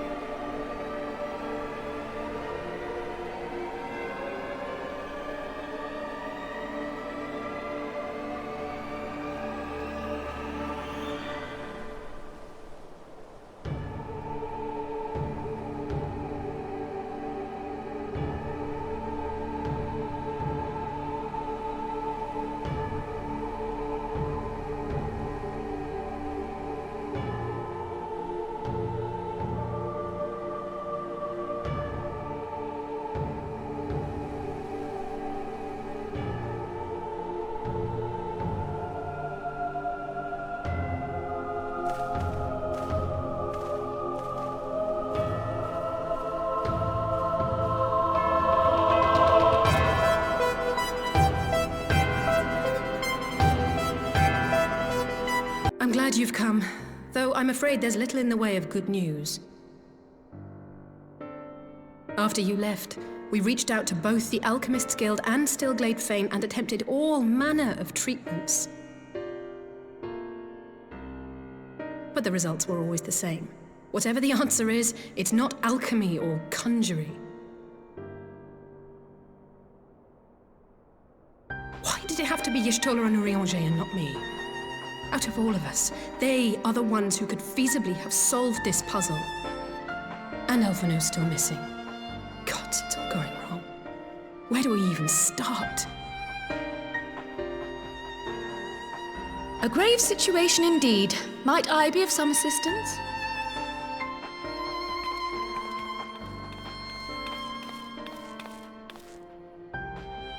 Cryle! I did not think you well enough to travel. When word reached me of the plight of our friends, I could not well stay away. As a fellow scion, not to mention your erstwhile mentor, This is one of those times you should feel free to call on me, regardless of my personal circumstances. Yes, I should have thought of that. Thank you for coming, Kryl. We would welcome your insight. And I should be happy to provide it. Now, what's this I hear about Alphino heading into Imperial territory? That boy always did have some funny ideas. Do you remember the speech he gave when he was accepted to the Studium?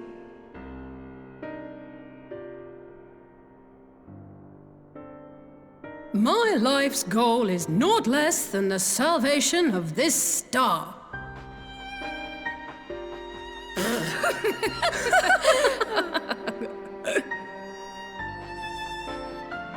that particular grand pronouncement has been a source of great embarrassment to him, as you know. But the fact of the matter is, he meant every word and has lived his life accordingly. Yes, he remains altruistic to a fault. But I'm worried he was too fixated on his goals to see the dangers, as has happened before. You needn't be so concerned. Though his values remain the same, Alphino is not the blinkered boy he once was. Slowly but surely his eyes have been opened, thanks to a certain someone. A certain someone whom he'd be mortified to learn had heard about his little speech. Mum's the word, eh?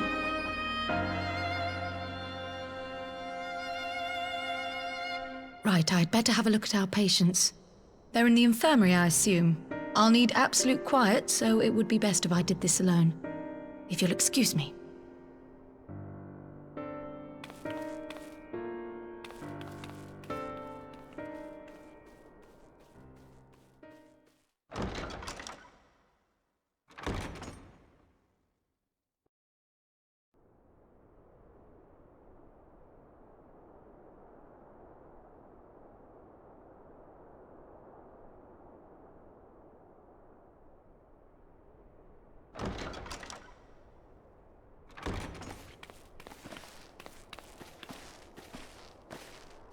All three are in fine physical health. At a glance, I would say they were merely sound asleep. Except for the fact that I couldn't sense the slightest trace of them in their bodies. It's as if their souls have taken leave of their physical forms. Ah, yes. The Elder Seedseer made a similar observation. I've read the report. When you heard this mysterious voice, you described feeling as if you were somewhere else, yes? If we assume the ether which comprises your essence is being drawn to some other place, then it may be possible to follow the trail it leaves behind, just as we did in our search for Thancred. I wasn't around for that, but I can't imagine it was easy. Oh, it wasn't. But that's no reason not to try. I will have need of Master Matoya's crystal eye if I'm even to make the attempt. So I suggest we pay her a visit.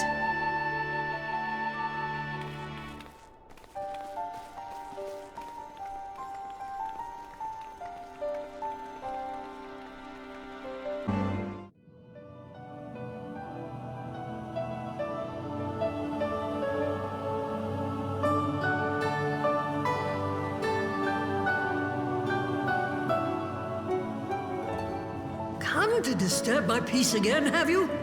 I hide myself away in a cave, and still you people insist on pestering me with your problems.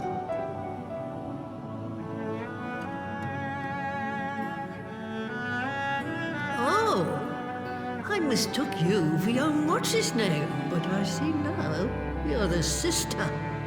Weren't you supposed to be the lively one? I've seen happier faces at a rain-sodden burial. Well, I'm sorry to dash your expectations, but the situation isn't exactly conducive to gaiety. Ha! That's more like it.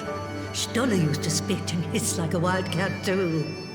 Better for a young thing like you to be filled with fire and leave the doom and gloom to your elders. Now, what What exactly does this tragic situation of yours have to do with me? If I may, Master Matoya, we have need of your crystal eye once more.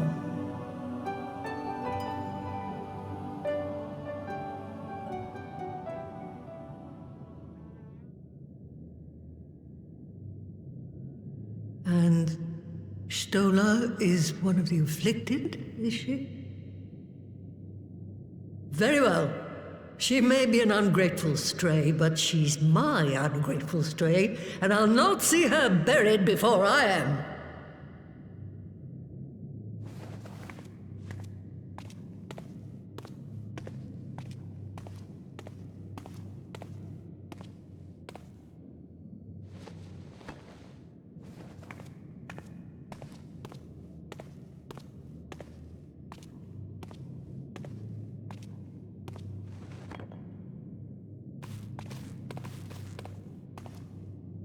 Right. Let us see what we can see. I'll begin from where our friends first fell, and cast my senses out from there.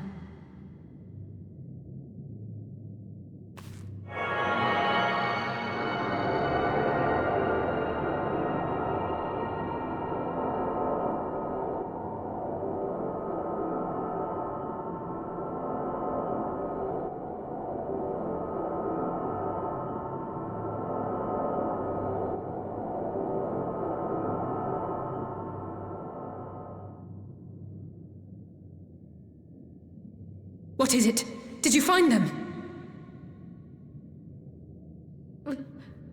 This doesn't make sense. How is it even possible? How is what possible? Kryl, what did you see? The threads, they just ended. And no, I didn't lose track of them. I followed them as far as they went. It's as if they were cut off. Could their ether have dissipated if it had? Oh, gods! Their bodies are just husks. Like the broodmother's daughter all over again. No, this is different. The Kalyana girl was already dead, body and soul, when Lakshmi effected her resurrection. Aye, let's not jump to conclusions. If their physical forms yet breathe and show no signs of wasting, then it follows that their souls must still be intact somewhere. But where? That's the question, isn't it, girl? Death has not taken them to the ethereal sea, yet there are no tracks left for us to follow.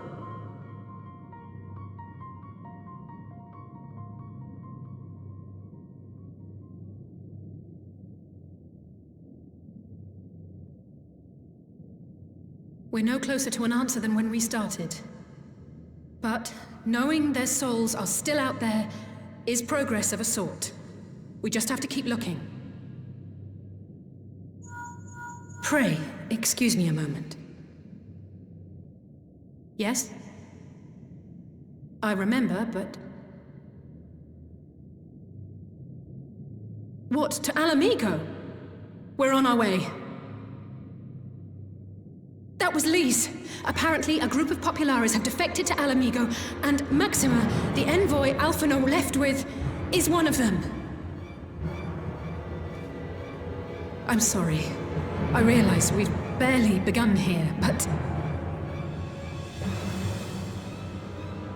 Go, child, go! You've made up your mind, and life's too short for dithering.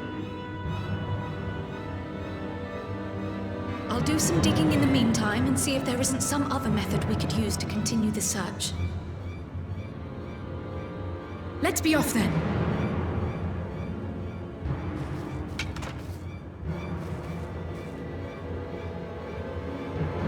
Oh, not again. The enchantment barely seems to take these days. I chalk it up to old age, but I rather doubt it's that simple.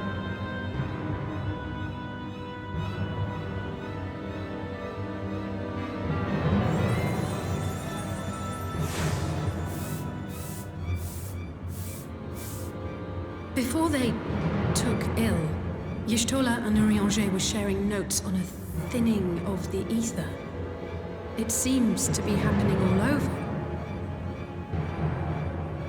Does it now?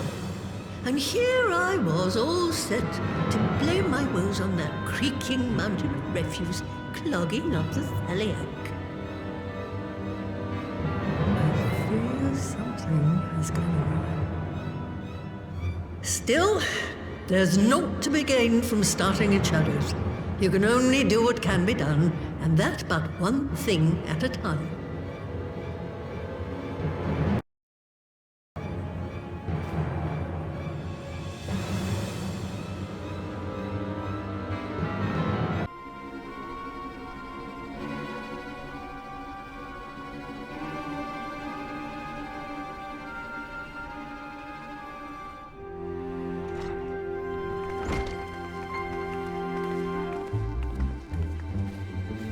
I'm sorry to drag you halfway across the realm, but when Maxima mentioned Alphino, I thought you'd want to hear the news in person.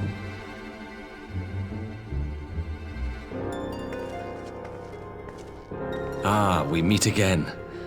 Though I was hoping our reunion would be under more auspicious circumstances. What happened to my brother? Where is Alphino? Never fear, my lady. Your brother was in fine health when I took my leave of him, and I have no reason to assume that has changed. You assume? If you will allow me, I shall endeavor to explain events. Our troubles began not long after we departed Doma. While crossing the burn, we were fired upon by the Emperor's personal guard and forced to make an emergency landing.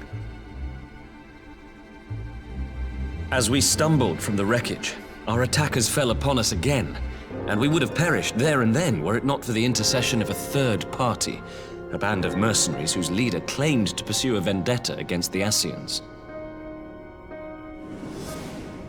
This shadow hunter, as he styled himself, then escorted us out of the wastes to relative safety. Upon arriving back in civilization, I gathered my Populares colleagues and prepared to flee the Empire. Master Alphino, however, declined the invitation to join us, preferring to continue his investigation into the Ascian threat.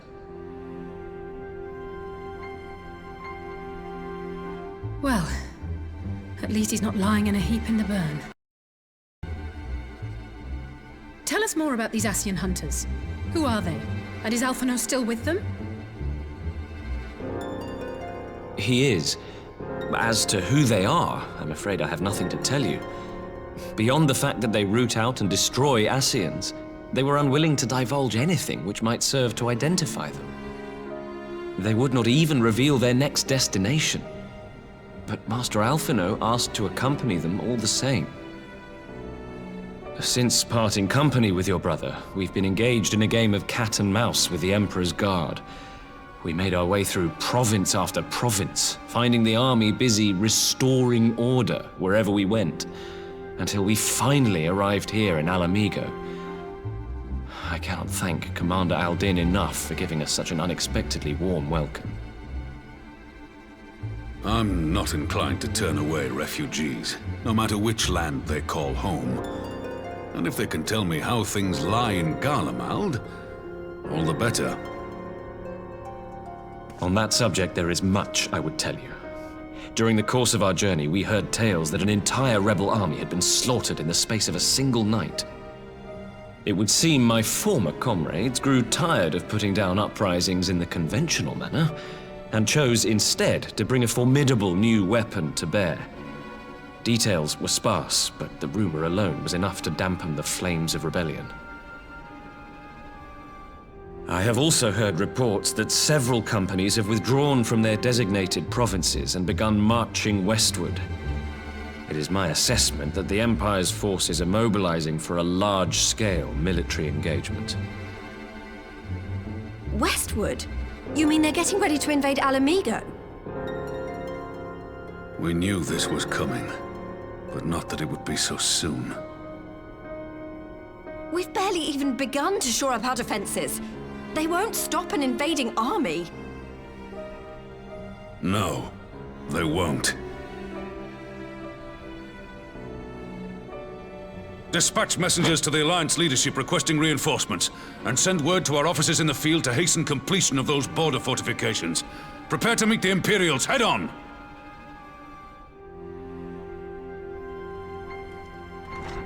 No matter how quickly we act, we still want for time. When the enemy comes into view, our best recourse will be to open negotiations with their commander, and see that the ensuing proceedings take as long as possible. Would you and Alize head to Doma and let Lord Hier know about this? I'm sure he'll want to hear about Alphino too. Consider it done. We'll send word when...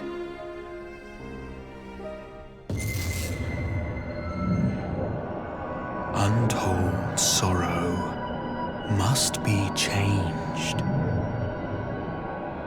Ahead looms a calamity. Eon become instant. Throw wide the gates.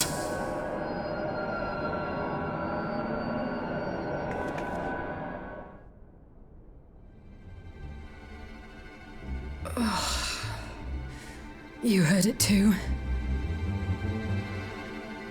Well, at least we're both still standing. Oh, thank the gods. I thought we'd lost you for a moment there. Why does this keep happening? I wish I knew. Nothing we've tried has brought us any closer to an answer. We'll keep working on it. But first, we need to go and see Lord Hier.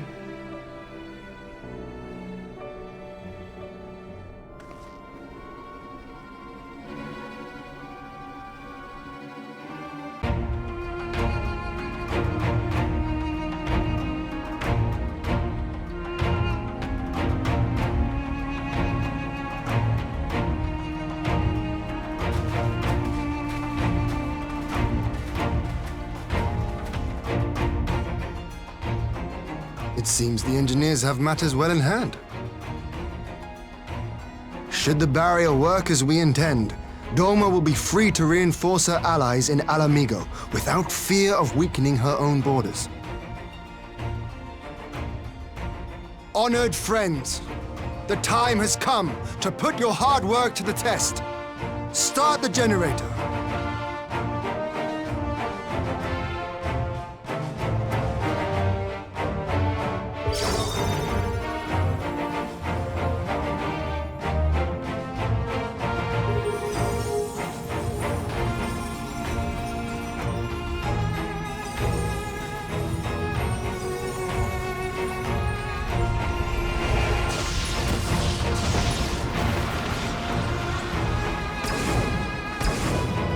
Node 1 is operational. Nodes 2 to 8 are reporting similar energy levels. The barrier is forming.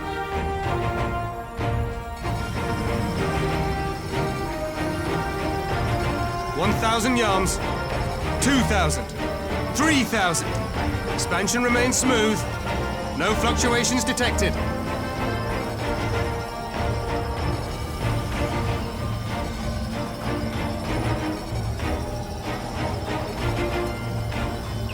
$4,000, 5,000.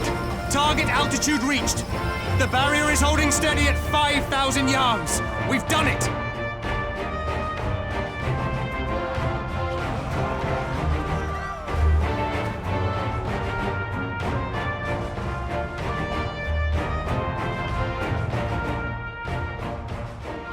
Is that an Imperial airship? Of all the rotten timing. But this is a gift, Mistress Alize. They can test our new wall for us.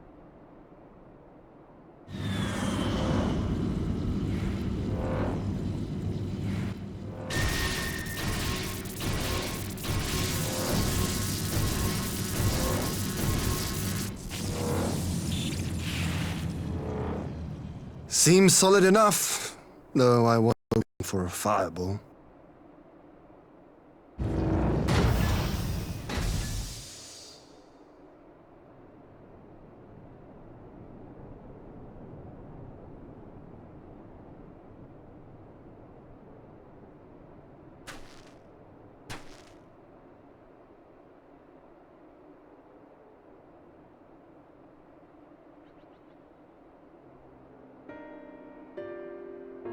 By the gods, it's Alphino. What are you? Let me go! He has my brother! Lower the barrier!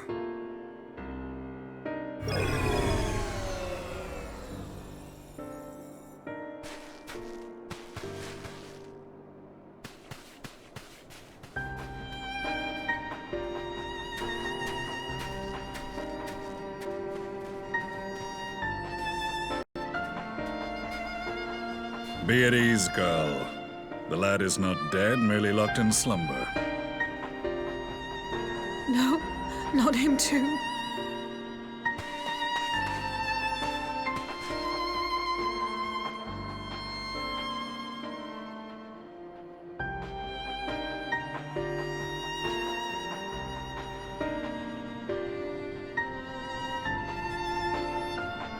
We could identify no cause and found no remedy.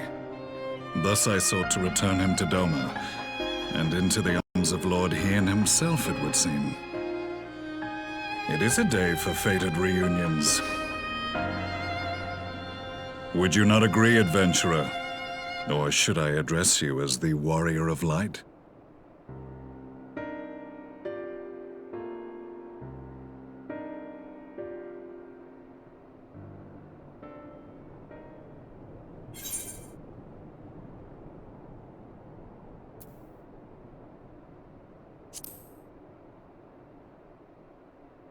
I, Gaius van Baelsar, the Black Wolf. That was the title I was given, one I have long since relinquished.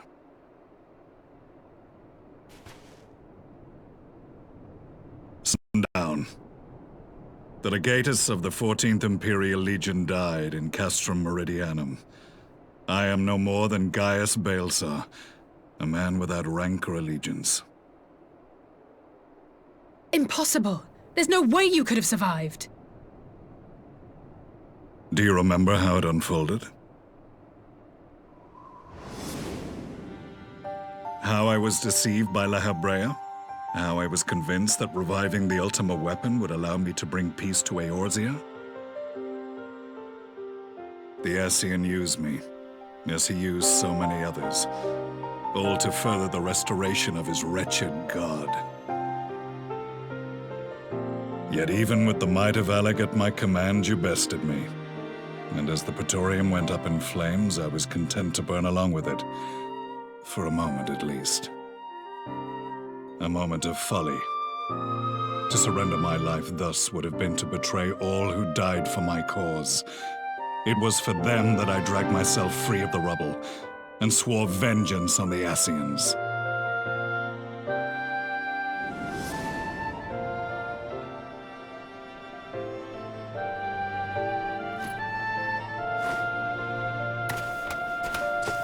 The Black Wolf has shed his pelt, never to return to Garlemald or her legions.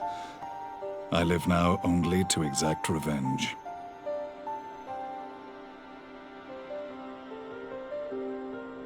My principal quarry was to be La Habrea, whom I gather you have since ushered into oblivion. But so many more remain. Long as their kind lurked in the shadows, laboring to sow chaos throughout our world, I would see each and every one dragged into the light and put to the sword. Are the Scions not of like mind?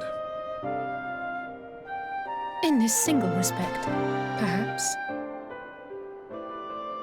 Then I shall continue the partnership the boy began, and share what intelligence I have acquired. Among the Ascians, the Black-Masked Ilk are subordinate to those who wear red. This you already know. Yet among the Red there exists a hierarchy. Those set adrift with the shards clearly stand below those still joined to the source.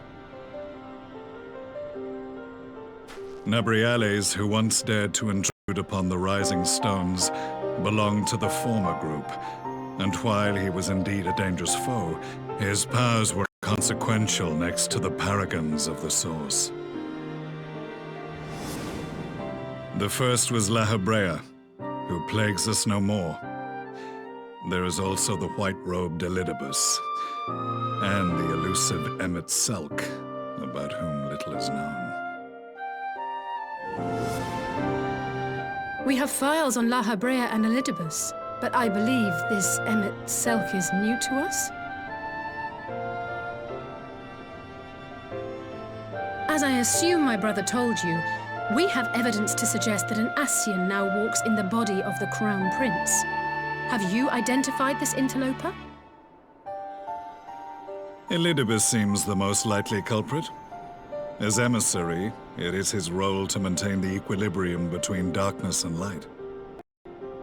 Your many deeds in Hydaelyn's name have upset the balance, and I believe he seeks to restore it by throwing his considerable power behind the Empire.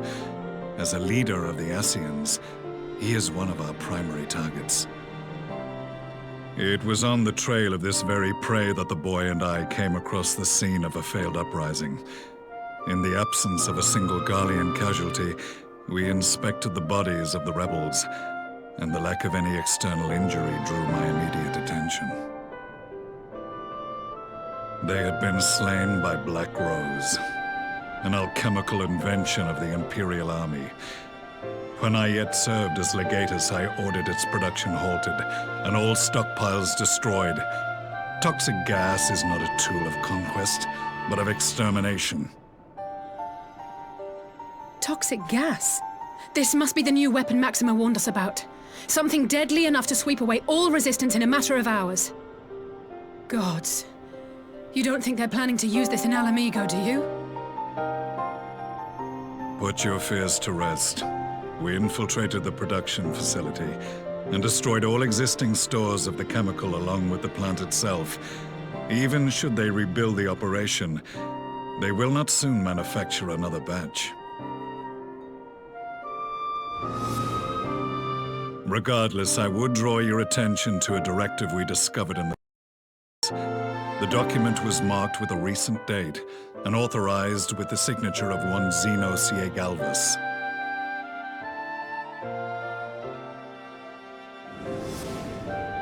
A dead man signing the death warrant for thousands. 'Tis bad comedy.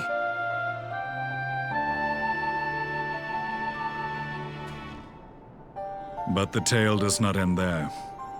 Within that same facility was a chamber filled with devices of elegant design. Cloning technology, we realized.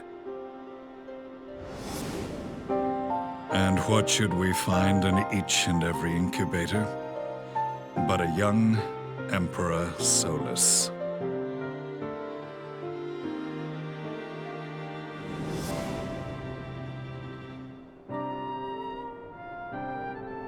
All of which prompts the question, were the Ascians responsible for these abominations, or was it the will of the Emperor?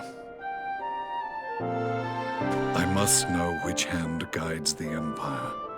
Though I have given up my rank, I am yet a son of Garlemald, and I will fight for the future of my homeland.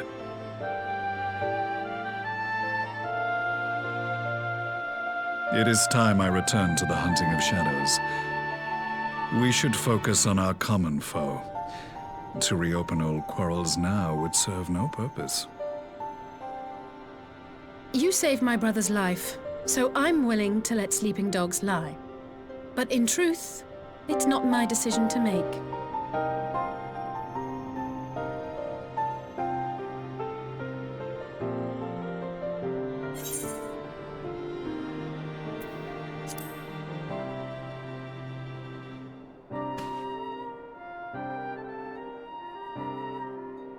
There was a time when I scorned those who placed their faith in false gods, even as I, in my blinkered conviction, placed mine in Ascian promises.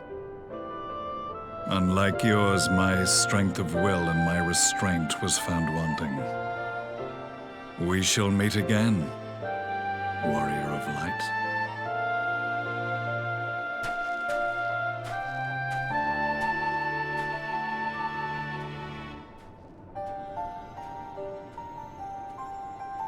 So that was the infamous Black Wolf. An unexpected ally, to say the least.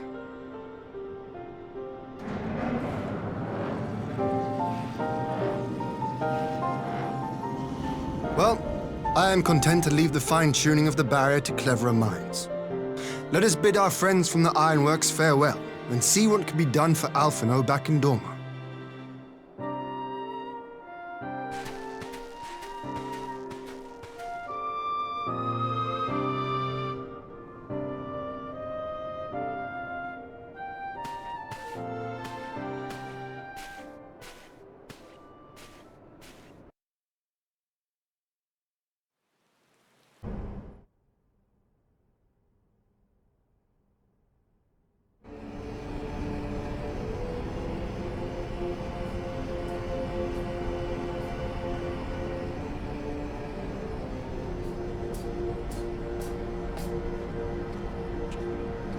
Our supplies of Black Rose have been ruined, but the new plant is already under construction. We should have the first batch ready in time for the offensive, Your Radiance.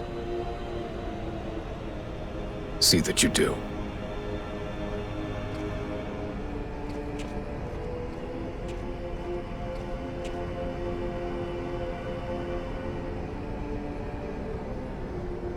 Ah, yes, the infamous Black Rose. If I recall correctly, Gaius did not much care for the invention.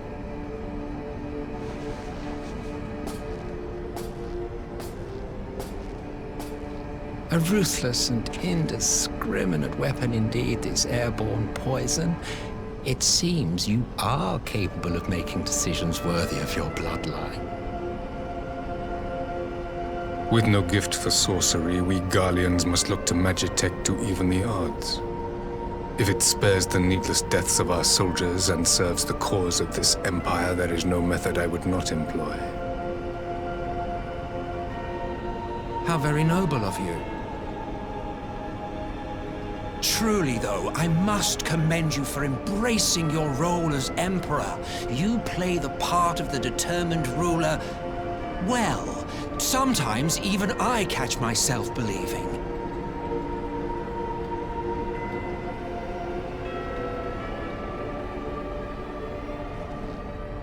A silent agent of death. Now that I think on it, Black Rose may well possess the perfect aspect. Slowly but surely, the deluge of light has worked upon the ether here in the source, and the gas should be most susceptible to its influence. Well, I shall leave you to your own devices. Go forth and bloody the land with your grand and glorious war.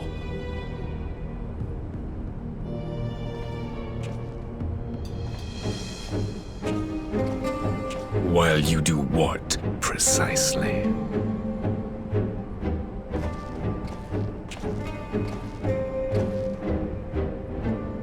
Need you ask? I will be doing what all Ascians do.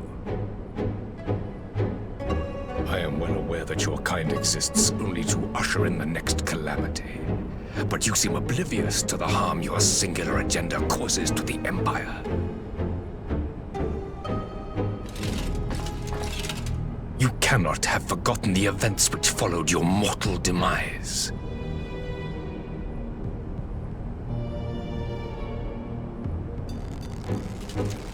Our homeland was plunged into civil war for your failure to name a successor.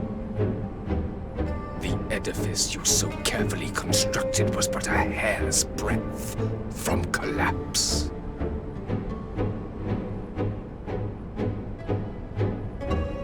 Are you truly so naive?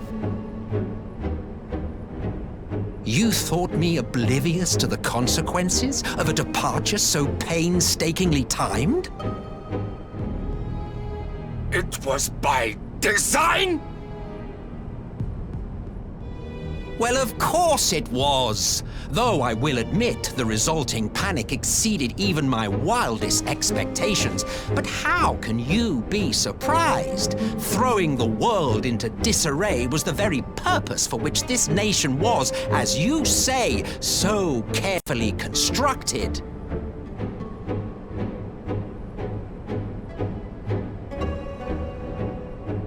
Now, if you have no further questions, I must be on my way.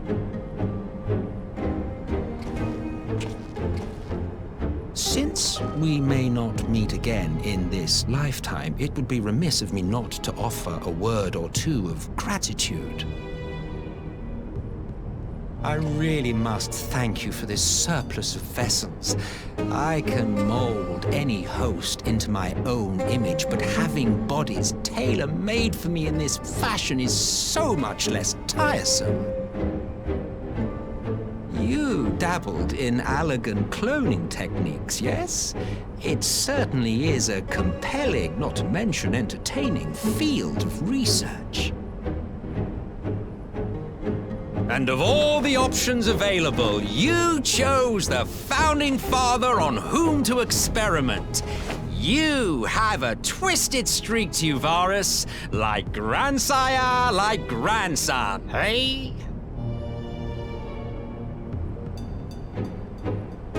If events play out as planned, this will become something of a family enterprise.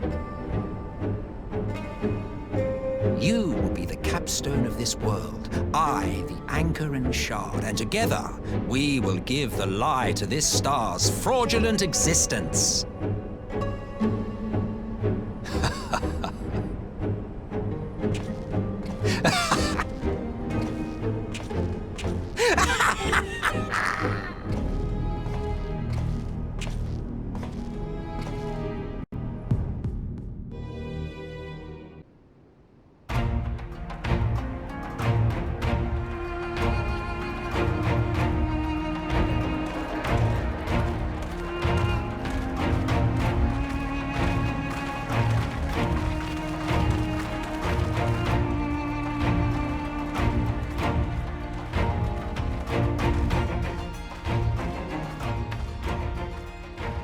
Welcome back, you two.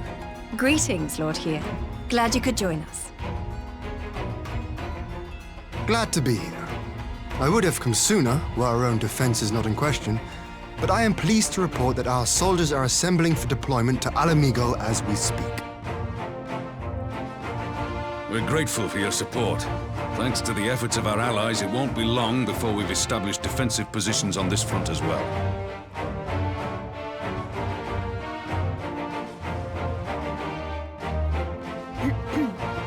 We have some good news, too. Alphino has come back to us. As for the bad news...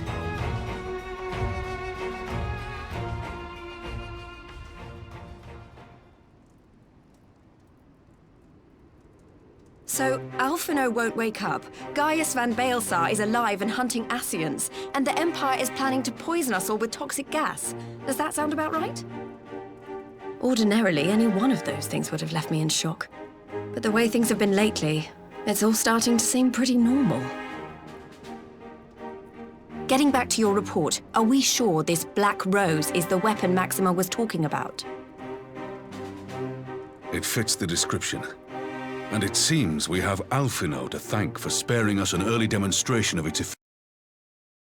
I have a feeling this won't be the last time his bravery in the Empire will serve us here in Eorzea. The threat of an unknown weapon has had us all on edge. But now that we know what we're dealing with, we can take steps to defend against it.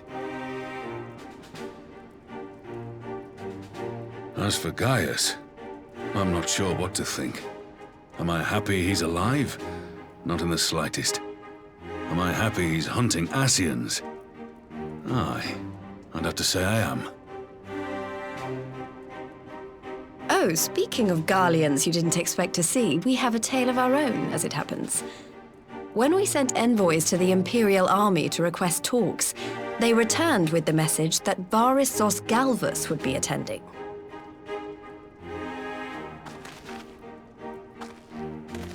The Emperor himself. Well, Varus did sanction the Popularis peace mission. But knowing that an Ascian walks in his son's skin, I do not see how we can trust him or anyone from that nest of vipers.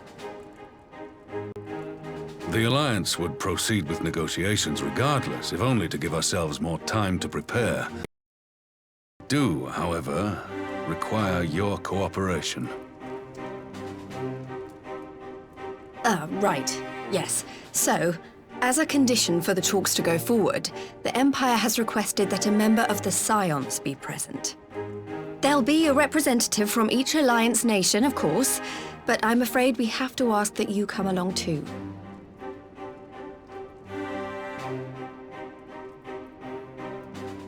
God, Lise, you know how much I hate politics. But then, what choice do I have? Alphino and the others aren't going to do it. Very well. I shall attend as the Scion's representative.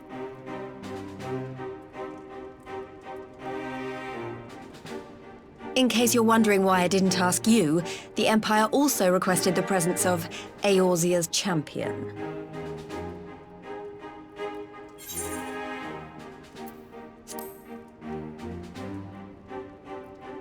That's settled then. We don't know what Varys means to bring to the table, or why he wants you there, but having you close at hand will make all the difference.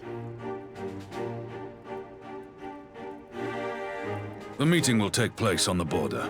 Anticipating an early assault, we mean to position the bulk of our forces nearby. The Alliance leaders should already be on their way. Once you're ready, we can head out and join them.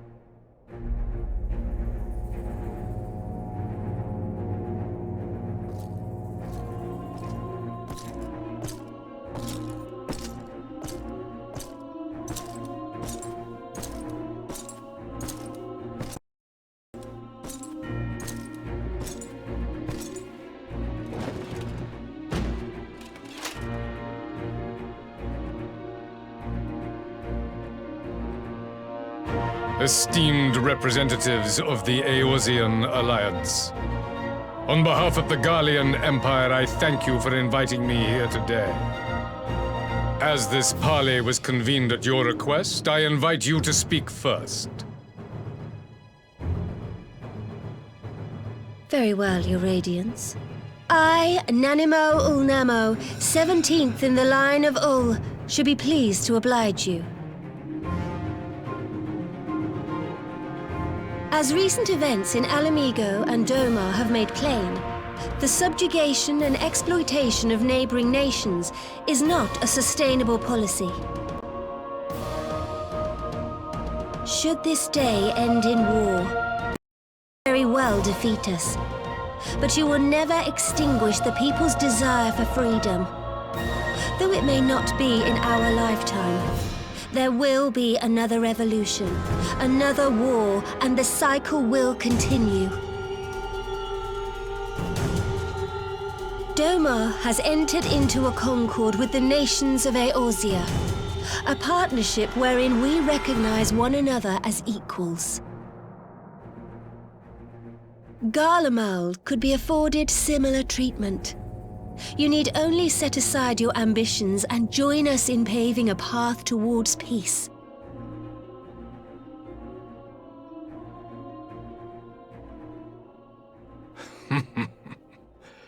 You will not win me over with sophistry, Your Grace.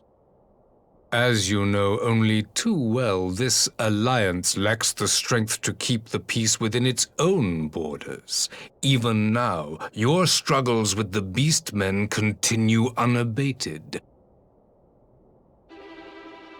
Divided, you sow this fertile soil with the seeds of your differences and reap naught but discord and chaos for your trouble. Eorzea must be united under one leader, one purpose. I would offer you both and bring an end to your strife. With all due respect, Your Radiance, the only thing that you offered the people of Alamigo was fear and hopelessness. The citizens of Dorma can also attest to the meager arms of imperial rule. There is no purpose to be found in a life of oppression. each day more uncertain than the last. Our people are willing to die for their freedom. A great many already have, and countless more will, if we don't put an end to this madness here and now.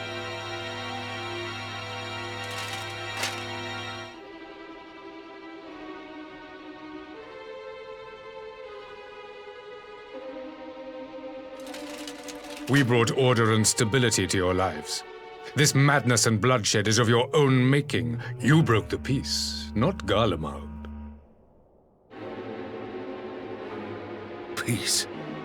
Order.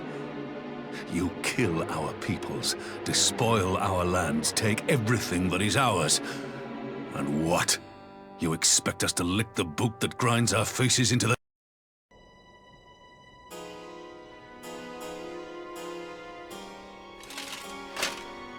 I expect you to weigh the costs.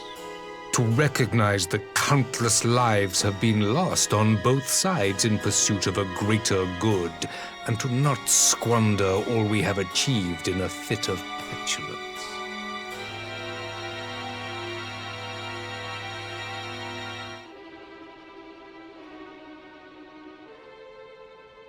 Your Radiance. I fear I can personally attest to the dangers of pursuing one's vision with such righteous fervor.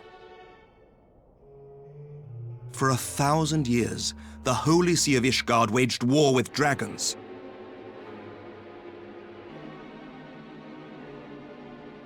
A 1,000 years of sacrifice, of sorrow and hate, in which we bathed in the blood of friend and foe alike. Had it gone on any longer, we may well have drowned. Yet we have chosen to raise ourselves out of this bloody spiral, and have since made peace with our former enemy. So I understand. No doubt the dragons were more receptive to your overtures in the wake of their leader's demise.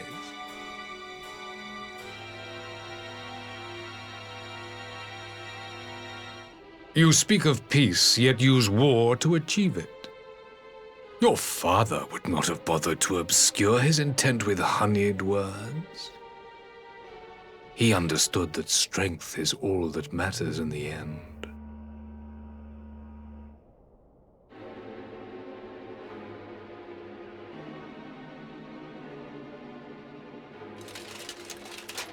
Without his clarity of vision, I can but wonder what will become of Ishgard and her people.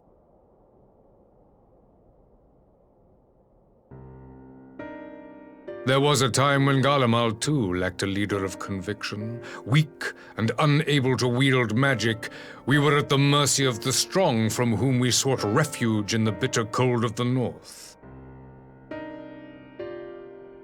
Were it not for the discovery of ceruleum and the subsequent development of Magitech, we might never have gained the power to take back that which was rightfully ours.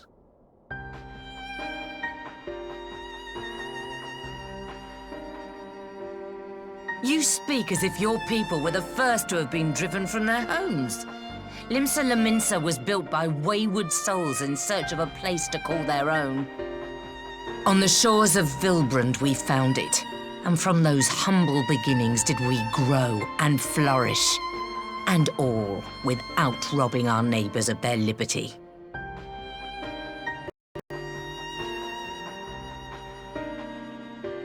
So saith the pirate. Am I to believe that you simply asked the kobolds to yield up their lands and that they were happy to oblige you? That you did not drive them out like rats in the hold of one of the many ships seized by your privateers?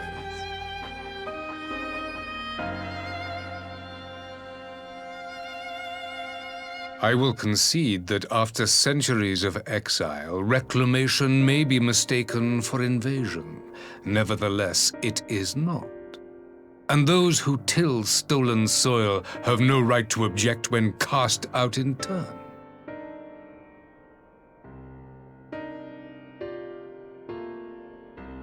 Your uncompromising nature rivals that of the Ixal.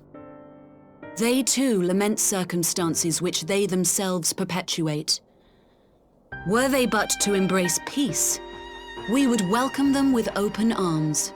Indeed, some few have done just that, and now receive of the 12's Wood's bounty. Would that your people might learn from their example.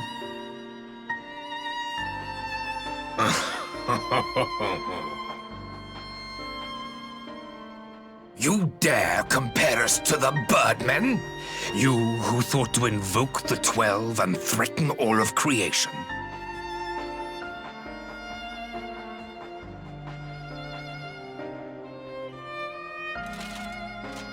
I came here in the hope of finding some speck of common ground, but I see now these discussions will accomplish nothing. Despite what you people may believe, I am not wont to choose the sword over the olive branch. 'Tis but a pity men are loath to accept one without first being shown the other.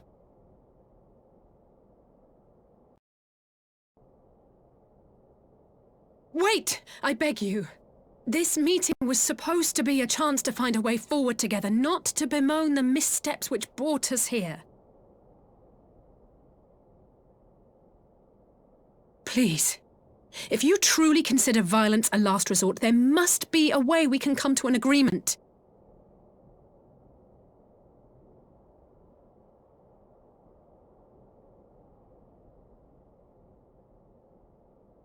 As Mistress Alisaie says, we did not come here to bicker over the past, but to discuss how we might strive towards a brighter future. Emperor Varys, may I suggest a short recess, that all present might compose themselves prior to beginning anew?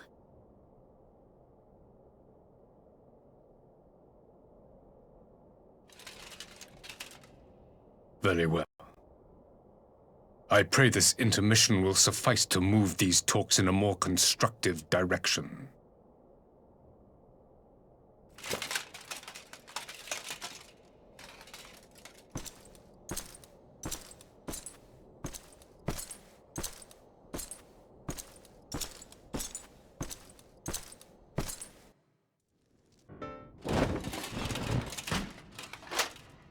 Now then, who would have the floor?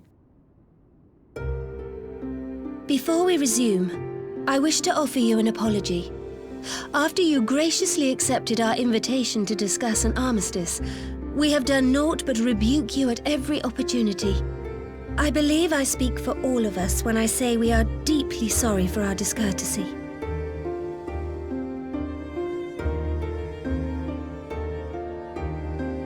I'll admit your familiarity with our affairs surprised me, and served to remind me how little I know of yours.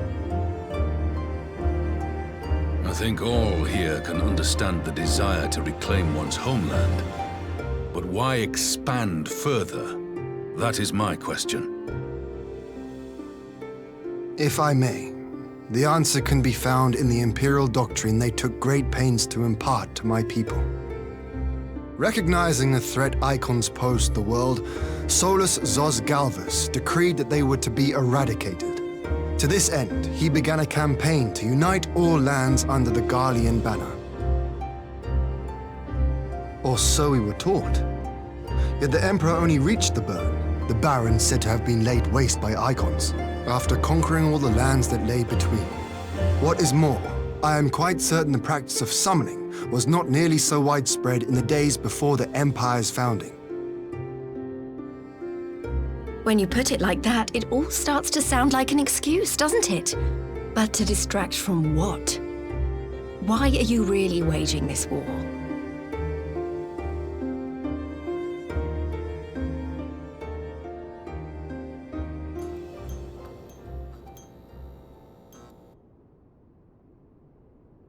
Finally, you ask the right question. I can but hope you heed mine answer and at last accept the righteousness of our cause. My goal is this: to return the world to the way it once was, the way it was always meant to be. In doing so, mankind will be made whole once more.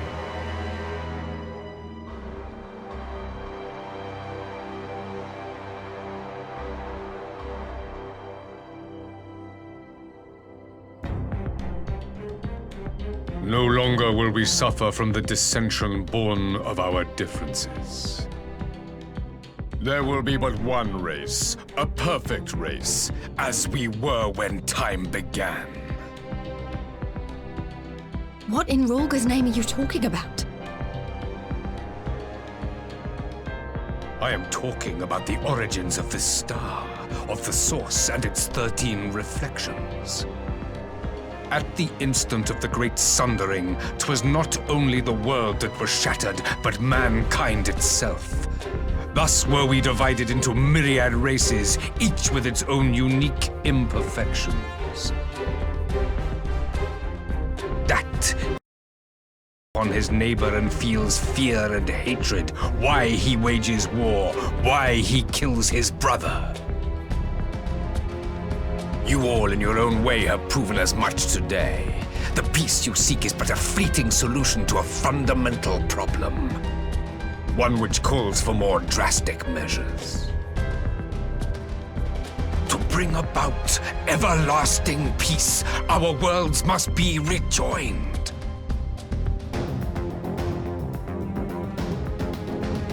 That is the goal the Empire would see realized. The glorious future unto which we shall one day shepherd mankind.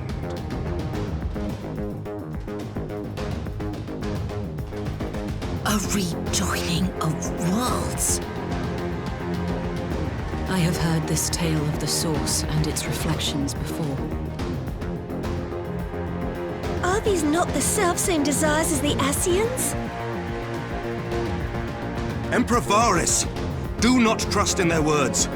They will lead you to your doom. My father thought to use them, but in the end he succumbed to their temptations. He embraced summoning like so many other pawns before him. Do not tell us you mean to do the same.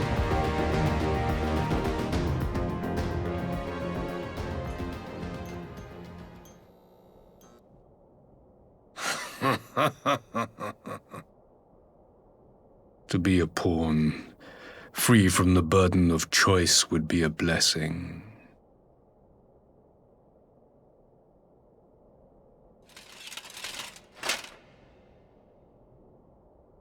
But I forswore that privilege the day I learned that the Garlean Empire was built by the hand of an Ascian.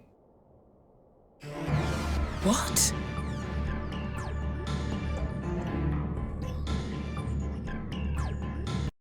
Yes. My grandsire, the former emperor, is of their number. Better to build an empire capable of bringing about the calamitous change we desire. Would you condemn me for this alliance? For bowing to the will of these shadowy masters, when the prize is true and lasting peace?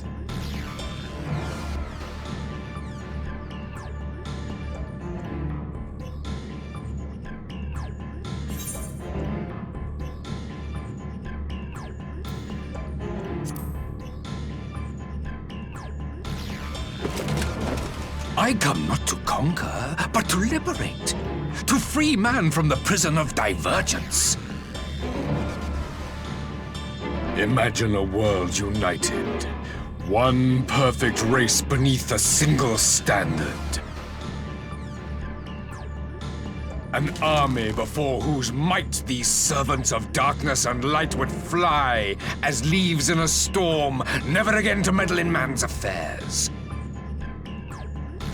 We would be the masters of our own fate. I bid you join me, not as subjects of Garlemald, but of a new nation. And together we shall win freedom for ourselves and generations yet unborn. You want to trigger another half-dozen calamities? You can't be serious!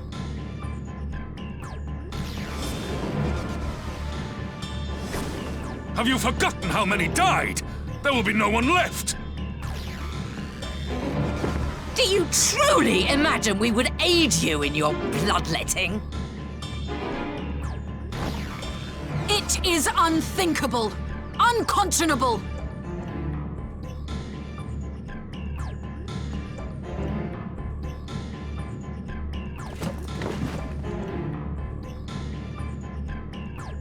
And what is the alternative? To be as cattle waiting for slaughter? I would have us work together, that we might take fate into our own hands! Into your hands, perhaps.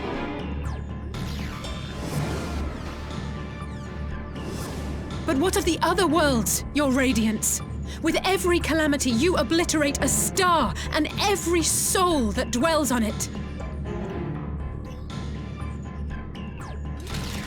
To the Ascians, we are all but tiny, momentary specks within an indifferent universe.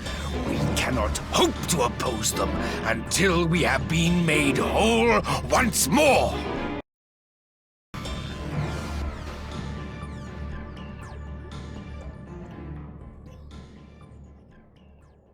Are these truly the words of Garlemald's ruler? The flaws and foibles which you so abhor are what make us who we are. Every nation, even yours, Emperor Varys, is made whole through the combination of these imperfections, the strengths of one compensating for the weaknesses of another. While it is true that man succumbs all too often to anger and avarice, he may yet overcome his baser instincts through the forming of bonds with others, fostering community and cooperation. That the protector of an empire should not only reject these fundamental truths, but seek to change them at so dear a cost to life is indefensible. Such a man is not fit to govern.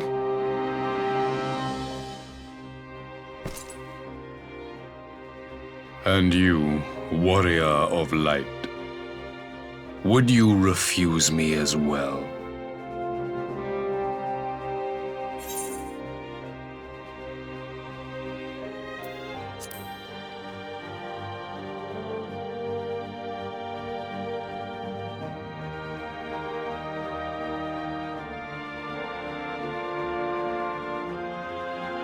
It would seem the Alliance is of one mind on this matter.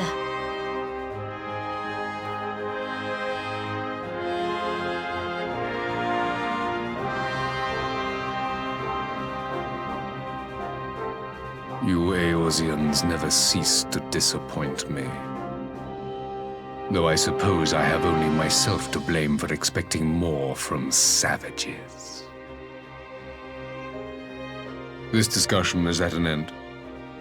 I bid you make ready for our next meeting. It will not be at the negotiating table.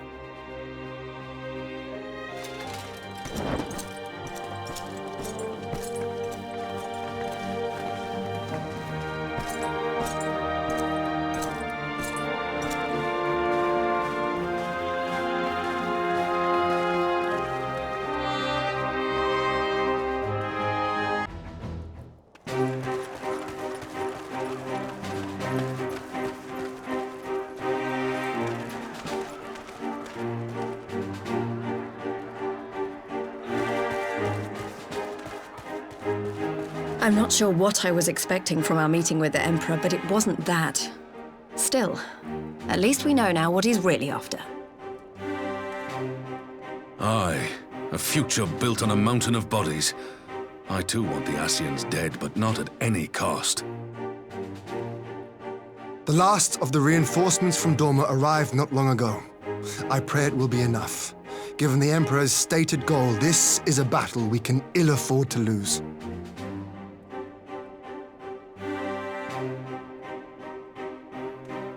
If the Garleans come in force, we may not have much say in the matter, even with our combined strength. We knew from the first that the odds would be against us. But if there is even the slightest chance of victory, we must do everything in our power to seize it.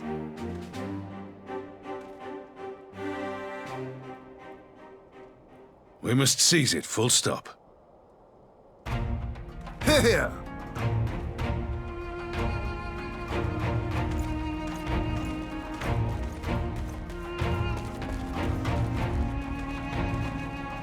The two of you are to join an irregular unit and support the main host. I won't no bother asking if you're minded to fight. After coming this far, how could I not? And for once, there's no one around to countermand me. Not that they would. Not even my brother. But we all know who really make the difference. Ready to frighten some Garleans?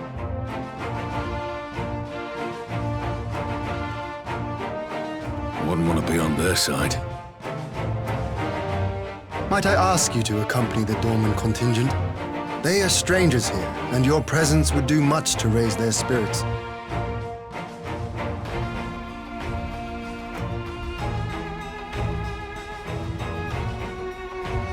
We would be honored. When our people stride out with you in their midst, I dare say the Eorzeans will feel an ilm taller themselves. High spirits have a way of spreading. What I wouldn't give to join you. But my duties as field commander will not allow it. I'll leave the front lines in your capable hands.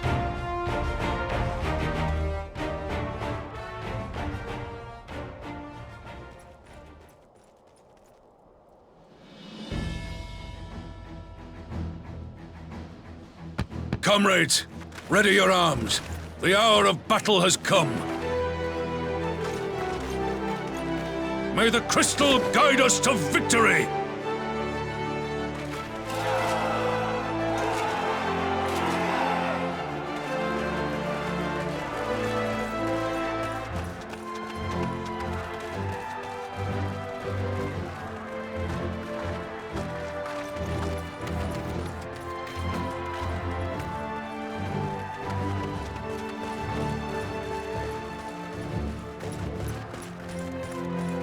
Since the others couldn't be here, we'll have to fight twice as hard. If Alphinaud wakes to find the Imperials have won, I shall never hear the end of it. It's strange. I thought I would be terrified when the fighting started. I should be terrified. But with you at our side, I can't help feeling everything is going to be all right. So please, don't you dare leave me alone.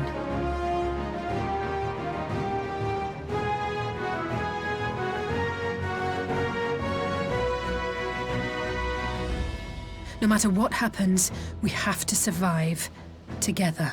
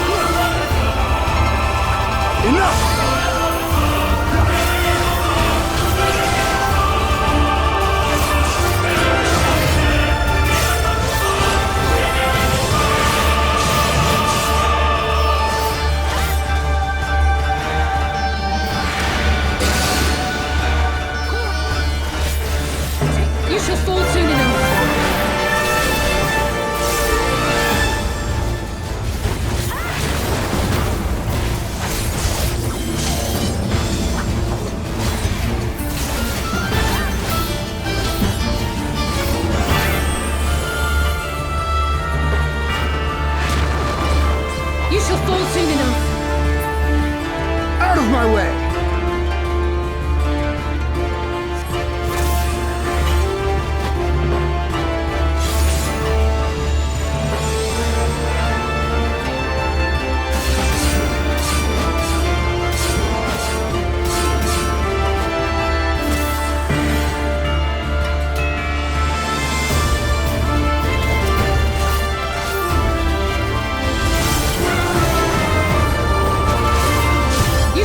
Soon enough.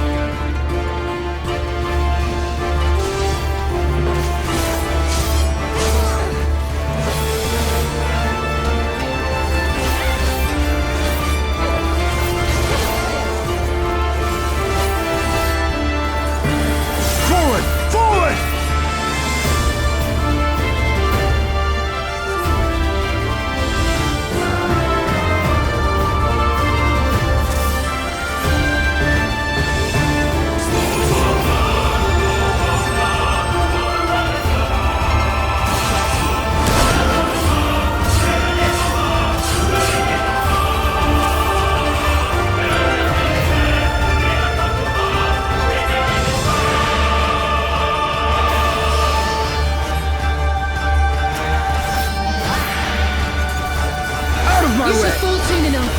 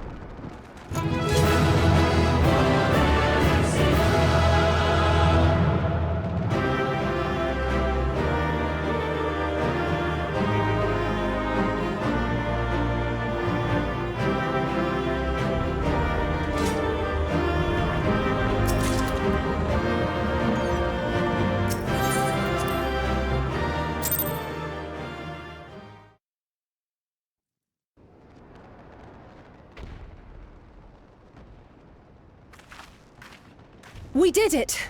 I dare say they'll be reeling from this. You were truly inspiring in battle, my friend. I'm determined not to be outdone, but there seems to be no one left to fight.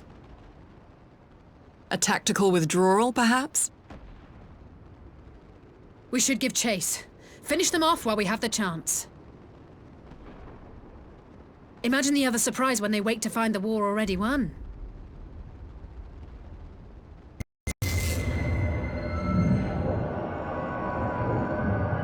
The light will expunge all life. Only you can forestall the calamity. Throw wide the gates. No! No! No! Not like...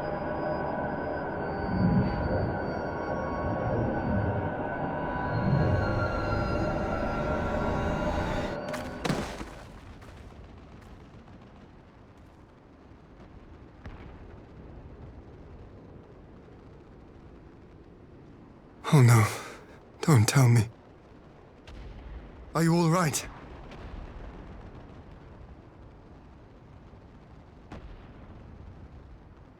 Quickly! We must get her back to the encampment.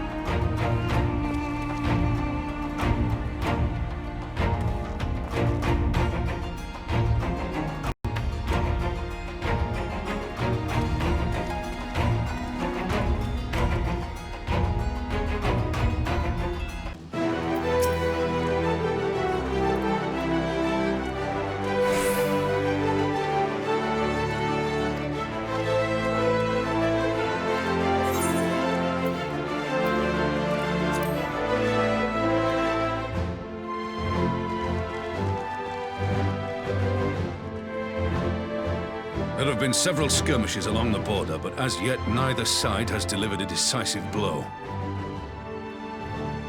We had long assumed that the Garleans would overwhelm us in a straight fight, but we seem to be gaining ground, albeit slowly. As to why that might be, the most likely explanation is that they have yet to commit all their forces. Still, we're winning, and our latest intelligence suggests the Emperor has retreated back to Garlemald. In light of this, we're considering launching an offensive with the aim of pushing the front line forward and giving ourselves some room to breathe.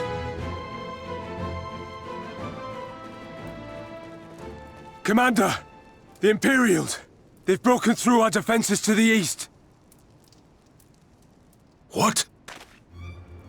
Our scouts say their forces are being led by Lord Xenos.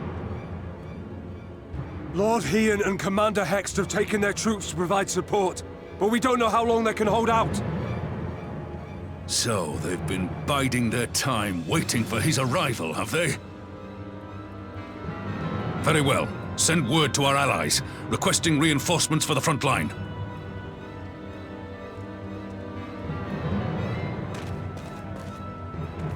Should the worst come to the worst, I may need to enter the fray myself. But what of you? Do you still have the strength to fight?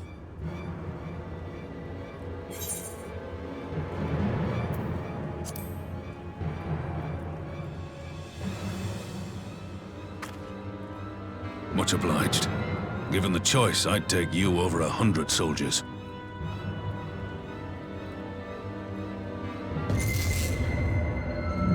Why won't they open? Please, I bid you open!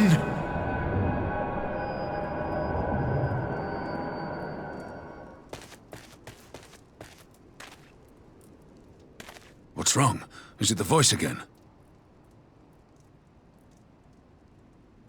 Are you sure you're in a fit state to do this?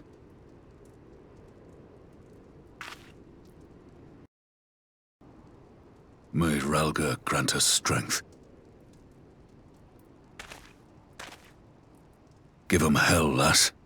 I, for my part, will defend this place to my dying breath.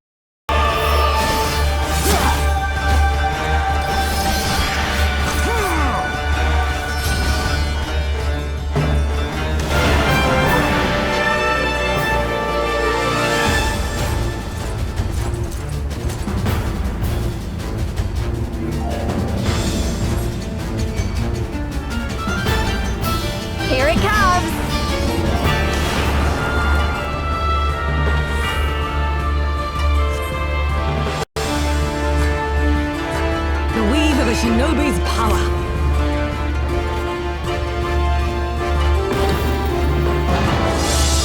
The art of my forebears.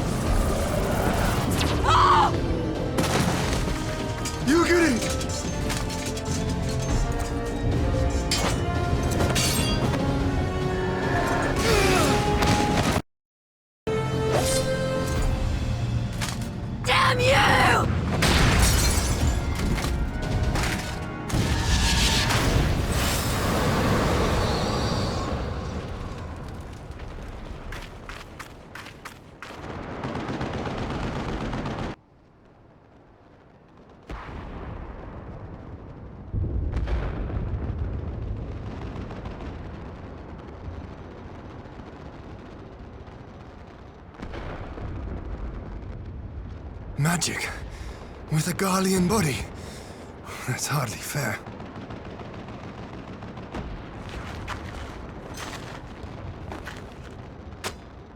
Still, he must be stopped, no matter the cost.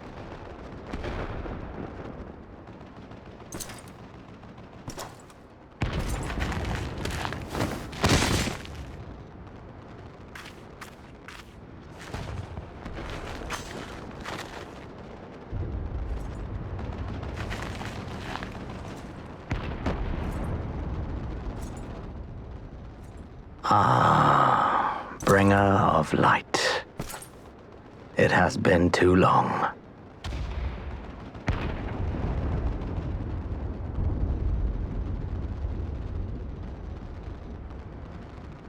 No words to mark our reunion? So be it. Equilibrium must be restored, and only your death will redress the balance.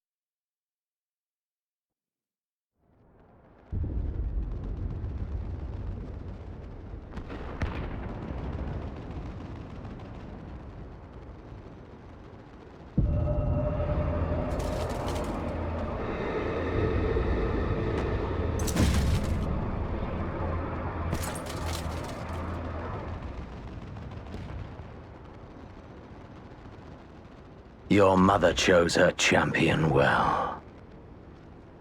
Yet, for all your strength, you will still fail.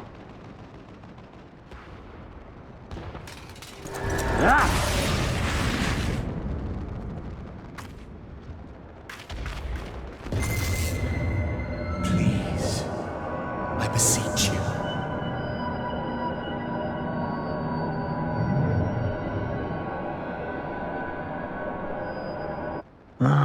Someone calls to you. Too late, alas.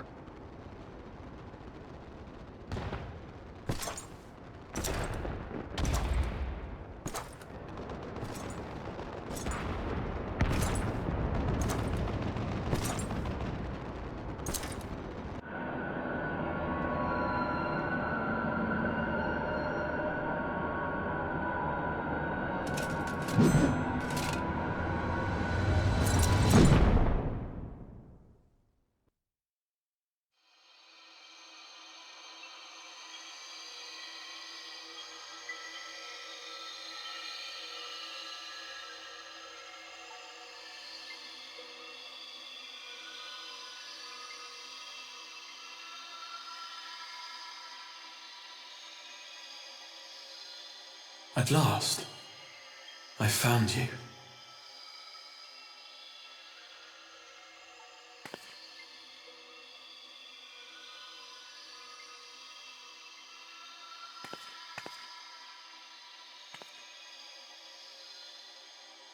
Please, for alarm.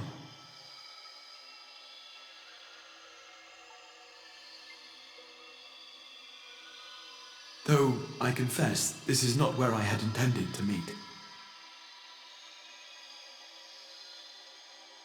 But the place of our meeting is of no consequence, like the war you wage. Win or lose, the path you walk leads only to oblivion.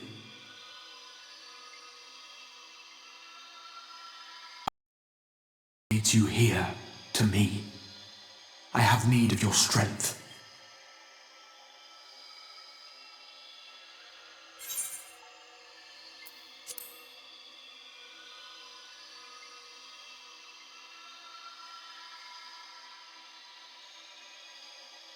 I'm afraid such questions will have to wait. We have precious little time, and your work is not yet done.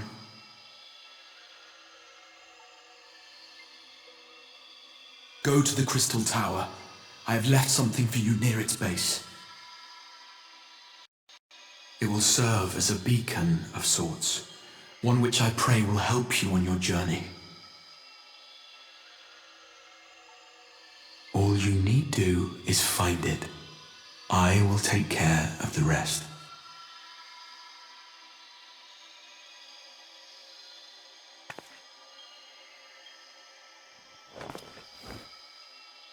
Soon, we will throw wide the gates.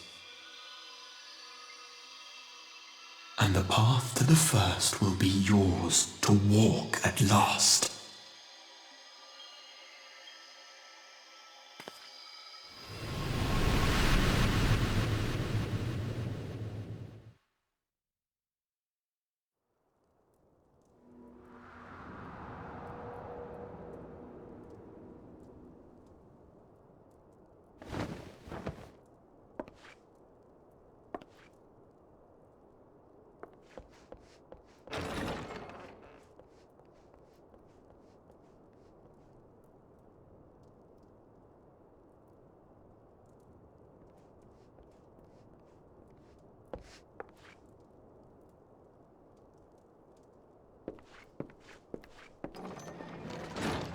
You're awake. Thank heavens.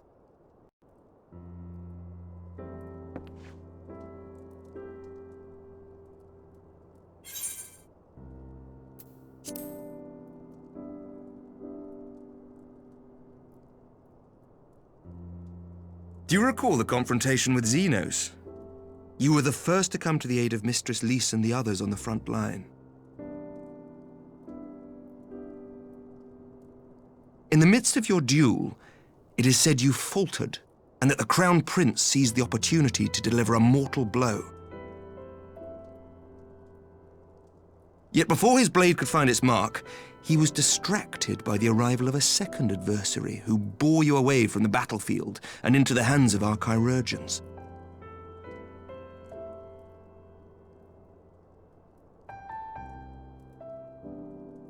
Lest you wonder, he left before you awoke. As is his wont.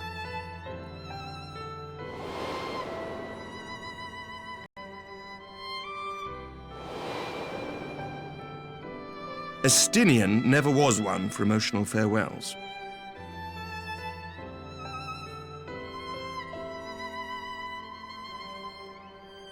Though Xenos bested all before him, the battle clearly took its toll, for he retreated shortly after your rescue. Seeing this, the remaining Imperial forces decided discretion was the better part of valor and pulled back, allowing us to re-establish our position. We have since received word of renewed unrest in the provinces, doubtless inspired by the efforts of the Eorzean Alliance and our Far Eastern allies. Nor does the good news end there. We have also come into possession of intelligence suggesting unrest within the Imperial Court. This would certainly explain why both the Emperor and Lord Xenos appear to have abandoned the fight. A long-awaited ray of hope in these dark times.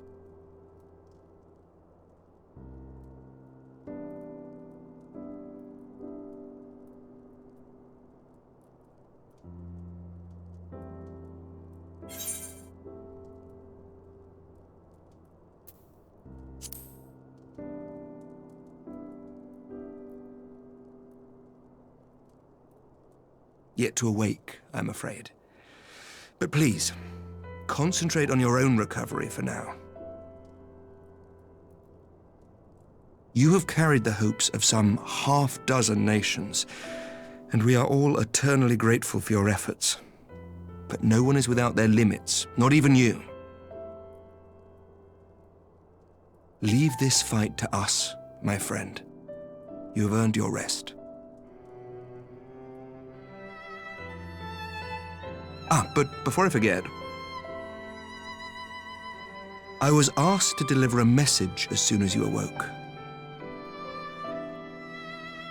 A reminder that you are not alone, though many of your allies have fallen. When you are well and rested, you are to return home, where friends will be waiting for you.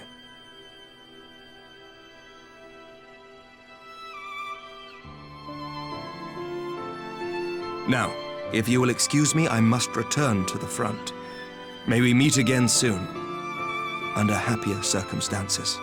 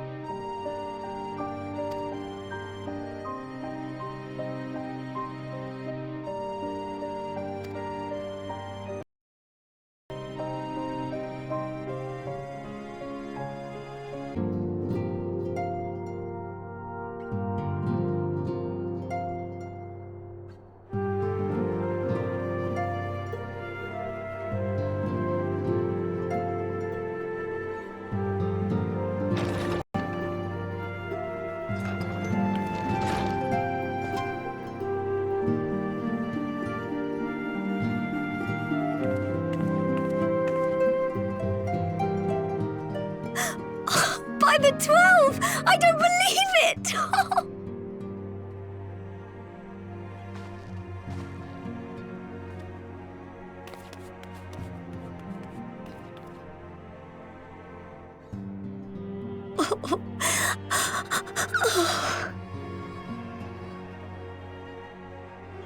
I rushed back as soon as I could. I swear, my heart nearly stopped when I heard you'd collapsed like the others.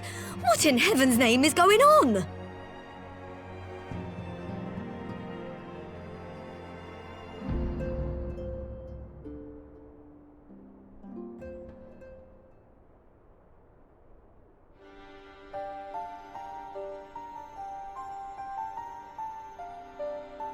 Win or lose, the path you walk leads only to oblivion. Oh, well, that's helpful. And what else did he say? The better path leads to him?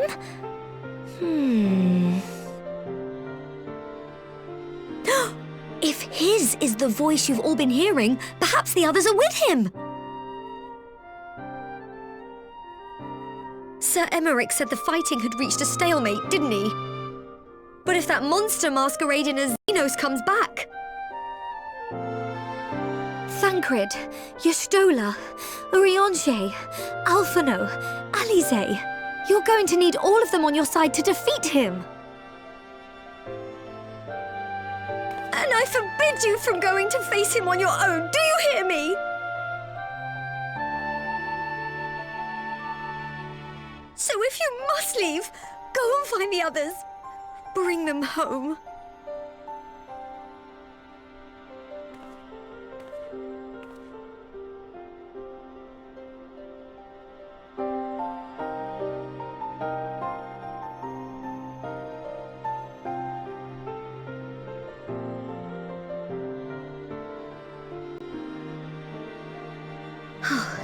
As for where to start, you said the stranger had left a beacon for you at the Crystal Tower, right? But how are you to find it, now that the tower has been sealed shut?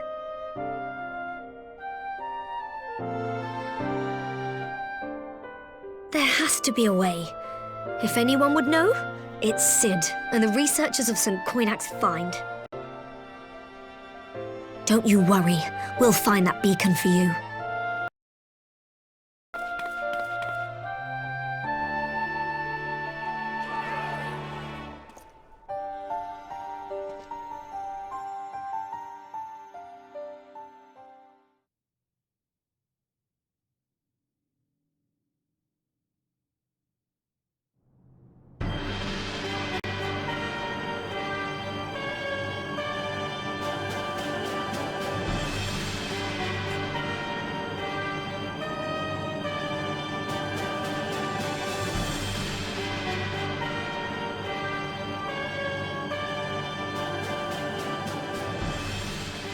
I pray you have good reason for abandoning the front.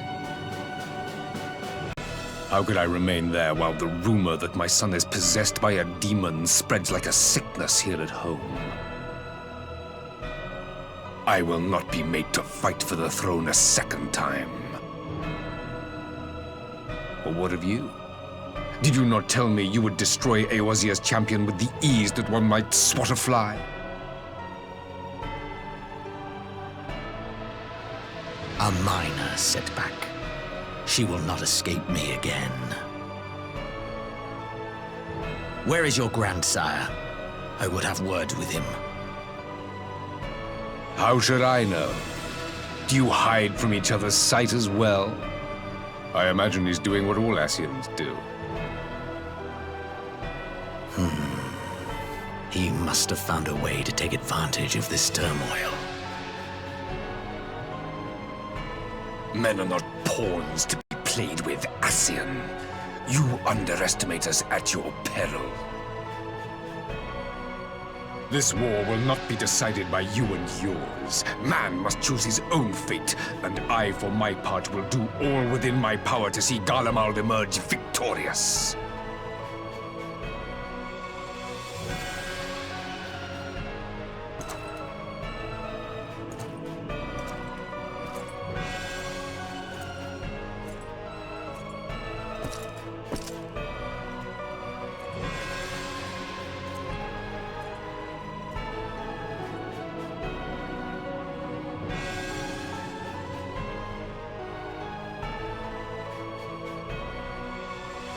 Pray forgive the intrusion, Your Radiance, but the requested preparations are now complete.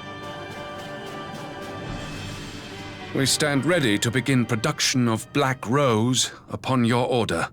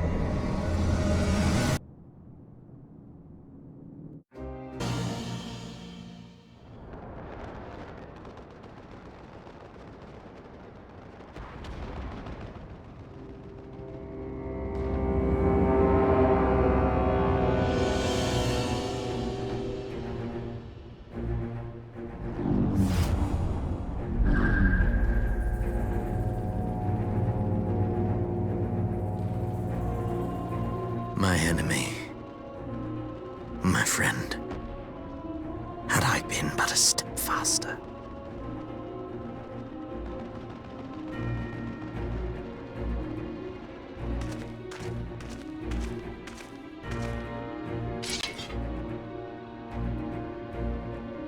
Bloody savages!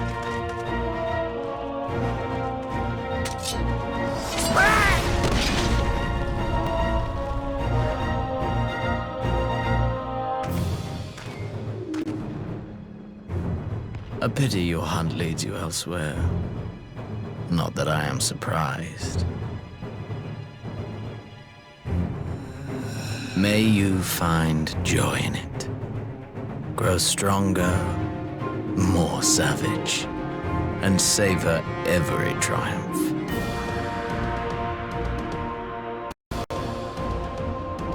In the meantime, I will reclaim that which is rightfully mine.